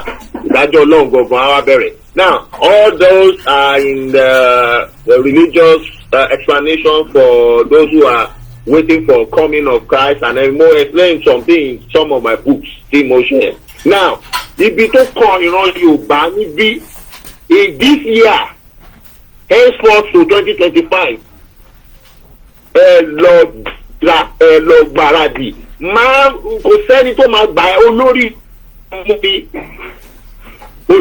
lọ́dọ̀rí ẹ̀ mú. If you think that you have one government, there is no government go máa sá. Government go máa sá. Reason is because the war escalating is not going to come in the name of the world ruler fighting, but is going to be influenced on the agitation that is on ground. Tẹ́bá lọ lísìn sáà ló lè tẹ́sán mọ́ explain dáadáa níbẹ̀ ohun tó máa ṣẹlẹ̀. Tinubu should be careful on Nnamdi Kanu. Àwọn Fúlàní fẹ́ fi Nnamdi Kanu dáràn sí lọ́rùn. Wọ́n ṣe fún MKO Abiola that time. Wọ́n fẹ́ ṣe fún àwọn ọmọ Igbo nígbà o. Wọ́n pa Yorùbá, wọ́n pa Hausa, wọ́n anybody tí ò bá ti ṣe Igbo ló máa pa. It will not be that àwọn méjì àjọ ṣe agitation. Igbo nígbà. This guy Kanu will be different from Abiola. Kò ń ṣe èyí tí wọ́n pa Abiola, wọ́n á tún Yorùbá lójú, wọ́n tún gbé ọ̀dàlẹ̀ ọmọ Yorùbá kan síbẹ̀. They will always have their way if you are gullible. Àwọn ọmọ Igbo nígbà yẹn o. And we all knew that already we are alien to each other before in one country. Igbo did not like Yoruba, Yoruba did not like Igbo, Igbo did not like Fulani, Fulani did not like Igbo, Fulani did not like Yoruba, Yoruba did not like Fulani. We are just alien to each other in one country like that. Now, when terrible things like that now hang when a Yoruba man is in presidency. Wọ́n ò ní wo ẹni tó ṣeṣẹ́ bí yẹn tó gbé ní wọn lọ́wọ́. Wọ́n ò ní wo àwọn ọ̀dàlẹ̀ Ìgbò tí wọn ò fẹ́ kán release ẹ̀ náà. Nǹkan tó ṣẹlẹ̀ tí máa ẹ̀ ọ́ndà ẹ̀ òun náà máa fi George. Tinubu máa sá lọ. Àwọn ọmọ Yorùbá àti they will be olórí máa dorí ẹ̀ mú ni you have to defend your territory, defend your land. That won't be friends, that won't be partner, that won't be. It's going to be bloody, and it's going to have a very strong external world power influence from Europe, from everywhere. So Nigeria is Yoruba doing nothing, sitting down, playing on social media, not prepared. You are joking with blood of Yoruba people. You are joking with blood of Yoruba people. That's why I think about Kito if it's Sokolojo when he was discussing with them in YSDM, and they don't understand that Baba's name. I will now when you get to April, May this year, need the April, May, because there is already conflict among them. It's a year of conflict and freedom. Oh, my best people not doing it. Either you want to fight. Hold on, Bishop. Stella Paul, you say stop deceiving us, I beg. Since over 4 years now, Yoruba Nation have not come true. I am tired of you guys. So, I want to run this shit. Stella Paul. Tale edition Bishop. Daddy wo àbí brother wo àbí uncle wo lẹ́yìn gbéṣẹ́ fún. Skin responsibility are you? So if you're tired, then you can pick it up from where we have already pushed it up to. Nigeria has been running for 64 years. So in 4 years, we have been able to somersault Nigeria to where it is right now. So inti àwọn daddy yín àtàwọn ẹ̀gbọ́n yín ò ṣe, ó làwọn ṣe now. You should have called your dad or your uncle or whoever is your olórí ẹbí. Mo ti bú yín o, ẹ bá ti pa àwọn olórí ẹbí yín pé kó bá yín wá ṣe.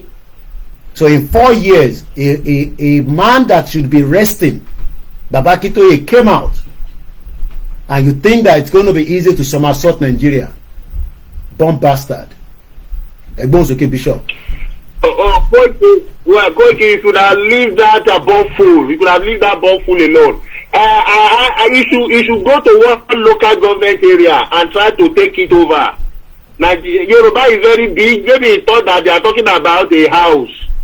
Now, okay, not even local government area. A plot of land, not by a plot of land. A plot of land. We are talking about entire Yoruba land. You thought it's something they do on social media, and you thought it's what one man will do, and did anybody you, or did they collect money from you, or did they ask you anything? Did they ask you anything? So you know that is a fool who can't see beyond the door of his house, talking from the. Oh, if you don't like what's happening on the social media, log out and get out. Nobody wants you here. We are talking for people that knows what we are doing, and we are where we are going. So we don't know where we invite you to what we are saying or where we are. People that have interest will always get along. So if you are tired, you are about what they are doing. No, but forget to be sharing right now.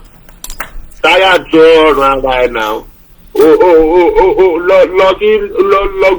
lé ọlọ́pàá jáde kúrò ní police station ẹyọ kan kó mọ nǹkan tójú ẹ̀ máa rí. We are talking about entire nation tó ní military cantonment káàkiri. Airport lásán, airport base tó wà ní airport lásán, wọn bí ẹ̀dá kó lọ ṣe mọ̀nàmọ́ná níwájú airport. Airport lásán nìyẹn. So o rò pé ẹnu náà fi ń gbàlú ni. Ọdẹ. So we shouldn't distract ourselves and create time for such a foolish people. So ìlú tó ń wà kò rí bí ìlú ẹ ṣe wà peaceful. Nigeria did not have security. You don't know who is police. anybody can just carry go and stay on the road wearing tattered clothes and be extorting money from the people. Is that a country? Is that a country? Beautiful. Go on ahead, and we are working, trying to harmonize, orient our people that have been oppressed for too long. Oppressed in their mind, oppressed in they are confused. We are trying to resuscitate their mind and structure them back through information, through logistics, through training, through providing a lot of the money and all that. In 4 years. So you thought that Yoruba Nation is about media, that you are talking like this? Yeah, you are talking rubbish there. I don't know so far no any to buy to type kini. Owo yẹn o ní fi type mọ́ lọ́jọ́ mi. O ma gan ni ẹjẹ́ bẹ́ẹ̀ ma gbẹ ni. I'm speaking because I am an anointed man of God. I don't give a shit. A righteous man judge righteously. That's what the Bible says. Kí so kí la ń sọ tó ń talk down on what we are saying. Àlá ló ma sọ pa ibi tó bá wà. You don't joke with Bishop Adesina. You don't joke. I don't talk anyhow, and I don't come on the media anyhow to talk. We are not deceiving anybody here. This city in Koikimedia. I just came back from Africa. I saw what our people are going through. I have the privilege to return back. Return. So then you need privilege to even travel or not to travel. Owó tó fi return tó máa fi return yẹn is a joke. Ṣé bàbá Lákù bàbá tiẹ̀ lè gbowó yẹn sílẹ̀ fún òun fúnra rẹ̀ kó fi wá? Idiot all over the place. Àwọn ọ̀dẹ̀ dédé. So that's what they are going to see Tinubu himself having information, intelligence about lack of trust on the forces, on the military side. He doesn't have trust on them.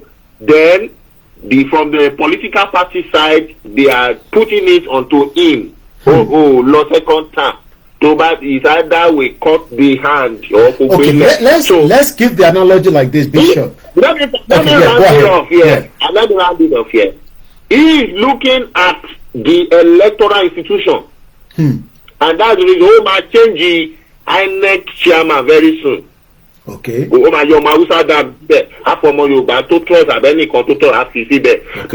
two, he doesn't have faith in 100% of the people to vote for him again. So what he's going to do is to give instruction already.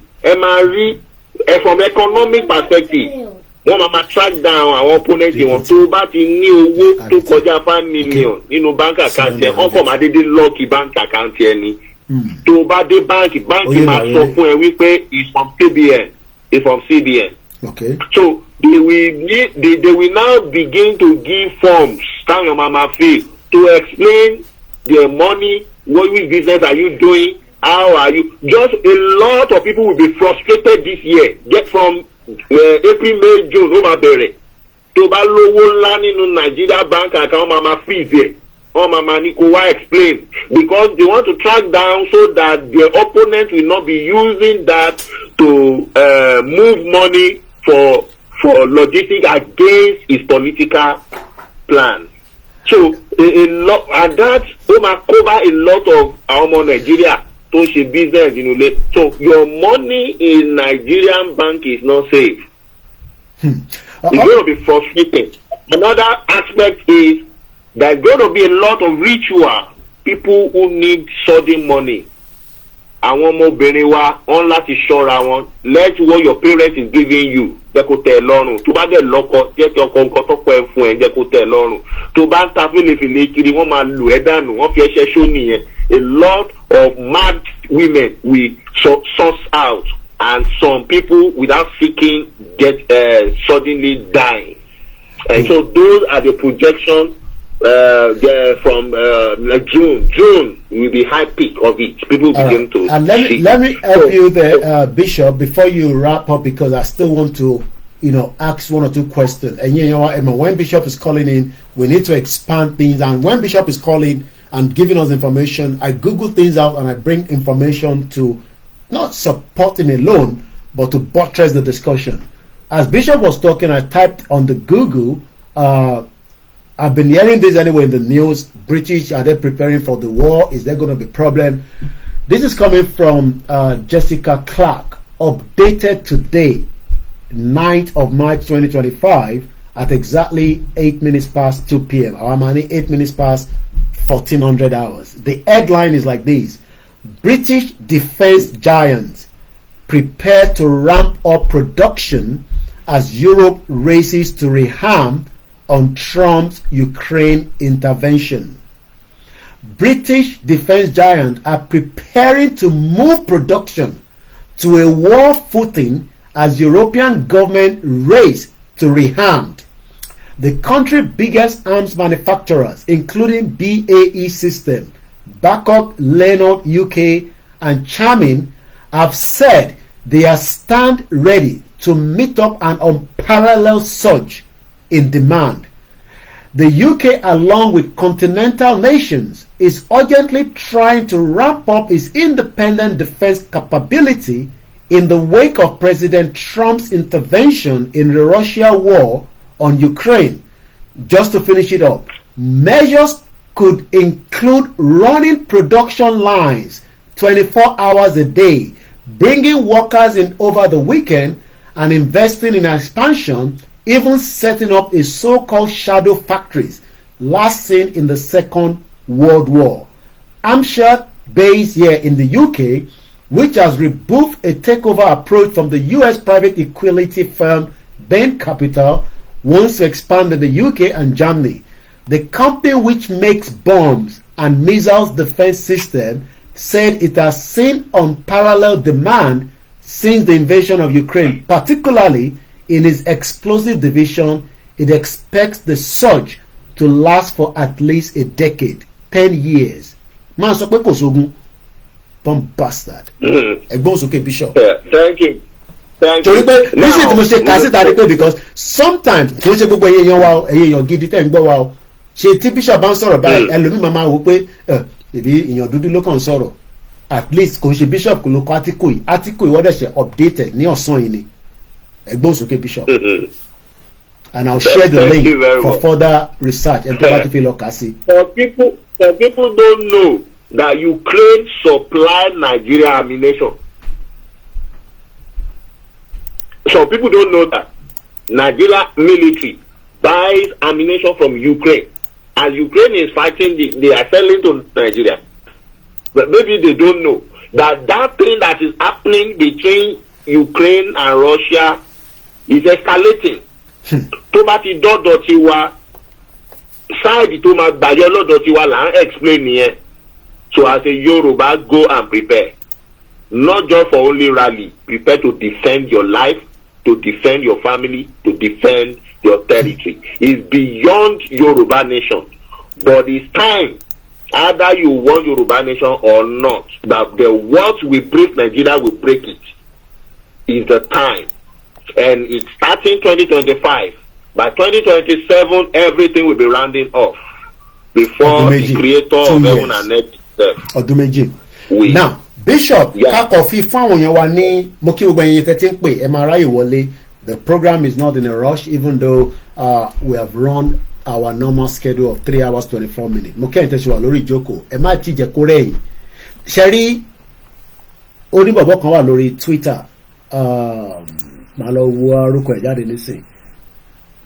Bó ṣe ń prepare mind àwọn Americans náà làwọn ṣe yìí. Is a very popular, it talks about war and everything. Very, ẹni tó bá rántí orúkọ ẹ̀ lórí Twitter, very popular active guy ọmọ America ni. So ilé tá à ń ṣe níbí báyìí tá à ń jókòó tí gbogbo à ń sọ̀rọ̀ kò sẹ́ni tó fẹ́ wàhálà àbí ìjọ̀gbọ̀n, but ní mind wa a gbọ́dọ̀ máa prepare for the eventualities. Now Bishop ẹ̀sùn kankan lẹ́ẹ̀kan, because those that are still believing that tí Tinubu bá tẹ̀ padà síbẹ̀ ní 2027, I've had people that are still saying that 2027 máa ṣẹlẹ̀, but àwa sọ pé ní kankan ṣe pẹ̀lú 2027. Our agenda needs to start now, because in the Bishop sọ nísìn wọ́n only take from 2025 to 2027. ṣé àwa lè Alex Jones kò ní bàjẹ́ fún ẹ Ògúnmọ́lá wà máa rí tiẹ̀ ṣe. Alex Jones tí bọ̀bọ̀ yẹn bá ń sọ̀rọ̀ àwa ò ṣe èrò sí bíbá yìí ibi tó ti máa ẹ má bínú ìyá wa à ń láì ká máa sọ̀rọ̀ àlùfàǹṣà ibi tó ti máa ṣí okó tó máa ṣí ìdí ọyàn èrè èrò níbẹ̀ nǹkan lọ lágbàáyé o tẹ bá lọ gbọ́ Alex Jones yẹn mo kàn fi Google ẹ̀ nísìn lórí Twitter báyìí nísìn tó bá ń ṣe programming millions are locked in òun lè lè nísìn òun ló. Congress Act Blue's head. bó ṣe máa ń sọ̀rọ̀ nìyẹn o. Yes, they got billions of dollars of donations in the last couple election cycles from overseas credit cards. And of course, they've been caught taking... Kama pa time púpọ̀ torí Bishop. Only this was yesterday. An investigation has found out that Money Laundering Organization Act, Blue, is behind the nationwide protests and violence attack on Tesla dealerships. Act Blue is now the target of the Mayor Federal and State Criminal Investigation. Who posted a land of 685,000. This guy is there every day. Every day, 4.4 million followers. Every day. Ó wà live nísìn tó ń sọ̀rọ̀ báyìí nísìn. Ó wà live bí ṣe báyìí sọ̀rọ̀ báyìí nísìn. 892,000 views. Àwọn wà níbi àìní sẹ́yìn bá wa share. Àwọn ilé ìròyìn because in tó ń sọ Infowars ló ń sọ̀rọ̀ lé lórí. Ó wà live báyìí nísìn. We'll finish up the press conference so I'll get it all over the news. Bó ṣe máa ń sọ̀rọ̀ tiẹ̀ nìyẹn o. Bí voice ẹ̀ ṣe rí nìyẹn. As an audience of smart folks, a lot of you already knew this, some of you didn't, but most of you probably already heard me cover it if you didn't know it in the last few months. Well, last few years, but intensely. Trump needs to make a big deal about almost all of Biden's actions being illegal. Almost all the Biden must be illegal. Gbogbo tí Biden ṣe pátá òfò ni òfò àtàdánù. Mo sọ pé òfò àtàdánù ni. So Bishop expectation àwọn Yorùbá kan ni pé tí Tinubu bá kọ̀ lọ débẹ̀ ní second term ó tẹ̀lé restructure Nàìjíríà. Rapsy voice ló ń pè àwọn tó wà lamẹ́ríkà sọ pé Rapsy voice ni ẹ̀rọ káwọ̀ gbé lamẹ́ríkà ara rẹ̀ tí dèbà àmọ́ bó ṣe ń lọ níbẹ̀. mo fẹ́ kó land ni. ẹ̀rọ ẹgbẹ́ òsókè mo ti land mo ti fáwọn èèyàn ní info nípa bọ̀bọ̀ yẹn bọ̀ ẹgbẹ́ òsókè Bishop. There is no election in 2027. Ó dàbẹ́. Now listen ẹ̀kọ́ ti fi ojú bí mo hàn. That thing that Trump is exposing. Okay, African Confidential. It has an agenda. The USAID. USAID. Yes, that Trump is exposing that the America has been sponsoring terrorism in nations of the world and particularly Nigeria. Ẹ lọ wo àwọn country tí wọ́n mention wọn yẹn. Ìjọba padà change kúrò níbẹ̀ ni. Trump will support the change of this government preparing for next election. The opposition have gotten an ally from America. And America is a world ruler. Now, Nigerian government getting a hate from Ukraine, who is also a world ruler, but a terrorist, will also have an influence in Nigeria. Now, Putin, the position of Putin will be to support the people to defend themselves, and that's why you see Putin in Africa, in Burkina Faso, in Niger, in Mali and all that, helping the people to stand against the oppression of the West. So the influence of the world war, the three world power riding now will play starts from this year to 2027. Gbogbo ẹ̀ máa explode ni.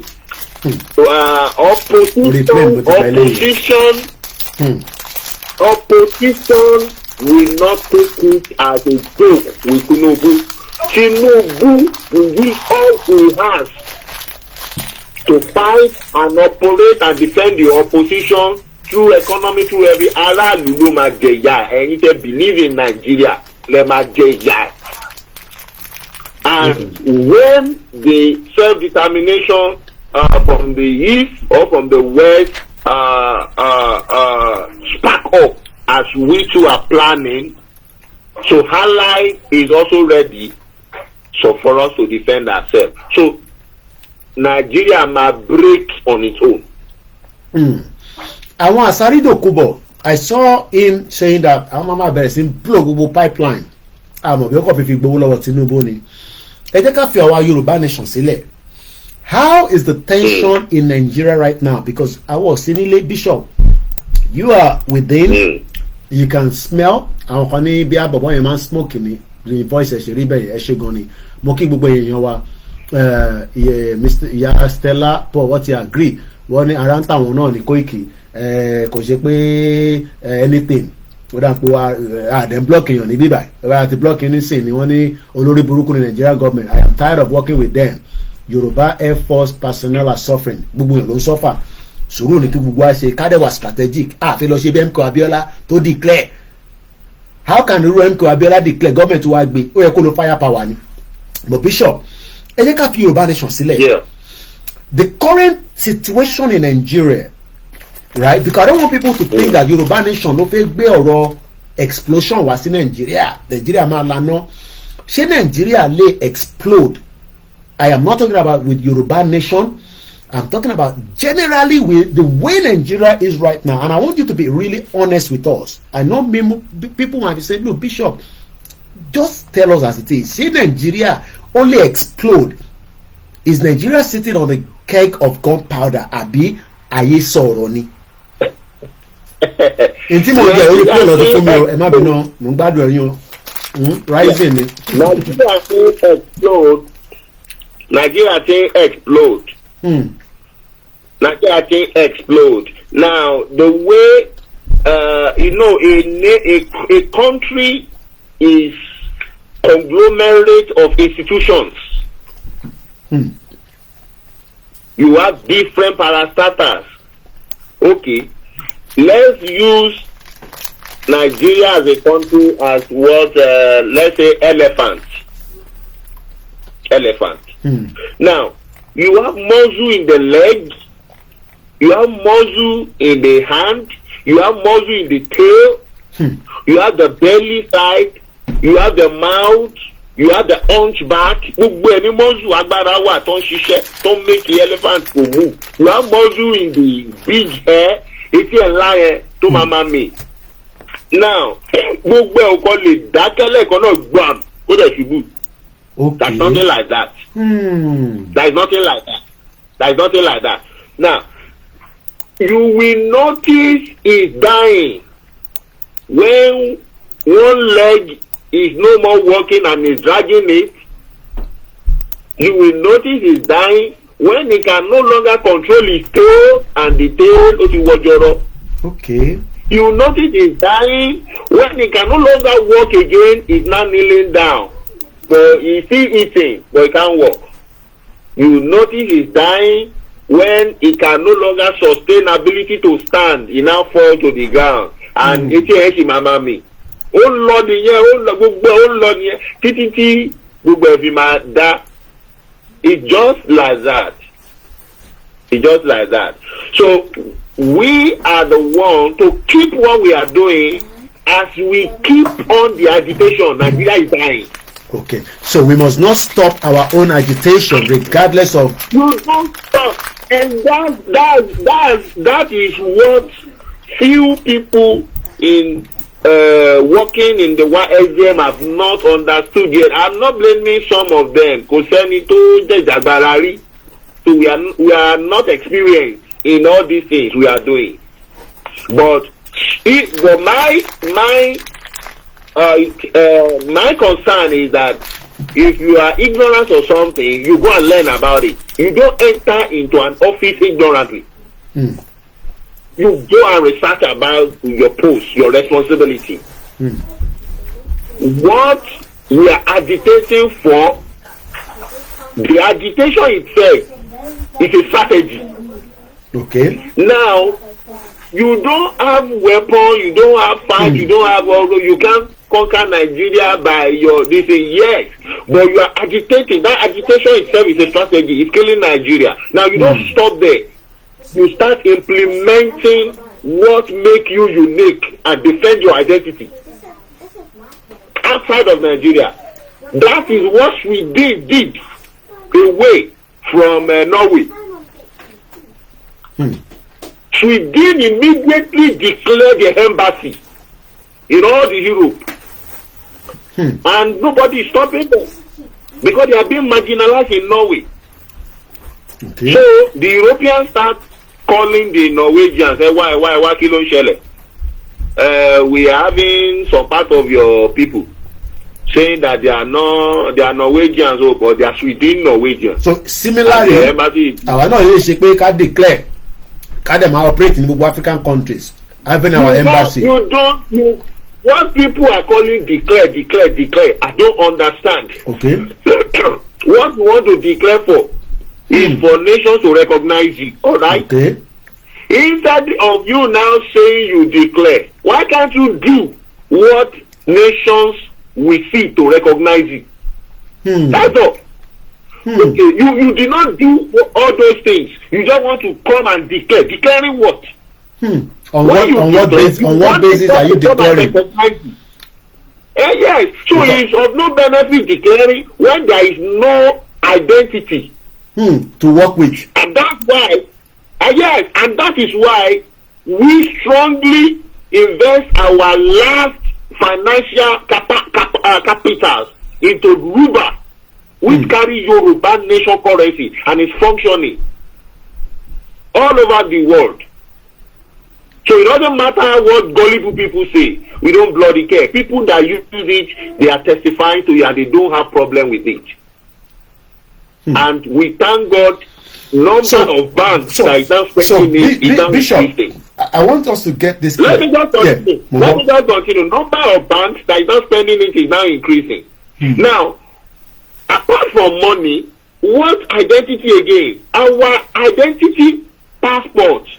That is exactly what I was going to ask now. Apart from the money, what is it that, because I traveled yesterday, and as much as I was trying to allow people to see my Yorubanimi on the aircraft, I had my flag out, I put it out there right in front of me. At least maybe 1 or 3 people will see me, but they didn't ask me, who are you or where are you from? At the airport, I didn't have enough time this time because the transfer was was very, very short. You're just going towards the passport now. Should we make sure that as we are pushing for this rally now, which is going to be announced very soon, there's no doubt, because what are we expecting after the rally? Many people wants to know. Are we just going to be rally and that is it? Or are we expecting something outside or after the rally? Because though we're asking for our demands, whether Tinubu is going to accept that demand. If Tinubu does not accept that demand, you I think declare in the mind. So in Tokun is declare openly, officially. You talked about the Ruba, which is operating, whether the World Bank or the IMF realize the Ruba is working for us, but you are now going towards the passport. What do we need to do to disrupt the international world that the Yoruba people are there? That is exactly what I want you to explain to us. Now, what I want to enlighten our people. I'm standing up from my seat. Okay.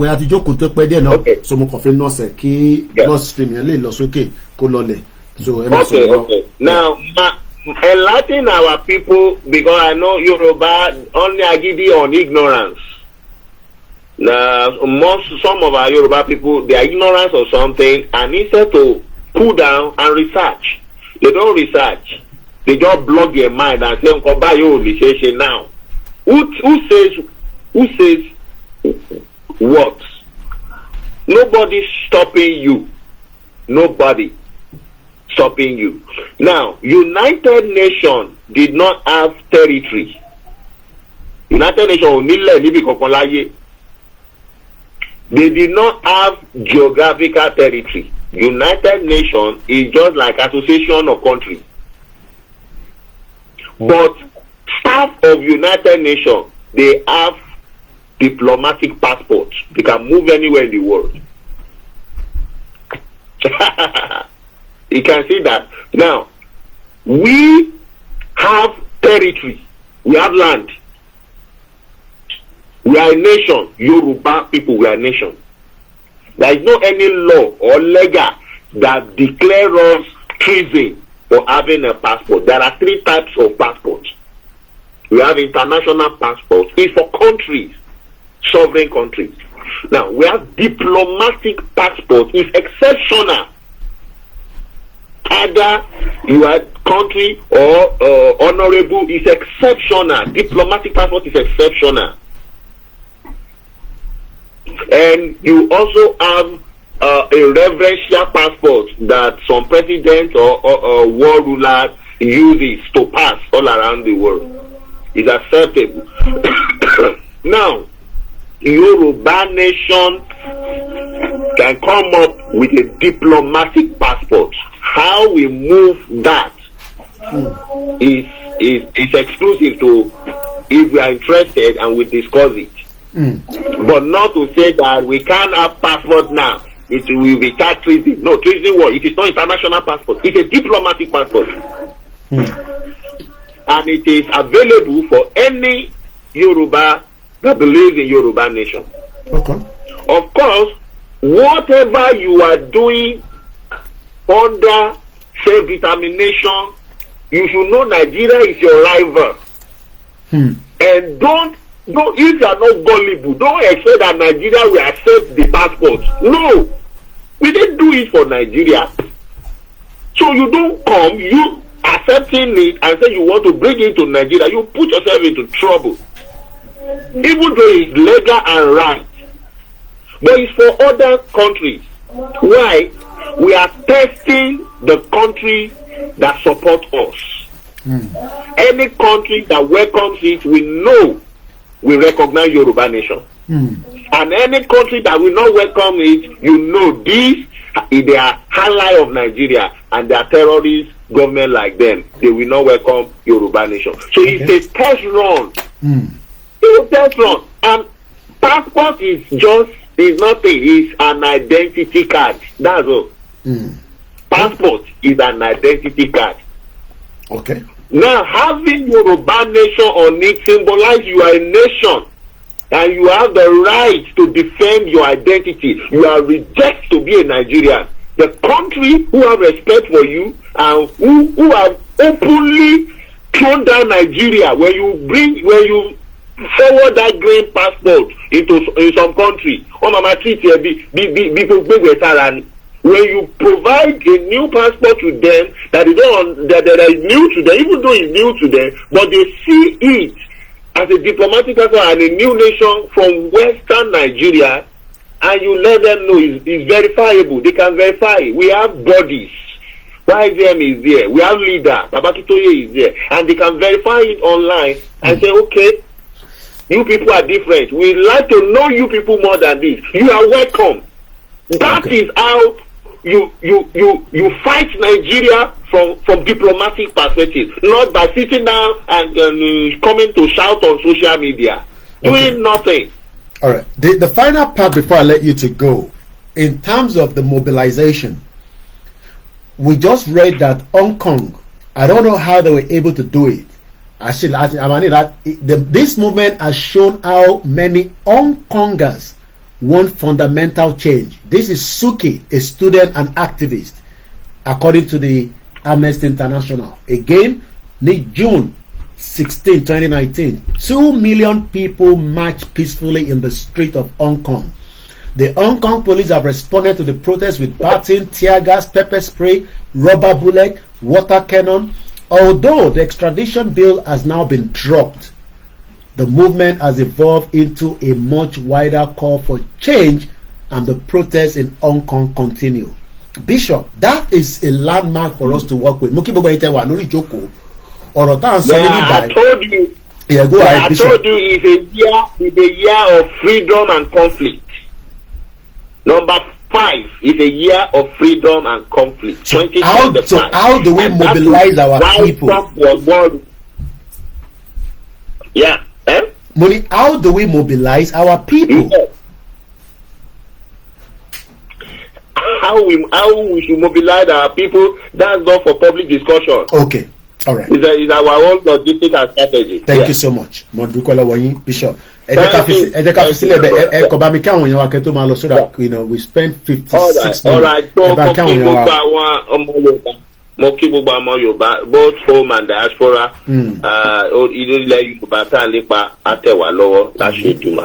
Thank you. Wow. Whenever you bring Bishop in, it takes us through many routes, and that route is always important. We're calling Baba Ekiti láti wá bá wa fi ti energy Ekiti sí torí ọmọ náà àwọn Ekiti lágídí èmi ò tí accept wọn náà àwọn Ekiti ready mo rí lára wọn because bàtà dé Ekiti wọn náà lè wo Ekiti èmi àti Gbowó adé Ekiti bàbá Akíntóyè dé Ekiti agbóríwọlé adẹ̀wà níbi kí ni jẹ́ fẹ́mọ̀ bridge yẹn ọlọ́run àtúnjẹ́ kárí dáadáa bàbá lẹ́kìtì ẹ̀yin ni ọkọ̀ súnkàn bíṣọ̀pù ti sọ tòyìnbó ti religious nígbà tẹ́yìn bá mi sọ̀rọ̀ gbẹ̀yìn ẹni ká bọ́ sọmọlúàbí ká jù síbì kan ẹ̀yin náà ní gbogbo àyè nísìnyí ẹ sọ̀rọ̀ bàbá lẹ́kìtì ẹ̀yin lẹ́wà lórí ètò à ń gbọ́ yín. ẹ ṣe bàbá mi mo gbọ́ mo kí gbogbo ilé bó tẹ̀ jẹ́ pé mo dé Kútọ́nù lónìí wọ́n lẹ̀ ti lọ ó dùn mí díẹ̀ ẹ má bínú ó dùn mí mo ṣe no nǹkan tó dáa ni ṣé ẹ rí bàbá mi ẹ máa gbọ́ mi sá. à ń gbọ́ yín.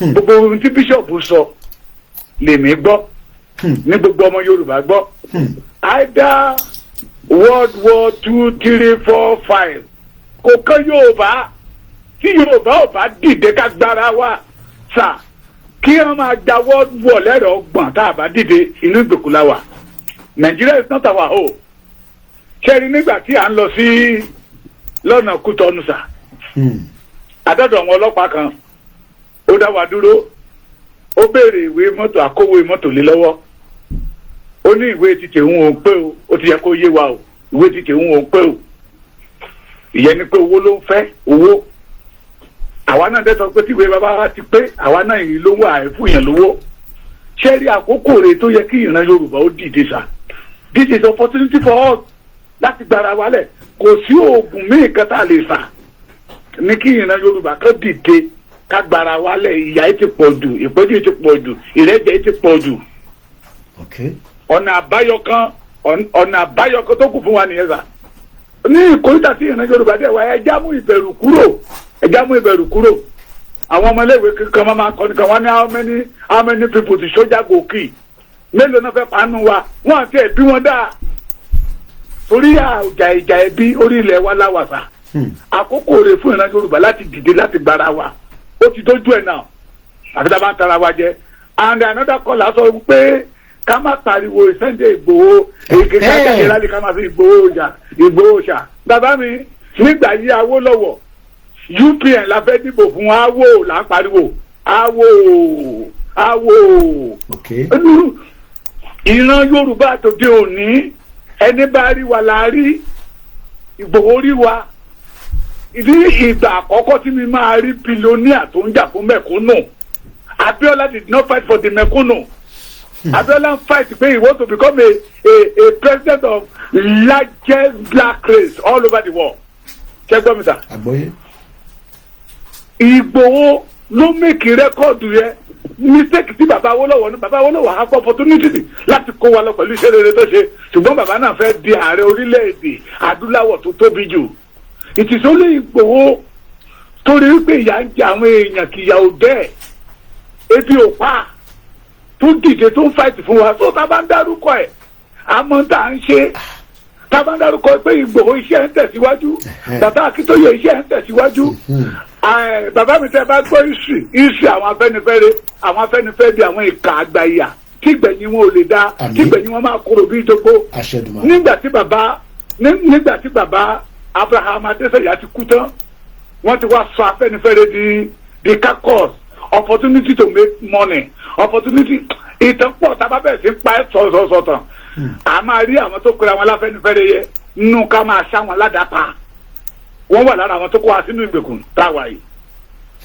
ká halẹ̀ mọ́ gọ́ọ̀mẹ̀ntì tó wà ní orí oyè nìkan àmì ni wọ́n sọ pé àwọn ti rẹ́dí o àwọn ti rẹ́dí tá a bá ti gbé Ghana must go wá wọ́n á ṣe ẹ̀ láàrin ara wọn that's the end of it ṣùgbọ́n èèyàn kan dìde olóhùn òfowó olóhùn òfẹ́ pò àwọn fẹ́ kí ìran wo ló kó dúró kó rí èrè ilẹ̀ tí a ní kó rí jẹ bàbá mi bí mo ṣe máa ń sọ̀rọ̀ ó di àgbà mẹ́ta ní Èkìtì the retired general officer tó sọ fún wa pé underground ti wà lẹ́kìtì underground tí àwọn kìnìyàn ń wọlé tí wọ́n kó wọn pamọ́ sí this is time for us onímọ̀ fi ní pé aṣọ ọmọlúàbí ni wá a máa ń gbà àlejò ẹja kọ́kọ́ gbé yẹ̀fẹ́ gbẹ́ná aṣọ ọmọlúàbí wa ká fọ́ ẹni bá ní ayọ̀ ńlé kó lọ títí ẹ̀ tẹ́ ẹ̀ bá dẹ̀ ní ayọ̀ ńlé ìgò làwọn bàbá wa máa fi ń lọṣọ láyé àtijọ́ wọn àrọ̀ gbígbóná sí ẹ lọ fi sí abẹ́ pílò yín ọ̀ abẹ́ mátrasì yín ká wá gbé aṣọ ìjẹ̀gbọ̀n wọ̀ nígbà tá a bá gba ìjẹ̀gbọ̀n tá a bá gbé aṣọ ìjẹ̀gbọ̀n wọ̀ tà tá a gba òmìnira wa a lè ní inú dídùn pẹ̀lú àlàáfíà láti wá wọ aṣọ ọmọlúàbí wa wọ̀ ṣùgbọ́n tá a bá ń wọ aṣọ ọmọlúàbí nínú ìgbèkùn nínú ogun Fúlàní akẹ́ máa fi wá ṣe nǹkan tó wù wọ́n ni because wọ́n ti make it vow pé Nigeria belong to them and they can do undo news kan ṣe ń wọ ó ṣe ń wọ ọwọ́ mi ní sí bàbá mi former house of rep kìnìkà àkàdé nìbàdàn òun náà pariwo sí pé gbogbo Olúyọ̀lé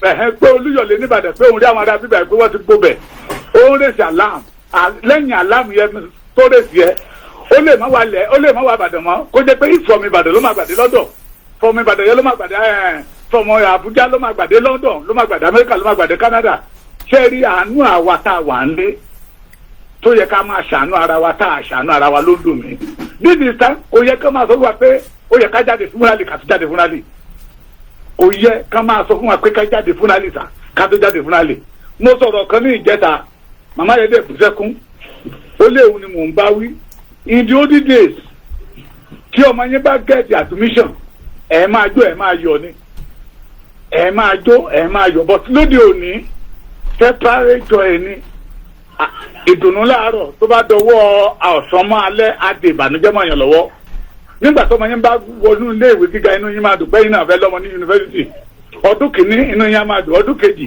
ọdún kẹta nígbà tó ọmọ yẹn bá gbádùn ìtàn tó wọ aṣọ burúkú tó máa kó sí wọn lọ́rùn tá a rò pé aṣọ ayọ̀ ni ìmídélé tó ọmọ yẹn bá ti bọ́ṣọ yẹn tó kó lọ́rùn ó di ìbànújẹ́ fáwọn òbí ẹ̀ àwọn òbí ẹ̀ ló tún máa bọ́ àwọn òbí ẹ̀ ló tún máa raṣọ sí lọ́rùn we must say enough is enough.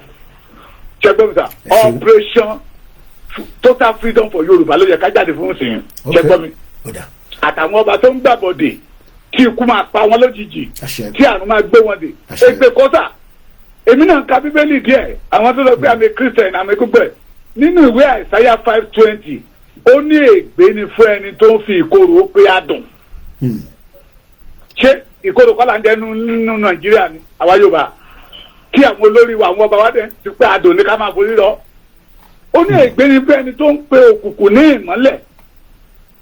Ṣé kìí ṣe inú òkùnkùn láwà?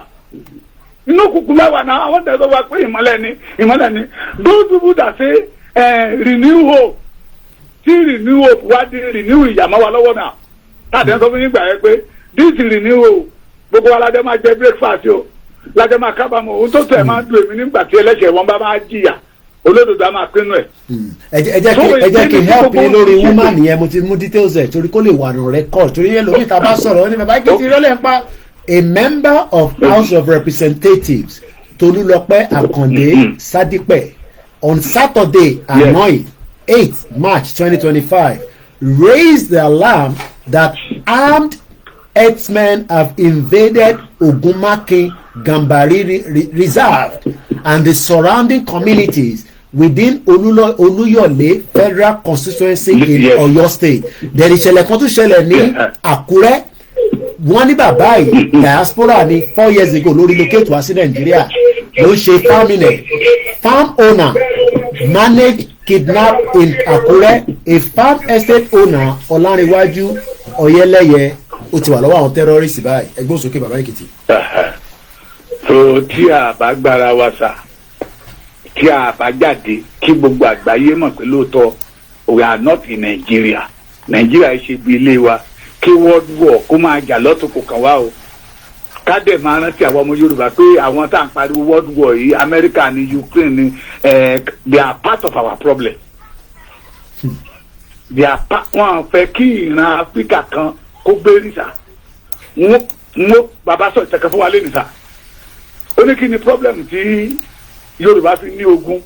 In 1952 to 1957, wọ́n rí pé ìwé ìbí Yorùbá ṣe ń dìde, ẹ̀rù wa ń bà wọ́n pé tá a bá fà wọ́n wọ̀nyí lẹ̀, àwọn eléyìí máa àwọn agbára àgbáyé mọ́ wọn lọ́wọ́, wọ́n á bẹ̀rẹ̀ sí ní tẹ̀ táàpù wa. Yorùbá tó ń gòkè lánàá wá dẹni tó ń lọlẹ̀. Yorùbá tó ń rí jẹ tó ń bùyàn jẹ àwádẹni tí ò rí jẹ mọ́.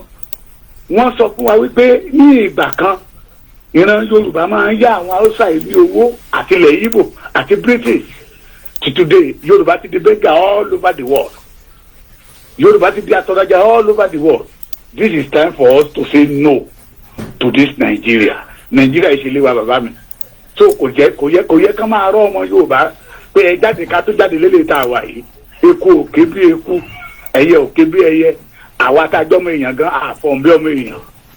Ṣé gbọ́ mi sà? Àgbọ̀yé. The worst part of it, nígbà tá a dé Fẹ́mi, tá a la fẹ́ ṣéǹjì owó, wọ́n ní 1,000 naira yóò Nàìjíríà. Ẹ máa gbọ́ mi sà, 1,000 naira Nàìjíríà is 357. 1,000 Nàìjíríà tó jẹ́ pé tẹ́lẹ̀ 1,000 wá dàbí 1 million lọ́dọ̀ wọn ni. 1,000 Nàìjíríà dàbí 1 million lọ́dọ̀ wọn ni. Now ní 1,000 Nàìjíríà wá di 357 now. Tábà ń wọlé wọn ní Nàìjíríà ẹ ti bàjẹ́ towótowó. Ṣé Nàìjíríà ò bàjẹ́ towótowó? Ṣé ó yẹ kí ayé Nàìjíríà máa bàjẹ́? Káyé Yorùbá náà tó bàjẹ́ pẹ̀lú Nàìjíríà. Àwa ní oúnjẹ tí Nàìjíríà jẹ. Àwa ò dẹ̀ rí oúnjẹ àjẹjọ́. Àwa lówó tí Nàìjíríà ná. Àwa ò rówó yẹn ná. Àwa ní atẹ́gùn tí Nàìjíríà ń gbà. Àwa ò rátẹ́gùn gbà. Sáà ní ìmọ̀ bóyá ìṣàkíyèsí nígbà tẹ́ ẹ̀ ń bọ̀. Tẹ́ bá ti dé bọ́dà tẹ́ ẹ kọ́ọ̀sì sí Nàìjíríà bíbá yìí. Atẹ́gùn tó máa fẹ́ lù yín á gbóná bí wèrè. Kódà ráìsì ní bọ́dà 48,000 kò ń ṣe pọ́ sọ fún mi mọ́lẹ́ ni tó bá dẹ̀ ti pọ̀ sí the other side 98 ni. Bẹ́ẹ̀ni mo express ẹ̀ lẹ́yìn sá bá a ṣe débi bọ́dà yẹn ta kọ́ọ̀sì sí bẹ́ẹ̀ni atẹ́gùn tó bómi bẹ́ẹ̀ ṣe lóorun bẹ́ẹ̀ ń kú mi délé pé atẹ́gùn bíbẹ̀ máa tutù nígbà tá à ń padà bọ̀ sá tá a tún kọ́ọ̀sì sí Nàìjíríà Olódùmarè atẹ́gùn tó fẹ́ lù mí ó gbóná mo ní àti tún wọnú ilẹ̀ ẹ̀gún Yorùbá gbẹ́dọ̀ kó nínú ilẹ̀ ẹ̀gún Nàìjíríà tó ń bẹ lórí wa agbẹ́dọ̀ lè dànù ẹ pé tó bàbá mi. ẹ ṣe gan ni tó we have listened to lórí ọ̀rọ̀ analysis Bishop we might not agree with everything but we need to agree on pé kí Yorùbá kó lọ a kì í ṣe ọmọ Ukraine a kì í ṣe ọmọ America bí bàbá Èkìtì ṣe sọ ọmọ Yorùbá làwà so tí Bishop bá ṣe analysis wọn we don't have to buy into that analysis but ibi tí Bishop dúró lé lónìí pé ìran Yorùbá gbọ́dọ̀ jáde kúrò ní Nàìjíríà ìran Yorùbá dẹ̀ gbọ́dọ̀ wà ní ibi tí identity wa máa ti wà well respected and I think that is the bigger picture from the most part of the analysis that Bishop has done because mo rí brother mi kan tó send message pé àwọn agree pẹ̀lú Bishop lórí analysis wọn pé Trump is the Putin is the aggressor and I just told him that I say yes we might not agree with everything but we must agree that Yoruba people must go wọ́n wò mí báyìí ní France so mo dúpẹ́ lọ́wọ́ gbogbo wọn ní I don't agree with the analysis of Bishop on Trump and Zelensky and Putin trying to paint Trump and Putin as a saint is outright inaccurate and inappropriate. Putin is the aggressor, not Zelensky. Àti Zelensky o, àti Putin o, àti Trump o, tiwa ni pé tọba tí ní ó yá àwa tá a believe gan àgbọ́dọ̀ tẹnu sọ́kàn. And I think that is the most important part that we need to keep alive. And we got to keep that alive with exactly everything that we are doing. The kings are not going to come out. But like I said, if we start attack, we will end up in all the palaces across Yoruba land. We will invade all the palaces. We will live in all the palaces.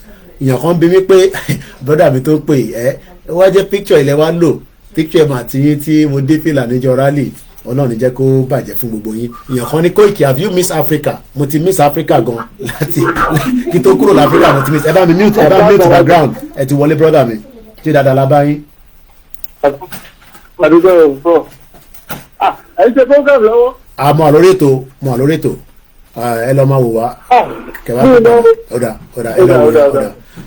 mo kí gbogbo alẹ́ nǹkan sí. So I am still on if you want to add one or two voices, but let's go back to the Hong Kong and let's see what can we learn.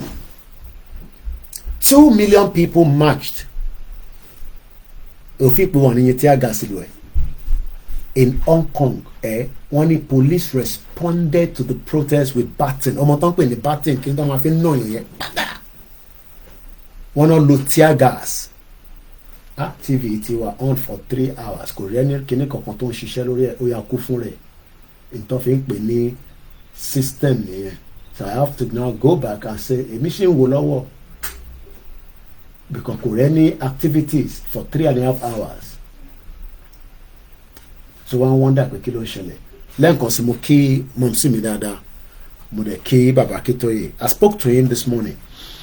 As many of you are asking Koiki, okay, kí ló máa ṣẹlẹ̀ nísìn? In tó máa ṣẹlẹ̀ náà láti sọ. The Yoruba people need to pull out. Ẹ ṣáà gbọ́ nísìnyí bàbá Èkìtì náà lọ sí Kútọ́nù. Mo sì sọ fún yàn kan nígbà tó send message sí mi láti Ogun State. Àwọn ọmọ yẹn ní Koiki tẹ bá ti parí bẹ́rẹ̀ àlẹ́ sọ pé rally máa ṣẹlẹ̀. Mo ní ṣe wọ́n rò pé rally tó máa wáyé ẹni sọ̀rọ̀ ẹ̀jẹ̀ mute. Ṣe fi pé rally tó máa kọ bẹ̀rẹ̀ nísìn tí and that will just be no, this one will be different and we must ẹ bá mi gbọ́ wọlé share button ẹjọ́ àti wà ní 294 àpọ̀wó lórí Koikimedia. I have shown the evidence. Mo post a síta. We are not making any money out of it, and even if we are making any money, it's still our right as well. But nothing do. So, but the fact that we are not making money, okay, we are nothing do. And don't put your conscious number to take place. So, mo kẹ́yìn tẹ̀síwá lórí ìjókòó tí tẹ́ ń gbọ́ wa mo kí i dáadáa. Ẹ jẹ́ ká wá padà lọ sí the protest tó ṣẹlẹ̀ ní Hong Kong, because many of our people might not understand that Tinubu wà lórí oyè. Mo ń bọ̀ mo fẹ́ record bíbá yìí ni o, so call onílé wọlé for now because mo fẹ́ ṣe recording a little bit.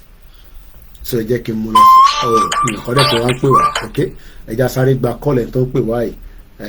Ẹ bá agbóhùn sókè ṣe fẹ́ dá sórí ètò ní sà àbí mà? Ẹ kàlẹ́ sà. Ṣe fẹ́ dá sórí ètò ní sà? Hello. Hello, ṣe gbọ́ mi. Mo ní ṣe fẹ́ dá sórí ètò ní sà. Sábìsì ń dáhùn. Mo ń gbọ́ yín sábìsì wọ̀ òkè. Mo ní ṣe fẹ́ dá sórí program tá à ń ṣe lọ́wọ́ ni. Bẹ́ẹ̀ni sà, bẹ́ẹ̀ni. Àwọn ń gbọ́ yín sábìsì wọ̀ òkè. Ẹ má parọ́ mọ́ sábìsì. Ẹ má sọ̀rọ̀ lọ ká gbọ́n tẹ́ fi bá wa sọ. Yes sà. Mo fẹ́ sọ̀rọ̀ nípa rally tí wọ́n ní wọ́n fẹ́ ṣe gẹ́gẹ́ bí. Kò ń ṣe pé wọ́n fẹ́ ṣe rally tí gbogbo wa fẹ́ ṣe. Àwọn olú fẹ́ ṣe. Rally tí gbogbo wa fẹ́ ṣe. As for me personally, I'm going to join. Lágbára Ọlọ́run. Because everybody will sue. Because mo wá wò ní pé àwọn ọba yẹn we supposed to block their trees. Kàmá jẹ kan jáde. That's the right thing. Okay. That's the right thing to do. Àdàdà òní ọ̀fíìsì. Okay. Ẹ̀yẹ́ la ṣe máa ń kẹ́ pè sórí WhatsApp, but àti get message ẹni ọ pè direct ní láti homeland nílẹ̀ Yorùbá ni wọ́n ti pè. So n táwọn sọ ni pé Mr. Koiki rally tẹ́ fẹ́ ṣe yìí ẹ block Ọọ̀ni of Ifẹ̀ mọ́nulé kó má jáde. Ọọ̀ni of Ifẹ̀ gan ti lè wà labroad àmọ́ Ọọ̀ni of Ifẹ̀ gan lè má sínú Nàìjíríà. Kò ń ṣe gbogbo àwọn ọba wa ló máa wà nílé. Tẹ́ bá dé palace ọba mi ní sánsọ fún ọba ti travel, but mo ti sọ tẹ́lẹ̀ àwọn ọba wa náà máa wà wí ẹ̀ pé rally ń bọ̀, and they have no choice either to tell the government to dialogue and engage Professor Akintoye on the way out. And I think it is important that we need to also tell the people that we have told Tinubu many times, we have a law, but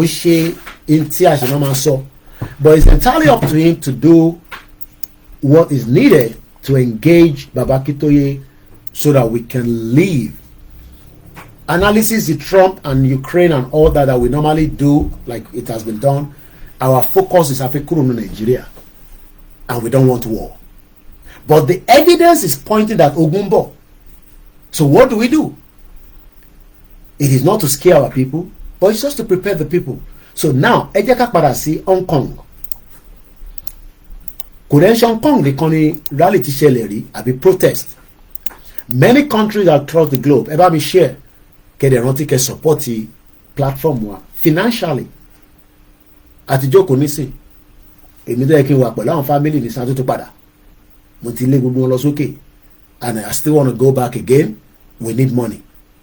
Whatever the price of your ticket, I will buy it. So, Ibo láti máa rówó yẹn. Ọ̀nà méjì ni tẹ́fẹ́dẹ̀ ní Koiki wọ́n ní láti wálé ìwọ jókòó sí abroad. I will sit here, Mr. Oluwafemi, àwọn máa fún wa ní £10 because I don't know how much the ticket is. It might be 800, it might be 7, it might be 9. We got a cap at 1,000. Ta ló máa support pé ká fi ra ticket tábà máa padà lọ. Because I have assured Igboho that I'm coming back. I have assured you all that I'm coming back. I have assured Baba Akintoye that I'm coming back. Baba pè mí láàárọ̀. Mo ní dáàdi mo ti dé tán padà. Wọ́n ló dàbẹ́ ọmọ mi. But how do we raise the money? Àìtí sàn yẹn rárá nísìn. Ṣé ká fi sí towards the end? Àbí ká sọ díjọ́ mi? Àlàáfíà làwọn family wà. Àlàáfíà ló wà. Wọ́n ti ń bá mi ṣe sermon tí màá jẹ nísìn. Àlàáfíà ni mo bá gbogbo lé. How do we raise the money? Ta ló máa support? It has to be done. How? The body any kind of fashion. Yes, we can go and do it, but that means tabatilok with rally. That means fashion. Alimari padawa. So let's come back to Motufelo, another country. At the Hong Kong abi. Ejeka lo another ìlú mi. The Arab Spring began with which event sparked the protest known as the Arab Spring? Muki YWMTV. Mo pe gbogbo èèyàn ma endorse pé kí Koiki ká support it as a journalist, ká fund it, kó lè bá wa tẹ̀lé àwọn tí wọ́n fi ṣe protest láti lè gbé jáde pẹ̀lú àwọn team ẹ̀. And I believe that is the best thing we can do. Because táwa bá ní àfẹ́jọ́kọ̀ sí bíbá àwọn kan ní ṣèbí nǹkan tó máa sọ nísìnyí pé yá ìjókòó pẹ̀lú ìyàwó àtọmọ ẹ̀ oníkájáde fún rally ìwọ́rọ̀pọ̀ gbọ́n. And I keep saying it that journalists go along the line. Journalists lawa, these are part of mo ìtìjà ó ṣì wà sealed. This was sent to me. Kì í ṣe blogger. I paid monthly for this as a member. So kọ́wá ni wọ́n ṣe rally tó máa jẹ́ kí nǹkan tí ó wà exclusive kí wọ́n ní mò ń jókòó sí London.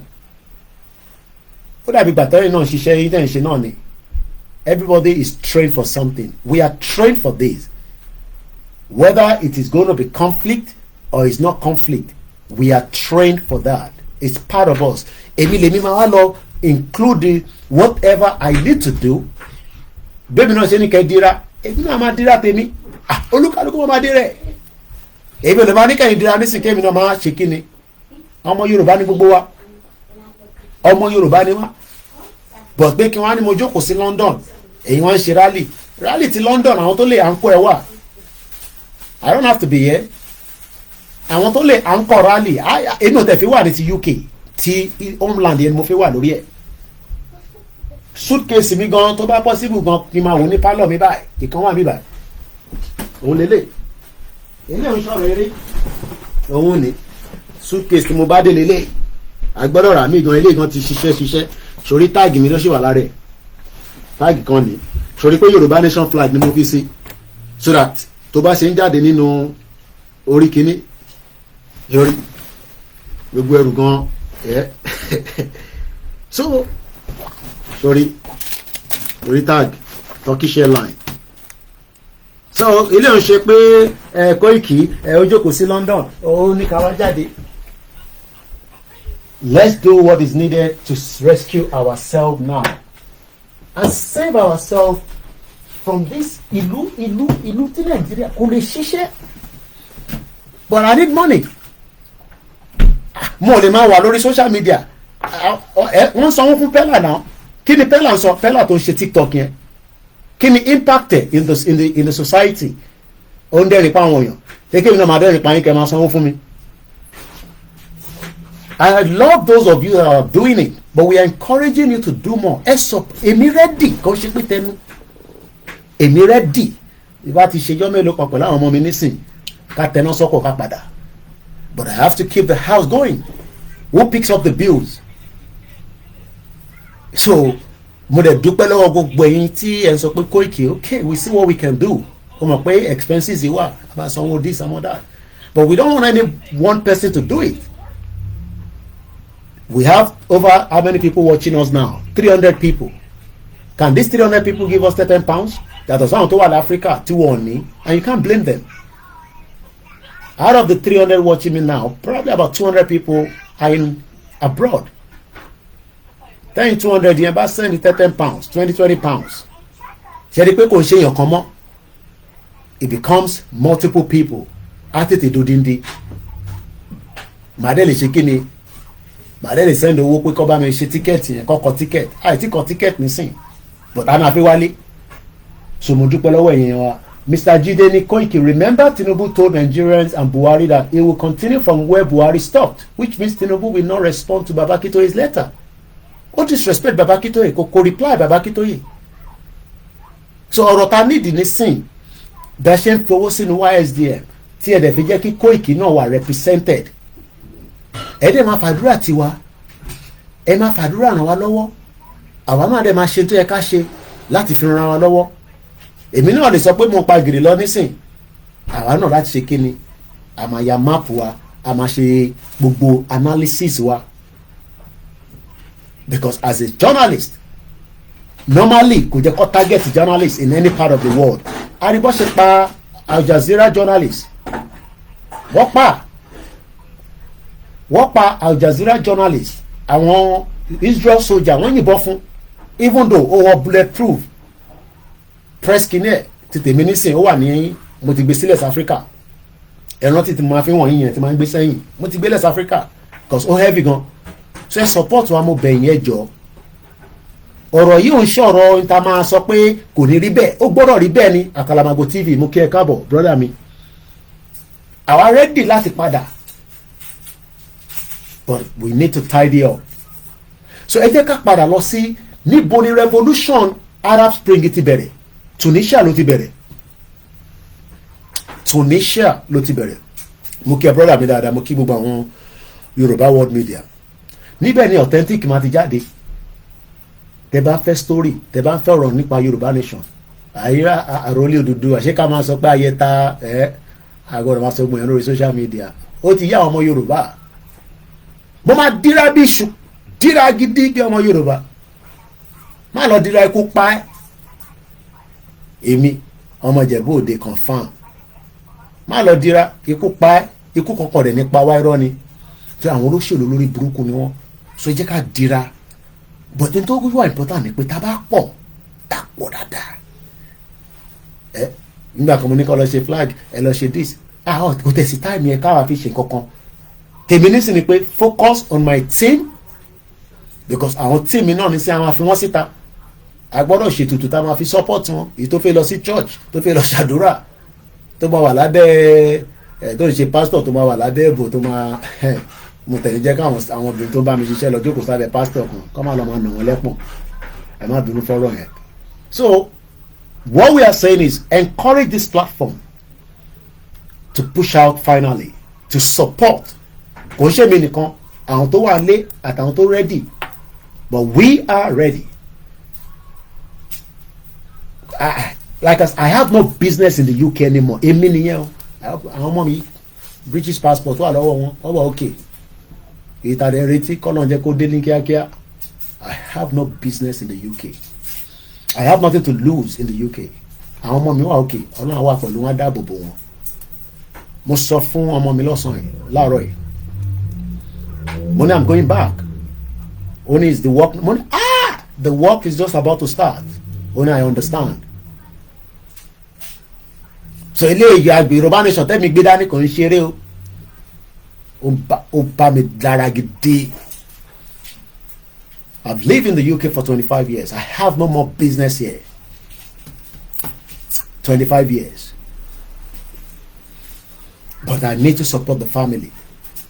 Aṣá máa san owó ilé. Ta ló máa san? Kí n gbé gbogbo lórí ìyàwó mi torí mo ṣe Yorùbá nation. Ṣẹ̀fẹ̀ kí ìyàwó mi kó divorce mi ni. Torí mo gbé Yorùbá nation dání kí n má lè support wọn fún owó ilé. Màá máa pariwo Yorùbá nation. Mo ní lè support wọn fún owó ilé. Ìjà máa ṣẹlẹ̀ tó bá yà. A ní bàbá yóò serious. Tó bá lè, so I'm sure you understand what I'm saying. Gbogbo wa là ń dáwó síbì kan, but ìjà tá à ń jà yìí àwọn kan máa láti support ẹ̀. Èmi ò lè máa lọ bá YSDM nísìnyí kan fún mi lówó, ẹ̀yin ni kẹ́ máa dáwó síbẹ̀ kí YS gbogbo àwọn tó ń pè mí nísìnyí mo ní èmi ò léwu kankan tí mo fẹ́ fẹ́ anybody. Ìyẹn mo ṣe sọ pé kó dáwó sí YSDM.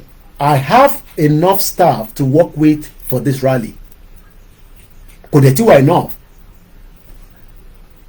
Èmi ò lè máa tó àkàlàmàgbà abroad ló ń gbé àwọn lè má lè lọ because everybody ló ní bó ṣe prepare ara ẹ̀ fún movement. Èmi ti prepare from 4 years ago. Mo pè ìyàwó mi jókòó ni mo pè wọ́n jókòó ni pé bó ṣe máa lọ lélẹ́yìí o.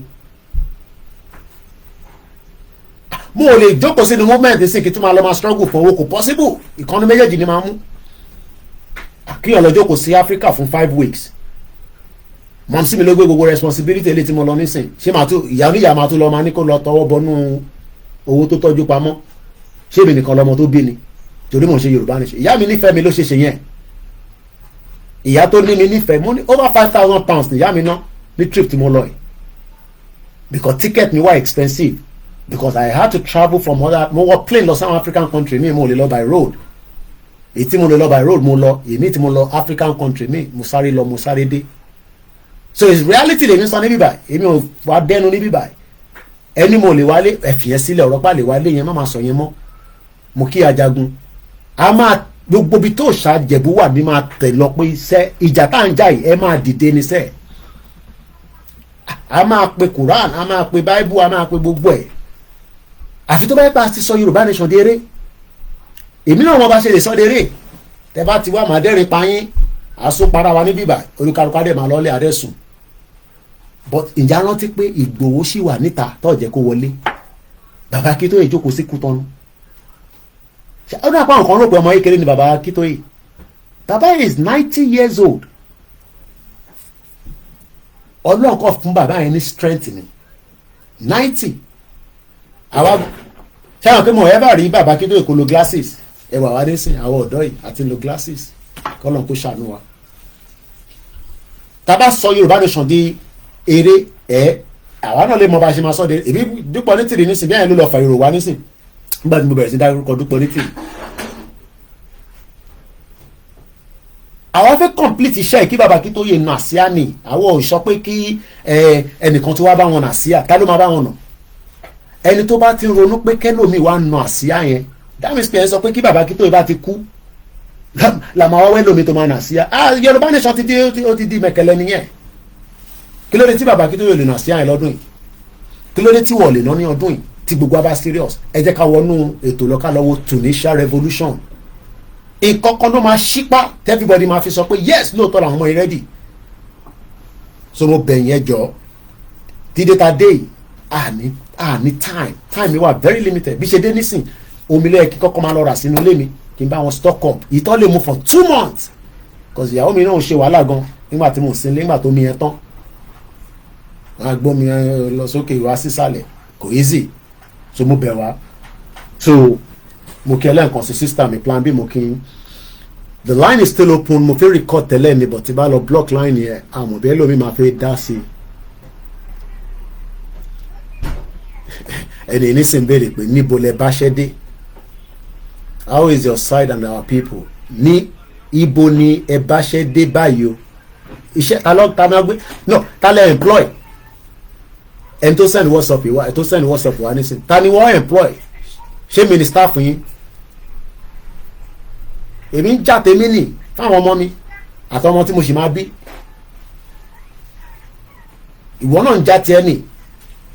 Ìyà ọ̀jẹ̀ mímọ sọ fún yín oúnjẹ mo lè wà ní UK for the next 30 years tí n bá ti kọjá ìyá ara mi tí mo ní mo fẹ́ lọ ra Mercedes mo fẹ́ lọ gbé brand new car mo fẹ́ lọ sí I will live here màá dẹ̀ máa ṣiṣẹ́ cleaning mi wàá dẹ̀ san pension fún mi but ṣé bẹ́ẹ̀ ló ṣe jẹ́ kó rí after 25 years èmi ò ní business kankan mọ́ níbí báyìí o I have said it clearly mo ti sọ fún àwọn ìyàwó mi I have no business in UK tó bá fi travel ní wọn kọ́ wà ní UK tó bá fi padà wálé tá a bá ti parí movement kó máa bọ̀ nílé ibi tó kù sí nísìnyí pé báwo ni ìran yìí ló ṣe máa tú nínú ìdí táwọn olórí burúkú British I live with them their citizens are good but their government will not allow the break up mo lè ní tó bá ti bẹ̀rẹ̀ ó bẹ́ẹ̀ àṣà àìsàn ó ti bẹ̀rẹ̀ náà nìyẹn ṣe jẹ́ ká sáré wo báwo kí ló ṣẹlẹ̀ ní Tunisia revolution àwa para lẹ́ẹ̀kan sí mo kẹ́ bàbá mi dáadáa Waris Jinadu èèyàn yìí Akóredé mo kí yín o kódà àtàwọn tí mo ti dé báyìí nísìnyí ìrà ń pé kí n ti wà nínú Áfíríkà padà mo kí gbogbo ìyàwó comfort ológun jà àtẹ̀ntì mo lè rántí àtẹ̀ntì mo rántí but I need láti kọ́kọ́ ra tíkẹ́ẹ̀tì mi my mom is not gonna buy the ticket again no èmi nìkan kọ́ lọ́mọ tó bí náà so àwọn tó kù náà máa sọ pé kí ló dé so a gbọ́dọ̀ kọ́kọ́ ra tíkẹ́ẹ̀tì tí màá fi padà so owó tíkẹ́ẹ̀tì ká kọ́kọ́ wá yẹn náà àbá ti rọ́wọ́ tíkẹ́ẹ̀tì kékeré dẹ̀ ní tó kù. The Tunisia Revolution, or also called the Jasmine Revolution, the Tunisia Revolution of Dignity, was an intensive 28 days campaign of civil resistance. Ó náà kọ́ àwọn èèyàn rò pé tá a bá ti jáde ó yá tear gas wá yín sí wa ó yẹ sáré wọlé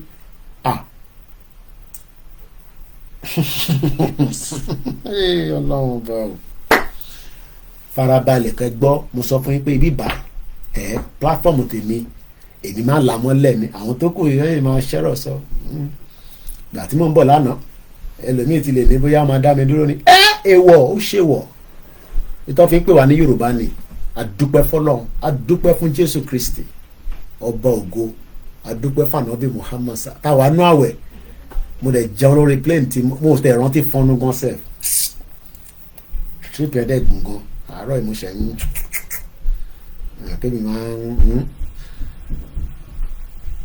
bẹ́ẹ̀ bá dìnà àṣì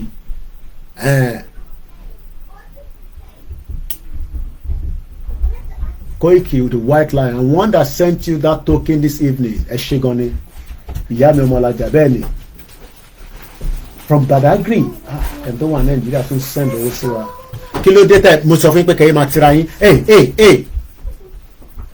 ọmọ ọdún wa so let's continue mo kí gbogbo èèyàn wa wọn ẹ máa dárúkọ bí tẹ́tí wò mí kí tẹ̀ dúpẹ́ lọ́wọ́ yín dáadáa wọn náà ń wò mí láti pẹ̀rù rẹ mọ́ ò jẹ́rìí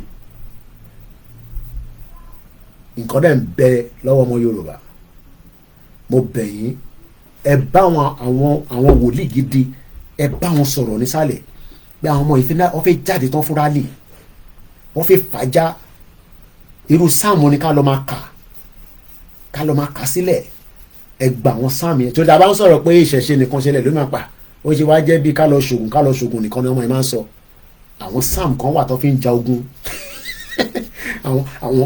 àwọn sáàmù kan wà tó máa kọ fún yín tẹ́ máa bẹ̀rẹ̀ sí ń kà á wọn náà wò mí láti Òṣòdì kò ní bàjẹ́ fún yín ní gbogbo Òṣòdì yẹn ẹ máa dárúkọ bí tẹ́ tí ń wò mí ẹ̀yin tẹ́ wà ń lé ẹ ṣé gan ni mo kí bàbá mi Idris ní ti báyìí pé mo ní TV bẹ́ẹ̀ ẹ̀ kí n máa fi wo bẹ́ẹ̀ tí mo tún ranjú mọ́ bí báyìí Waris Jinadu bàbá mi ní every day ní diaspora and send a foreign currency ṣé mo pé 4 years láti bẹ̀rẹ̀ movement yìí bàbá yìí nìkan ló máa ń sọ pé ọ̀nà tí a fi ń jẹ́ kí Nàìjíríà breathe òun ni owó tà ń sẹ́ni sínú Nàìjíríà wọ́n náà wò mí láti Toronto ìlú ńlá nìyẹn mọ̀sí mi náà wọ́n dé Canada rí mo wá bí wọ́n pé kí ló ṣẹlẹ̀ tẹ́ lọ Canada wọ́n náà wọ́n ará Canada náà US lọ ti máa lọ rajà I asked her yesterday during our flight back to London she said but she's going to go because a ní family wa kan tó wá kí wa ní London kódà wọ́n bá Ìgbòho ṣe birthday ìyẹn àǹtí wọn yẹn mo kí dáadáa just reason ó pẹ́ wọlé gan ó máa sanwó Ìdòwú ẹni afẹ́ ó ní Kóìkì Ìbàdàn ni mo ti ń wẹ̀ oúnjẹ data mi bọ̀ fi sílẹ̀ spirit ẹ̀ ló wà ní spirit tèmi náà torí àwọn ti fọ̀ mo kí dáadáa wọn náà ń gbọ́ mi ní ìlú Ifọ̀ ẹ jẹ́ tún wo àwọn platforms ní kí lọ wo ibi tó ti ń wò mí mo kí gbogbo ẹ̀yin tí ẹ wà lórí ètò ẹ máa kẹ́ni ọkàn dẹ́rù báyìí àwọn politician yẹn wọ̀ ní àyà Ọlọ́run tó bá kọ́kọ́ rí èrò tó bá rí èrò wá yà dànù ni mo kí àwa comfort famiwa gun àwọn orúkọ dáadáa wọ́n ní look at you and Igboho well done I'm really happy to see you ẹ ṣé gan ìyá mi comfort ìyá bàbá mi Michael Ọlátẹ́jú wọ́n ní Kóìkì máa báṣẹ́ lọ à ń wò ẹ́ láti Èkìtì àwa dúró òun mọ̀ pàwọ́ Èkìtì àwa dúró dáadáa wọ́n náà wò mí láti Yànàpájà kábíyèsí Ọlọ́run Adams Ọlámilékan wọ́n náà wò mí láti Ìjẹ̀bú Iléṣà ìyá mi Mọ̀rúfà Lawal wọ́n ní Kóìkì àwa wà níbí bá wa Ìjẹ̀bú ẹ̀yẹ́ máa báṣẹ́ lọ ara la máa rán sẹ́ni tó bá rán kankan sí yín á tàbẹ́là lé wọn àníkẹ́ wá àwọn wòlíì lọ kọ́ tàbẹ́là kíyàn kankan má sọ pé ká má jáde àdúrà ní ká fi síwájú kérò pọ̀ èrò kó lọ gidi mo kí ẹja rí just reason àwọn tó wò mí láti Amẹ́ríkà wọ́n ní Kóìkì Amẹ́ríkà tó bí 52 countries ẹgbẹ́ mi sọ state yẹn gangan wọ́n wò mí láti Lagos tóbi gan 20 million ló wà ń bẹ̀ bàbá mi Moses Òjó mo kí gbogbo YSDN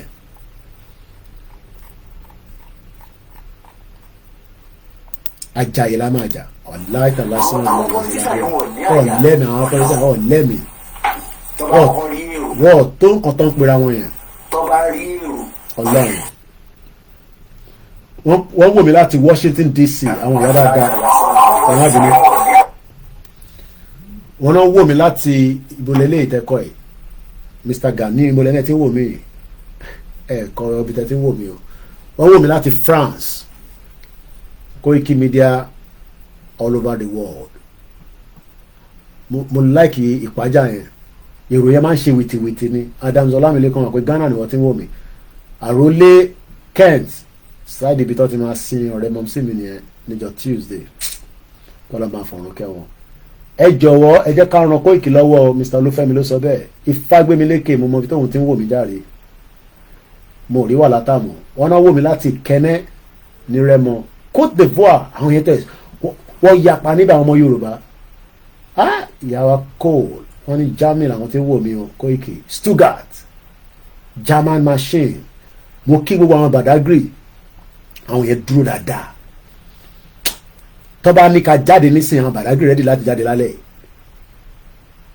Mr. Samuel Ajala wọ́n ní welcome back bẹ́ẹ̀ ni àwọn ọmọ wọlé mo ti gbórí wọlé padà wọ́n wò mí láti Amẹ́ríkà ọ̀dà ẹ jẹ́ ká máa tẹ̀síwájú torí àsìkò tí program yẹn bá ti pé 5 hours a máa stop so mo ní 30 minutes láti fi end the program yìí so a máa close the phone line ká lè fi record so èyí tó kọ ẹ máa ti sàlọ ẹ jẹ́ ká ṣe tán délẹ̀ lágbára Ọlọ́run àṣeyọrí la máa ṣe o what God cannot do does not exist mo kí gbogbo èèyàn wa ẹ jẹ́ kí n bẹ̀rẹ̀ recording yẹn ẹ jẹ́ n ṣe látọ̀dọ̀ àwọn Yorùbá nínú mo wá kí gbogbo group pátápátá láti Germany ẹ ṣé gan ni Olúṣesí Ọlámilékan mo kí àwọn ti Belfast New Jersey America yẹn tóbi mẹ́ wọ́n wò mí láti Ṣàgámù àwọn Italian àwọn lọ́ni Sud Abidjan Côte d'Ivoire kò dé da fáwọn olóṣèlú náà wọ́n ti báyé jẹ́ ẹ wà táwọn ọmọ síbi ti ń travel 1983 1970 ti báyé jẹ́ bá ṣe mọ sí mi nígbà táwọn lọ sí Australia yẹn ẹ má bínú pé mo tú ẹjẹ máa record báyìí Koikimedia èyí ní ọjọ́ kẹsàn-án nínú oṣù kẹta ọdún 2025 láti London nílé iṣẹ́ wa ní studio wa nínú yàrá mi lẹ́tí tó ń gbọ́hùn mi mo kí gbogbo ẹ̀yin ọmọ Yorùbá o mo kí gbogbo ẹni tí ẹ fi àdúrà ràn mí lọ́wọ́ pé wàá lọ́re wàá bọ̀re mo ti wọlé dé padà. Lákọ̀ọ́kọ́ ká tó máa bá ètò lọ ẹ má gbàgbé a tún fẹ́ padà lọ fún rally tí kò ní pẹ́ jáde mọ́, so ẹ pè wá kẹjẹ́ kájọ tètè ra tíkẹ́ẹ̀tì mi £10 £20 £100. Mo fẹ́ ra tíkẹ́ẹ̀tì yẹn ní next week lágbára Ọlọ́run, mo fẹ́ kọ tíkẹ́ẹ̀tì mi ní next week, so gbogbo ẹni tó bá gbọ́ díò mẹ́jọ ẹ kàn sí ọmọ yín o olólùfẹ́ yín Koikimedia. Now mo ní nígbà tí mo sí mi náà lọ sí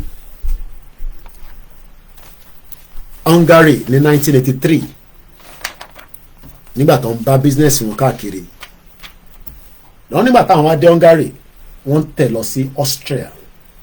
It's about 437 kilometers 4 hours 30 something minutes. Wọ́n wá gbé mọ́tò torí kò sí flight tó máa gbé wọn, wọ́n ní flight máa pẹ́, wọ́n ti kọ́kọ́ ra tíkẹ́ẹ̀tì lọ sí train $70, but train náà tún sọ pé ó máa pẹ́ dọ̀hún. Wọ́n náà wá pé cabman kan pé àwọn fẹ́ lọ sí Austria, wọ́n ní ẹni náà mọ́tò wọn ò ní lè lọ bọ̀ kóun lọ bá wọn wá mọ́tò tó dáa tó gbẹ dáadáa, wá lọ gbé Mercedes kan wá. ṣẹ́ni wọn pé mítà rèdè ni wọ́n ní ẹni yẹn ní you going to Austria? Àwọn ní yes, báwọn ṣe wọnú mọ́tò nìyẹn. Wọ́n sọ lé fún mi nígbà tá a wà lórí flight lájọ́ ń sọ̀rọ̀, nígbà tá a dẹ̀ wà lórí program tá à ń ṣe lọ́wọ́lọ́wọ́ yìí, fẹ́ni tó bá lọ gbọ́ fídíò yẹn mọ̀ pọ̀ mọ́ how long ni kó tó di pé gbọ́ voice mọ̀mísí mi kọ́ mo pè wọ́n nígbà tí mo rántí ìlú yẹn mọ́ mọ̀mísí mi wá ṣe confam ẹ̀ fún mi. Wọ́n ní 20 border post làwọn kọjá lára ẹ̀ káwọn tó dé Austria.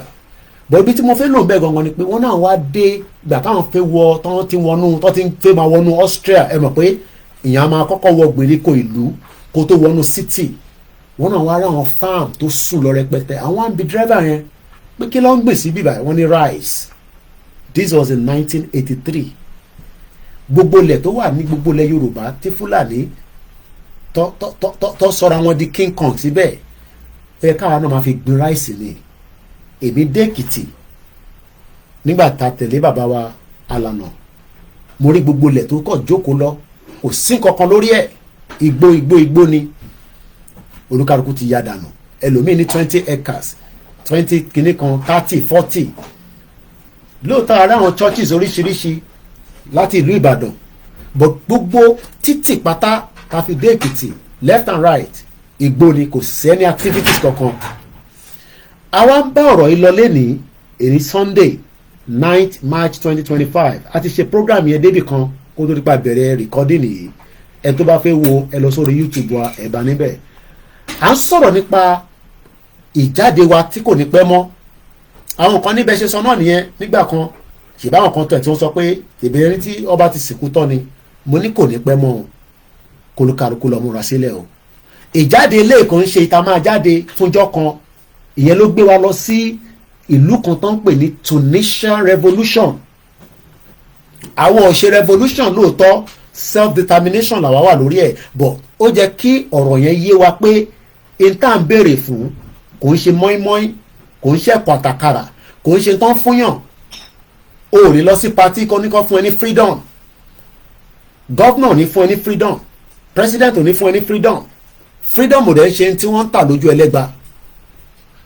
Mo kí gbogbo ọmọ Yorùbá o fún determination tó wà nínú blood wa ní wákàtí. Ẹ farabalẹ̀ kẹ́ gbọ́n tí ó ṣẹlẹ̀ ní ìgbà tí àwọn tí wọ́n ń pera wọn ní ọmọ Tunisia, èdè òyìnbó ni máa fi sọ, but I try láti ṣe àyàngbé fún ẹ. Nígbà tí ó bẹ̀rẹ̀ ó taba àwọn ìlú míì, ìyẹn ló ṣe ń pè ní the Arab Spring. Nígbà tí ìṣẹ̀lẹ̀ yìí bẹ̀rẹ̀, ó máa bẹ̀rẹ̀ ní January 2011. The Tunisian Revolution, also called the Jasmine Revolution, the Tunisian Revolution of Dignity, was an intensive 28 days. 28 days, mo mọ̀ tán pé 28 days lédè Yorùbá, but 28 days ni wọ́n fi sọ pé sẹ́ ẹni máa kú ni kó kú, àwa tó bá kú a máa ṣègbádùn ẹ̀. ikú kàn nípa gbogbo àwọn èèyàn wa tá bá jáde, kódà ká pé 60 million tá bá jáde, ikú kàn nípa yẹn kan nú wa. Gbogbo wa la jọ máa jẹ̀lẹ̀ Yorùbá, la máa náwó Yorùbá, torí Yorùbá máa dá dúró o. Bó fẹ́ bó kọ̀, Yorùbá máa dá dúró. Amẹ́ríkà ò lè dá dúró, Europe ò lè dá dúró, African country kankan ò lè dá dúró, President Bola Ahmed Tinubu ò lè dá dúró. Kò ń ṣe pé ta fi tẹnu, lágbára àwọn tó láyé tó lọ́run, lórúkọ Jésù Kristi, inshallah Ọlọ́run wọlá Ramadan àti Lent tó ń lọ lọ́wọ́lọ́wọ́, ta fi gbogbo ẹ̀yin olólùfẹ́ wa tẹ́ ń gbọ́ wa. The Tunisian revolution, bá ṣe sọ, was an intensive 28 days campaign of civil resistance. Kí ló ń pè ní civil resistance? Àgbà. Ó lọ bẹ́ẹ̀ for 28 days. 1, 2, 3, 4, 5, 6, 7, 8, 9, 10, 11, 12, 13, 14, 15, 16, 17, 18, 19, 20, 21, 22, 23, 24, 25, 26, 27, 28 days. Intensive. Wọ́n takú pé sẹ́ ní lọ sí anywhere. Ǹjẹ́ wa náà múra bẹ́ẹ̀? Àbúrò pé ìta máa jáde, kakọ̀ jáde fúnjọ́ méjì àbíjọ́ kan ká wọlé. Báwọn bàbá wa ṣe sọ, alànà Professor Adébánjí Akíntóyè, wọ́n ní tó bá ti bẹ̀rẹ̀ ó bẹ̀rẹ̀ náà nìyẹn, ká má bẹ̀rù ká má fòyà. Bàbá sọ nínú àwọn fọ́nrán tí gbogbo wa ti gbọ́, a lè play ẹyọ kan fún wa kápọ̀ tó fi gbọ́ sétí náà ni, àti gbọ́ tẹ́lẹ̀ nígbà tí bàbá jáde lórí world media pé rally tí a fẹ́ ṣe yìí kólúkálukú lọ múra dáadáa ni o, torí pé kí ni gbogbo wa la ní iṣẹ́ tá a máa jọ ṣe o, and we all will support this vision pé kó lè ṣeé ṣe. Àwọn tó jáde ní ti Tunisia wọn ní wá bá yín ṣe tọ̀dọ̀ tí yín o, àwa la máa ṣe tira wa o. A lè lọ wá ọmọ African countries kó wá bá wa jáde o. Ilẹ̀ Yorùbá, we have 60 million Yorùbá people. Gbogbo wọn kọ́ ni wọ́n support olóṣèlú o, gbogbo wọn pọ́ ni wọ́n support olóṣèlú. So gbogbo wa ni ká lọ béèrè lọ́wọ́ àwọn èèyàn pé ṣé ẹ ti ṣe tán láti gbára wa sílẹ̀? Tó bá dẹ̀ náà wọ́n ti ṣe tán, dẹ̀ ká máa sọ fún wọn pé kólúkálukú lọ máa múra sílẹ̀ o. Gẹ́gẹ́ bí bàbá wa, èmi kọ́ ni mo sọ, mò ń gbẹ́nu bàbá wa tó jẹ́ àlànà wa ni mo fi ń sọ̀rọ̀. Àwọn ló ní kí gbogbo wa lọ múra sílẹ̀ pé rally máa dé láìpẹ́. Tó bá dẹ̀ ti dé, ó ti dé náà nìyẹn. Ojoojúmọ́ dẹ̀ ni bàbá wa fi ń sọ fún wa nígbà tí wọ́n bá wa sọ̀rọ̀, tí gbogbo wa ti gbọ́ sétí. Má tún máa doubt pé kò ní wáyé, torí pé ó ti súnmọ́ bọ̀. Tá a bá máa gbára wa sílẹ̀ under the self-determination, we are on the right path, and that path is for us to leave Nigeria so that ká lè dá dúró gẹ́gẹ́ bí orílẹ̀-èdè. Ẹ já gbọ́ bí bàbá Akíntóyè ṣe sọ níbí báyìí.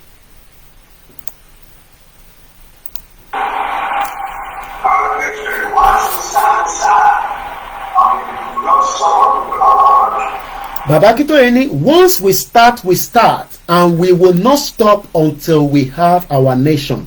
Nǹkan sọ ni pé tá bá ti jáde fún rally until tó bá fún wa ní country wa la máa stop. Tó bá fún wa ní country wa ní stop. Whatever that means to you, kólúkálukú lọ máa prepare sílẹ̀. Èmi kọ́ ni mo sọ o, bàbá wa alànà Professor Akíntóyè ló sọ, mò ń gbẹ́nu wọn sọ̀rọ̀ ni. This video was posted on my timeline on the 6th of March, which I believe is the same day or a day before nígbà tí wọ́n jáde lórí world media. Ní wíìkì tí kò tí pẹ́, èní sì ní 9, it's just about less than 3-4 days ago. So kò má rò pọ̀ ọ̀rọ̀ tí bàbá Akíntóyè sọ ní last year là ń sọ yìí.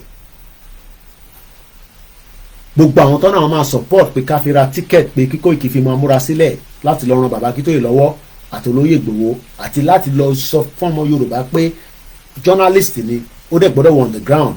Àmàretí yín o.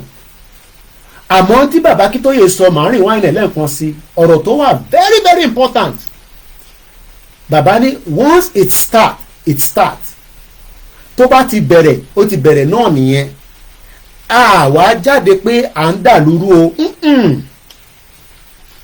jáde pé a fẹ́ bà nǹkan jẹ́ o bọ̀ ẹgbọ́n tí bàbá sọ o.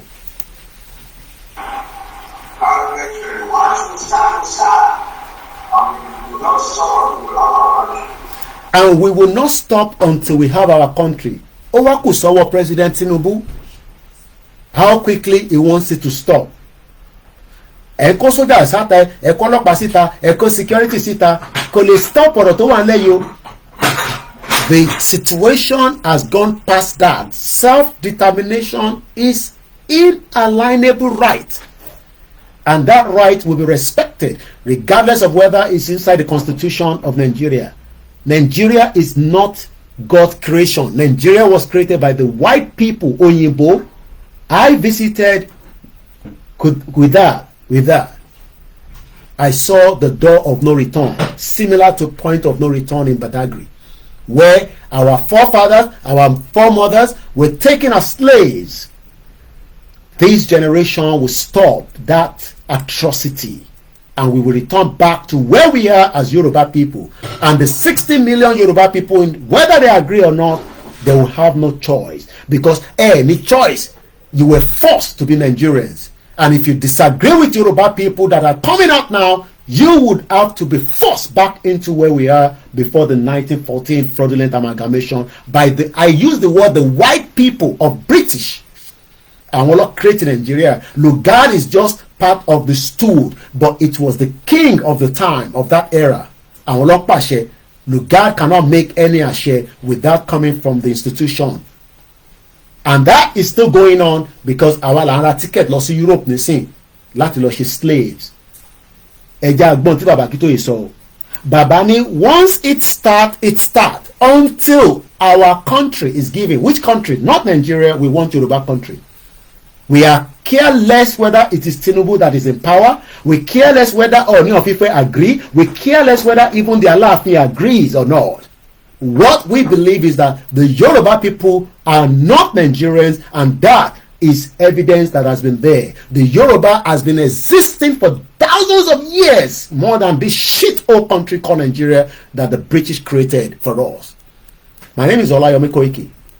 This is a serious situation. And if they do not want that to happen, call Baba Akíntóyè, we go on the neutral ground and we will be divided out of Nigeria and the rest of people can use Nigeria for their trademark.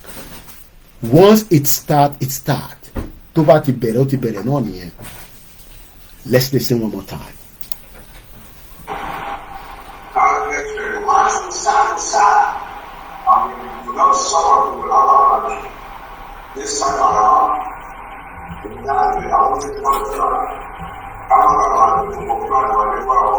It's not going to say more than that because we're not going to give all our plans out to the enemy. They're watching me right now. They're listening. The politicians in Yoruba land are all enemies against the Yoruba people. Until they come out and defend Yoruba people against the injustice Nigeria has done on us. But if they refuse and say one Nigeria, it no go better for them. Want to show it for using Nigeria to suppress, molest, and marginalize the Yoruba people against those that are killing us. We are not going out of Nigeria because of Fulani alone. We are going out of Nigeria because we want our true identity to be returned back, because the British took away identity from us. The British citizen cannot travel out and they will be represented as Germans. They cannot go anywhere and they will be telling them they are France. How would the Yoruba people now be identified as Nigerians, knowing fully well we will come out of Nigeria, either somebody will die or somebody will exist. Either somebody will die or somebody will exist. It's as simple as that. People die every day. Some people will have to die for the Yoruba to come, but the rest of the people will never have to remember Nigeria again. We will push it into the deep ocean. Freedom, it will come cheap. Some people will die. It's as simple as that. 28,000 people were killed by Buhari when he was in government. So don't come and tell us that this is going to cause war. War is already in Nigeria. The threat of the unity of Nigeria has been going on for years and everybody has kept quiet. If you do not want war, then We must divide the country peacefully now. There is no more time. The time is becoming very limited on a daily basis. Mo need can support me kia. I got to return back as quickly as possible because I got to be close to Baba Akintoye. It needs me to be close to him. I need to be on the ground. He spoke to me this morning and I assured him I will return back. And the rest of those that want to come as well, I wish every one of us a safe journey back before the rally starts. Ẹ jẹ́ ká kọ̀ tó gbọ́ lẹ́ǹkan sí.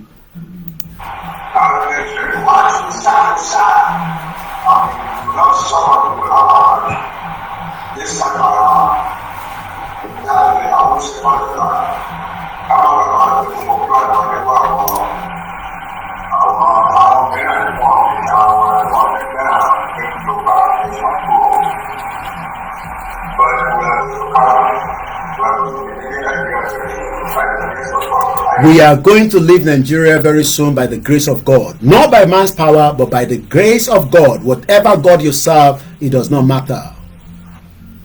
The end of Nigeria would happen and nothing will stop it. My name is OLAYOMI KOIKI. If you come across this audio, remember two things. Support Koikimedia and support the YSDM and pay your Ewa Romeo. This is the time to put more money into the movement. This is the time that we put more resources into the movement. This is the time that we use all our strategy. You gotta start thinking about that now. Igbowo will not be everywhere, but Igbowo will be felt in every part of Yoruba land. I can assure you that. I was with him just some few days back. You all saw the message from the man that the God has sent to us and this generation, and we will never forget Igbowo for what he has done for us. Let's just listen to him as well briefly as he spoke to me just a few days ago. This is Igbowo reconfirming, saying it as it is. Omoko Toberu. Not the ones that are scared.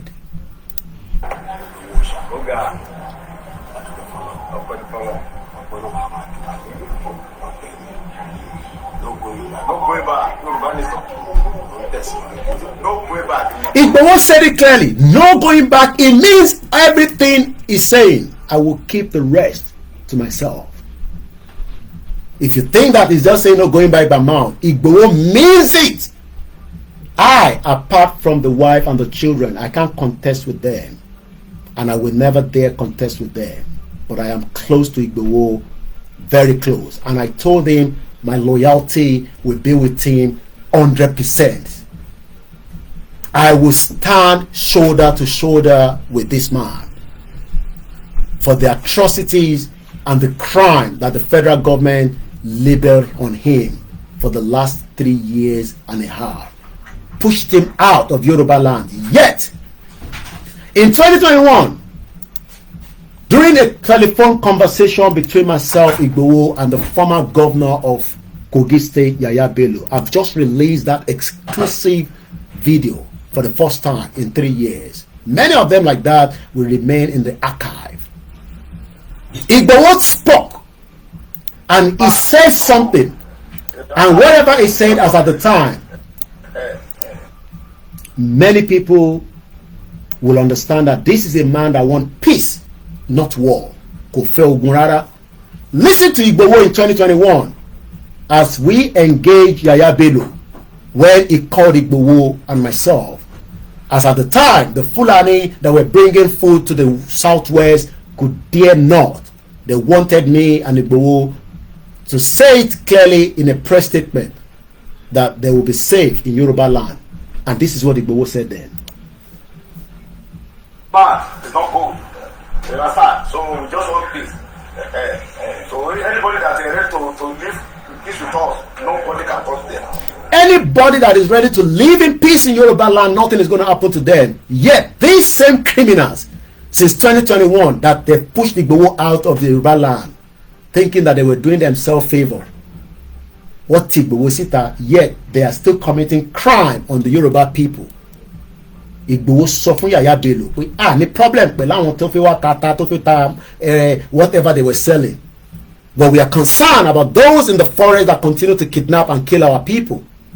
Let's listen again to Igboho. This audio, thank boy, is a video that has been released by myself and my team for the very first time. After 3 years, Igboho authorized me to release it out.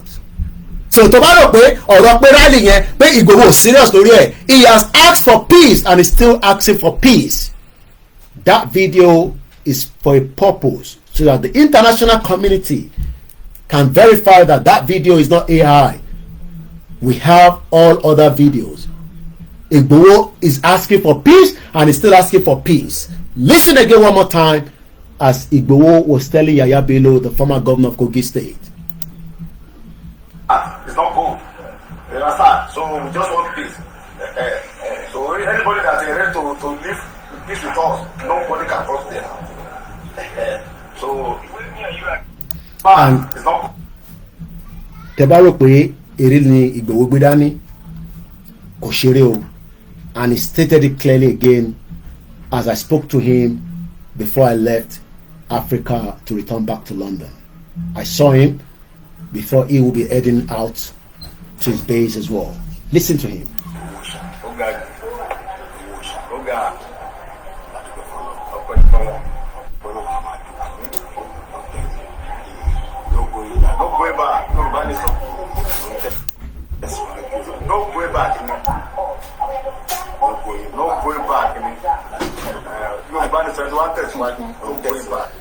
I asked him more than 3 times, Igboho, are you sure that this is not going back? Even though I've got nothing to doubt about him and Baba Akintoye. Mo big question here. Are you sure it's not going back? Because some that are still in doubt that Igboho has ended his quest, his right as 60 million people to leave Nigeria. And he stated clearly that it is not going back. And I know it means every word that it is not going back. Igboho remained a man of peace, and we hope that they can iron this out with Baba Akintoye before the rally is rolled out. Should the rally roll out, it might be too late. Let's read the article that we put out with the video of Igboho and Yaya Bello in 2021. Sunday Igboho's 2021 message to Governor Yaya Bello, a call for peace amidst continued attack. In a viral video showing a call conversation between Chief Sunday Adeyemo, popularly known as Sunday Igboho, and the former governor of Kogi State Yaya Bello in 2021, Igboho delivered a clear and powerful message. The Yoruba people seek peace, not violence. His words filled with sincerity and determination resonated deeply with many who had grown weary of the escalating insecurity in the southwest. However, despite this peaceful stance, the Fulani militia has continued their reign of terror, attacking farmers, kidnapping innocent people, and leaving communities in a perpetual fear. Igboho's message was a plea not just to Governor Yaya Bello, but to all political leaders, security agencies, and the global community to recognize and address the plight of Yoruba farmers and the citizens who have been subjected to relentless violence. The ongoing attack have led to the displacement of many, economic devastation, and a growing sense of helplessness among those who simply wish to live and work in a peace on their ancestral land. Fast forward today, 2025, the situation remains there. The kidnapping of our people for ransom has become a daily occurrence. The farmland has been overrun and many lost their lives to unprovoked attacks. The question remains, how long will this be allowed to continue with a question mark? If those in power had heeded Igboho's words in 2021, why have the crisis would have been addressed more effectively? Chief Sunday Igboho commitment to protecting his people has never wavered. His advocacy for justice and security is not about personal gain, but about ensuring that the Yoruba people can live freely and safely in their own land. The call for self-determination is rooted in the fundamental right to safety and self-preservation, a right that no people should be denied, not even the government of President Bola Tinubu. Now more than ever, his word from 2021 ring true. The Yoruba people do not seek war. We seek for justice. They do not want conflict. They want protection. We do not get that protection from the federal government and the state government. It is time for the Nigerian government and international bodies to recognize the ongoing crisis and take decisive action to stop the bloodshed. The world must listen. The suffering must end. Yoruba land must be free from the grip of terror, and its people must be allowed to strive in peace. This video is one of the many videos released from our archive. OLAYOMI KOIKI, the spokesman for Dr. Chief Sunday Igboho, 9th of March 2025, Koikimedia, bringing the world closer to your doorstep. Thank you so much, and we hope everyone a blessed week ahead.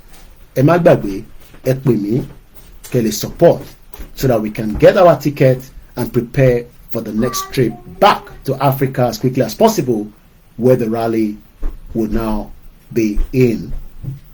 I'll leave the rest. Bye for now. So that is how far we can take us on the Sunday.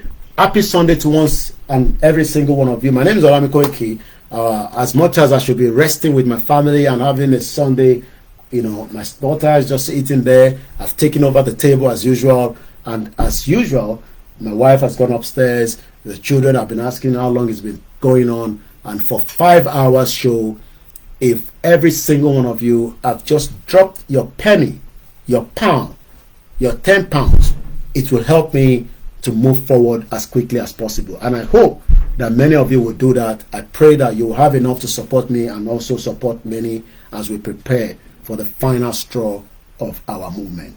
Yoruba Nation has come to stay. Yoruba Nation is not just by mouth. Yoruba Nation would happen in our lifetime. And on behalf of my team and the rest of those that are working quietly on the Koikimedia, I say thank you so much. From America to Cote d'Ivoire to France to Italy to Australia, where Baba Bagide Motnoti Bawa Soroluni, to Kutono, where Baba Kiti has also connected with us, to over everyone that have connected from Hong Kong and from Kent, Dartford, you know, from every part of Yoruba land, and also Bugbetegbomini, Bugbetegbomini. Teba Matu program Iwo. Early fast forward there from the 5 hours non-stop. It is extremely something educative that would lead us out of this contraction created by the white man to keep Yoruba people to become who they should be in a real life. OLAYOMI KOIKI Monje, my name is Last Man Standing. It's good to be back in London, but I look forward to where Yoruba land will be a place that we can reside, we can live, we can walk, and we don't have to worry to go to anywhere apart from just visit. And I hope for those of you that still want to come to Europe, I wish you all the best. 25 years is more than enough to return back home. I want to do 35 years. Kakabe afogugbe patapata ni nkan abaje ni ati ṣe 25 years ni doyinbo. Ẹ̀yin tẹ́ ẹ fi lọ, ẹni right láti máa gbé la abroad, àwa fi padà lọ sílé, a kì í ṣọmọ àlè. Mo kí gbogbo alẹ́ nǹkan sí o. Thank you. God bless Yoruba people, and God bless my wives, God bless my children, and most importantly, God bless my mom. To my family that are enduring too much, I feel your pain on a daily basis. Kàkà kí wọ́n máa gbádùn ẹ̀, ayé wọn ò ní dá rárá, àwọn náà ní gbádùn ẹ̀. Nǹkan á bàjẹ́ ni, but nǹkan dáadáa la máa bí tó fi ń pè ní Yorùbá country. Ó dàárọ̀.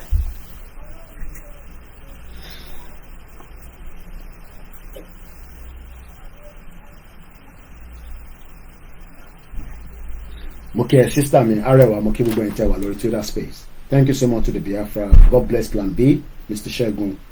Bye for now.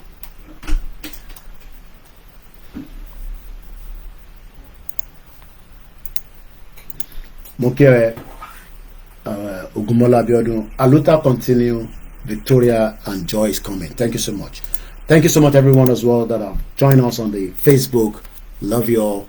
mo kí gbogbo alẹ́ nǹkan sí o Adélẹ̀ lè rí together láti Morocco mo kí yín o àdúrà wa gbà o God bless bye for now.